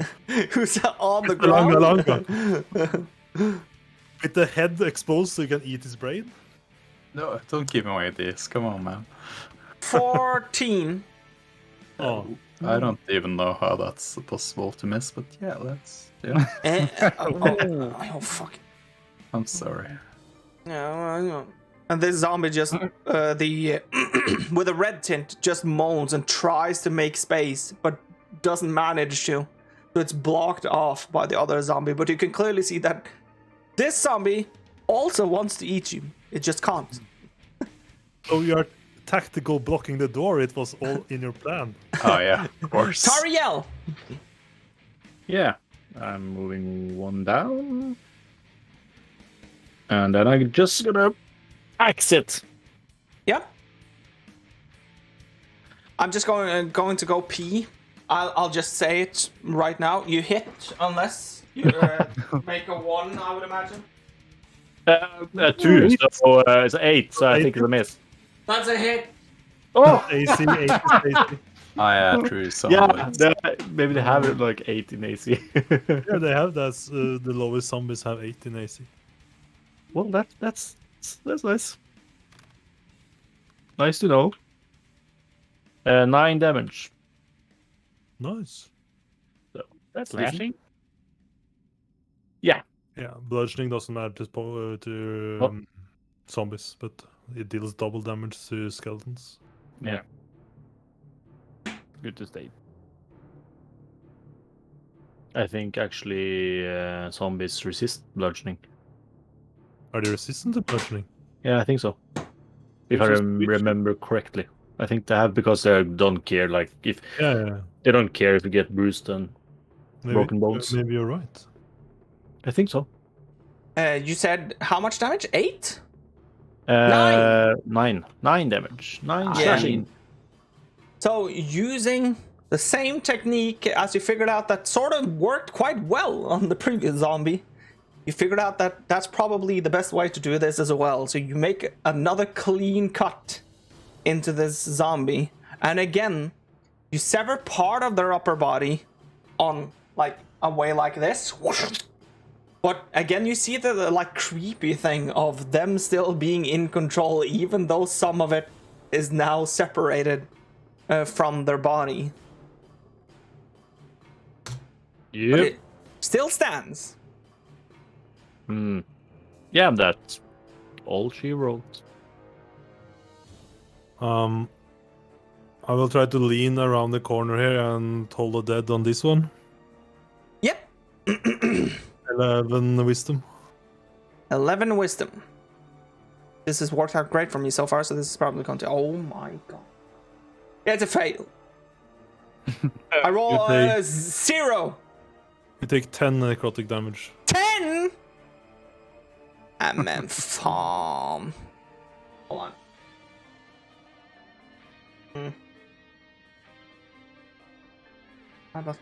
Oh shoot, my ass. Okay, this is not going to work, but let's try.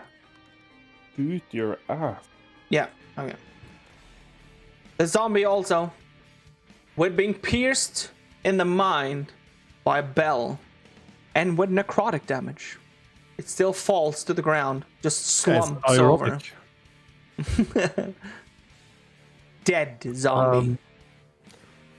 And I will just use my free action and look down on Langa and say, shouldn't you maybe stand up? And then my turn.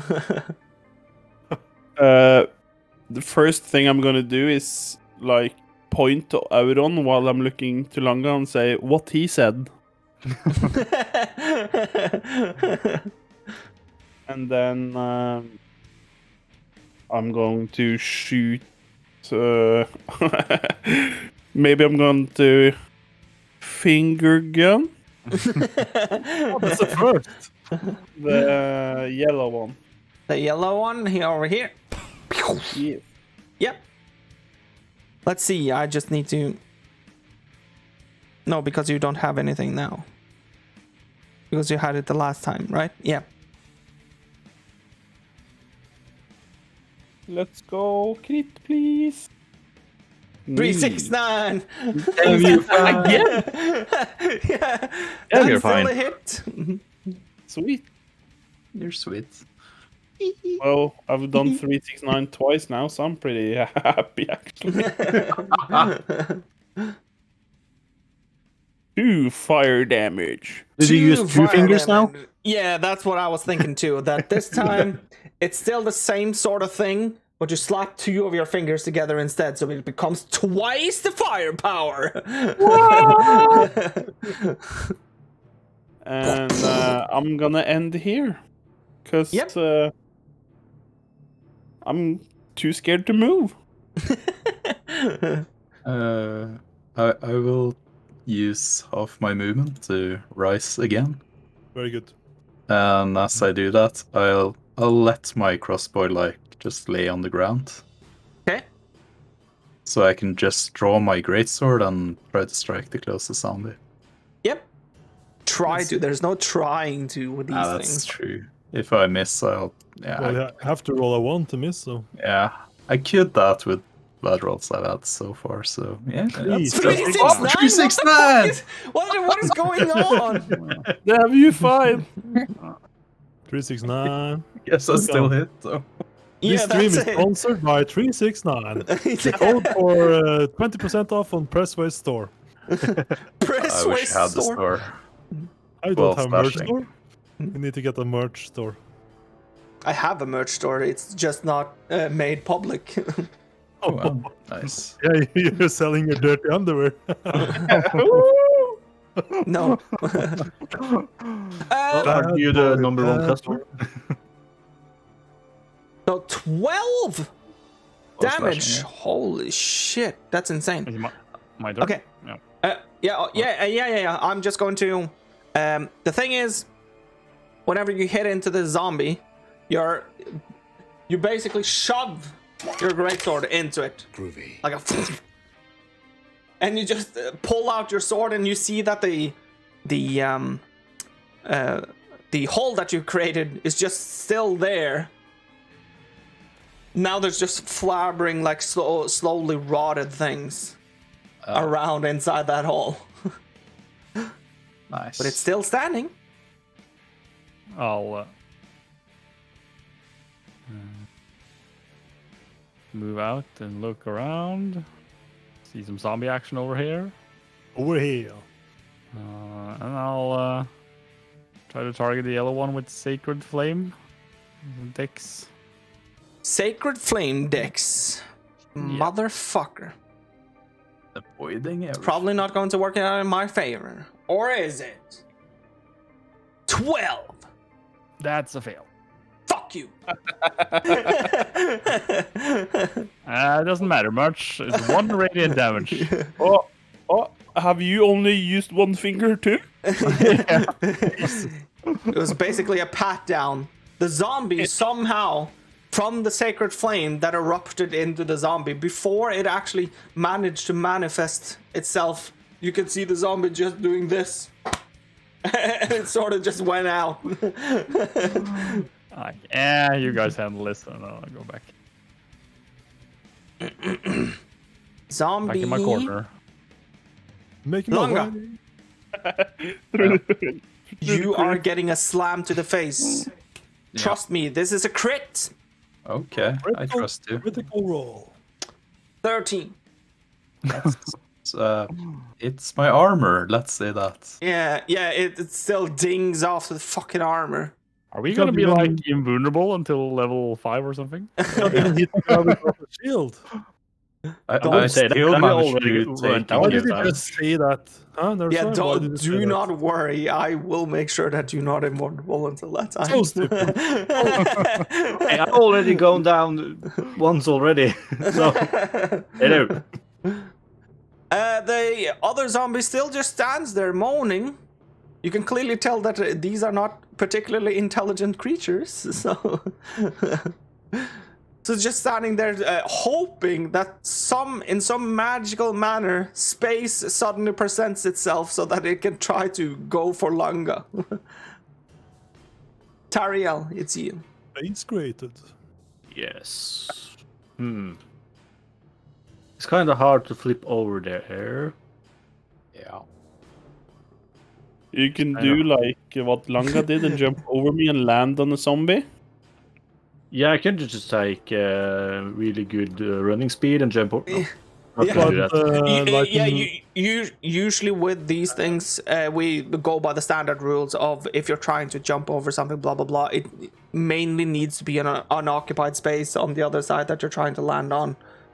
I can try to, but if I take a flip over and take a fly kick in the zombie's face, no, I'm just yes, I'm just you kidding. can do I'm just that. kidding. I will not inform you about the DC. Let's say DC Oh. 55. Let's go.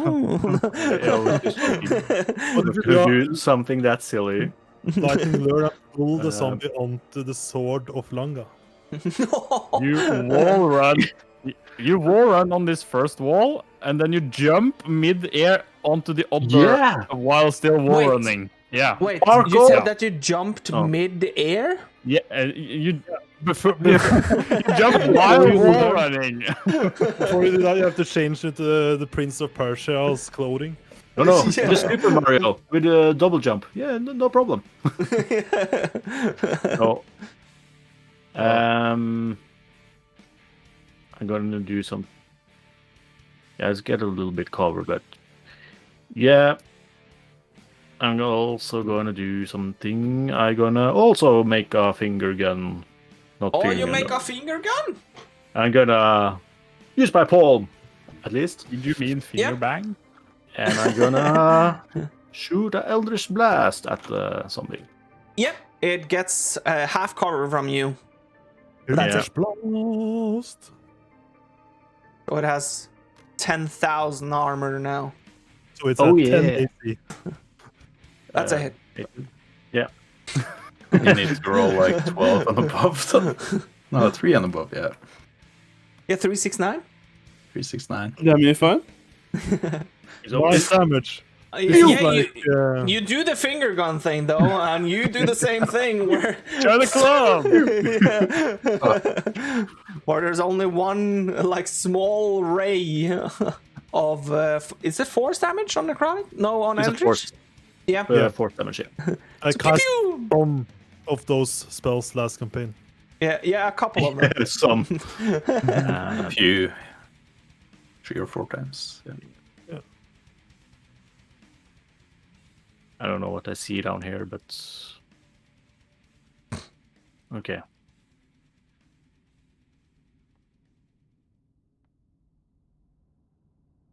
I think I'm just gonna.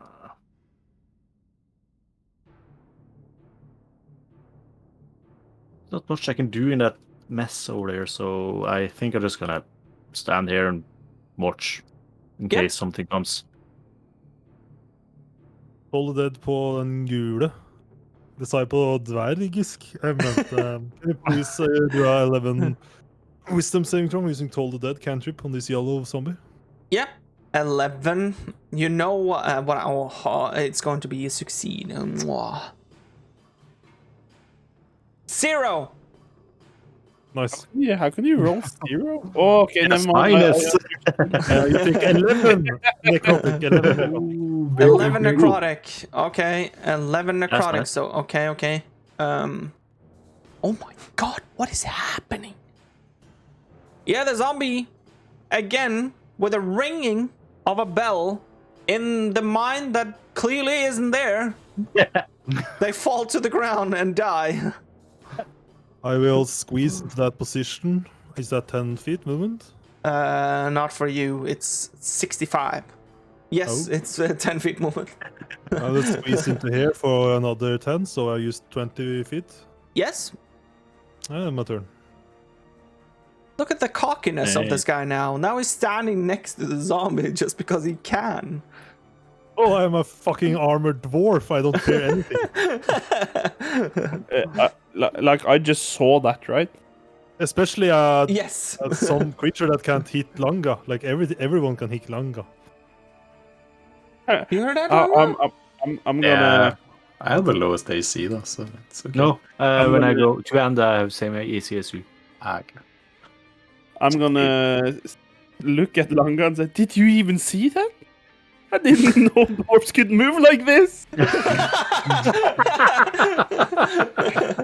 So vanish around the corner like shoop. When it turns sidewards, you know, you Side dwarfs. Side dwarfs. move the mass around so we can get past.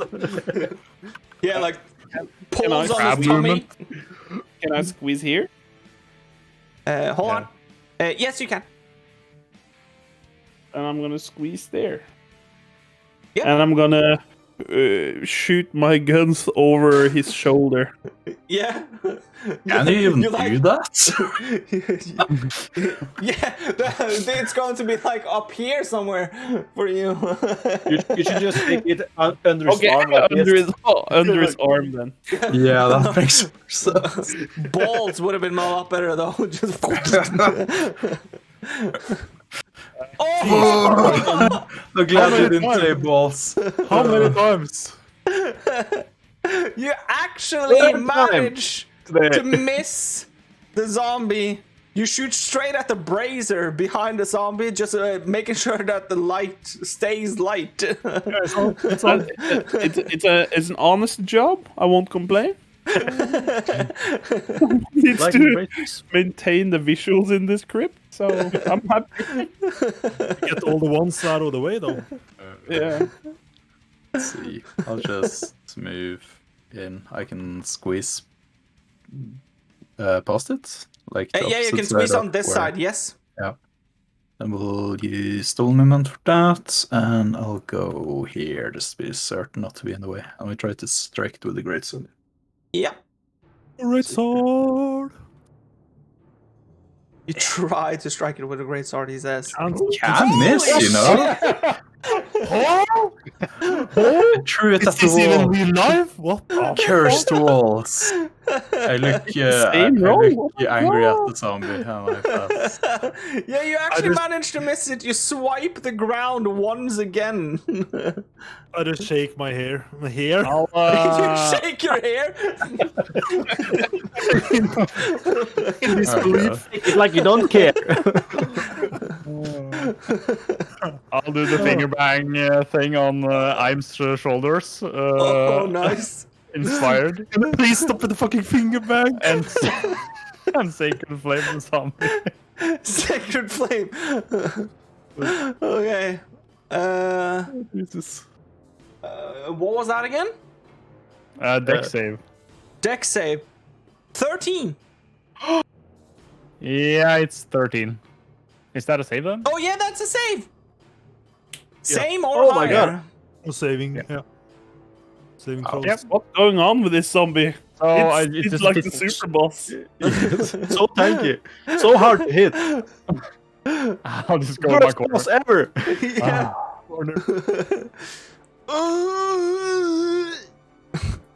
Tries to slam you. Oren. 18 AC. What did you say? 18 AC, I said. 14. Miss. Oh, close though. Close. Zombie Oren man. is Zombie pass. only wielding a shield and nothing in his hand, so.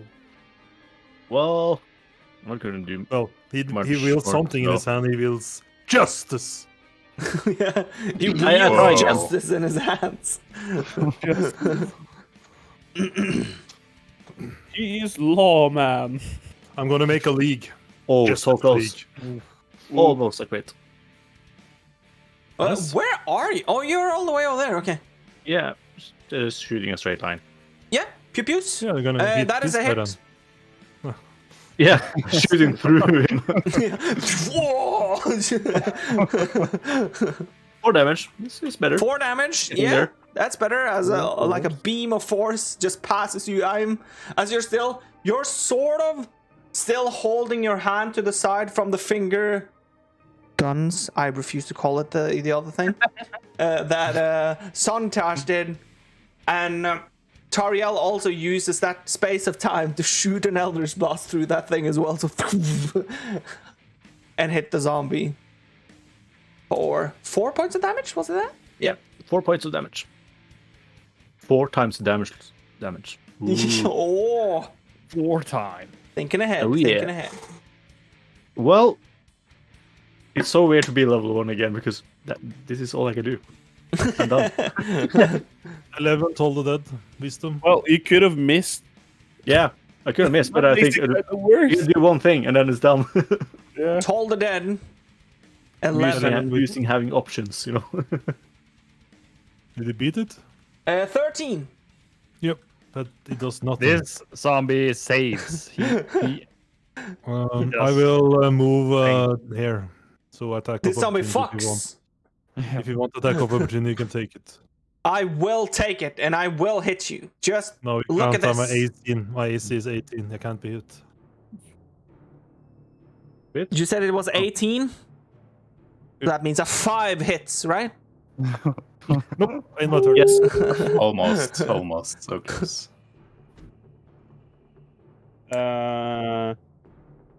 No showmanship now. Now it's just straight up finger guns.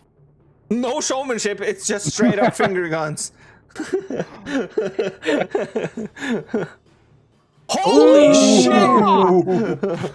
Oh. That's Yeah, nice. that has to Crit. be this. Yeah, double finger guns. Yeah. Please roll Nice. high on your D10s now. So since he one. rolled a 20, he doubles his dice. Nice. Fire damage. So 11 11 damage.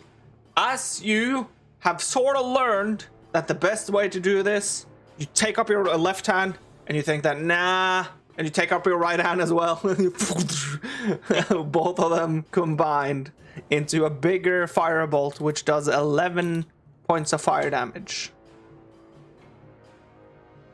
Holy smokes. It's like I said, it's honest work.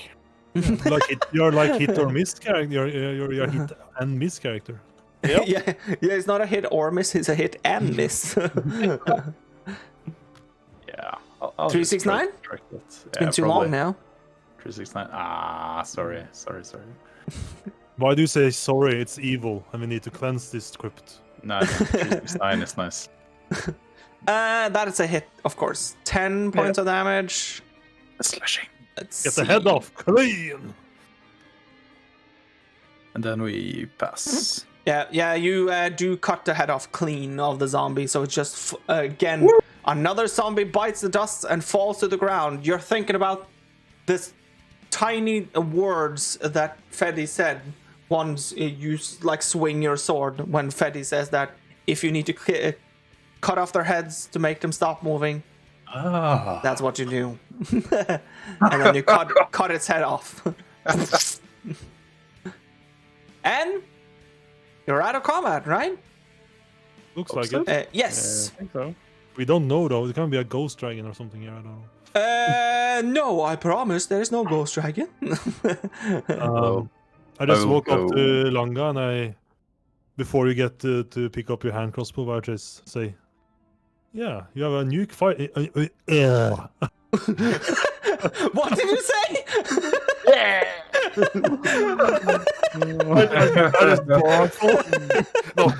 Are you okay? I did not expect that. What Words the are fuck? hard, you know? Yeah. I would say you have a unique fighting style, but it's efficient, but kind of like spinning on the ground and going prone and shit. It's like, Yeah. I was kind of inspired by Tariel, but it wasn't that easy as you made it look, I guess. Oh. And with Well- that, I think it's time that we press the pause button and we press resume on that pause button in a week. Yeah. But I need to pick up my crossbow first. Yeah, you can pick up the crossbow, but I'm thinking that we'll leave it at where you just killed the 4 zombies, so that if you have conversations and stuff, just keep that in mind until next time. That yes, you're in the crypt, you've just killed the 4 zombies and seen some rather interesting things from one another. For example, that Langa likes to try to do things that other people do, but not necessarily does succeed. That Oren can talk from time to time, apparently. Well, my charisma is pretty low, so I don't know. And that I'm like to just point fingers at things. So,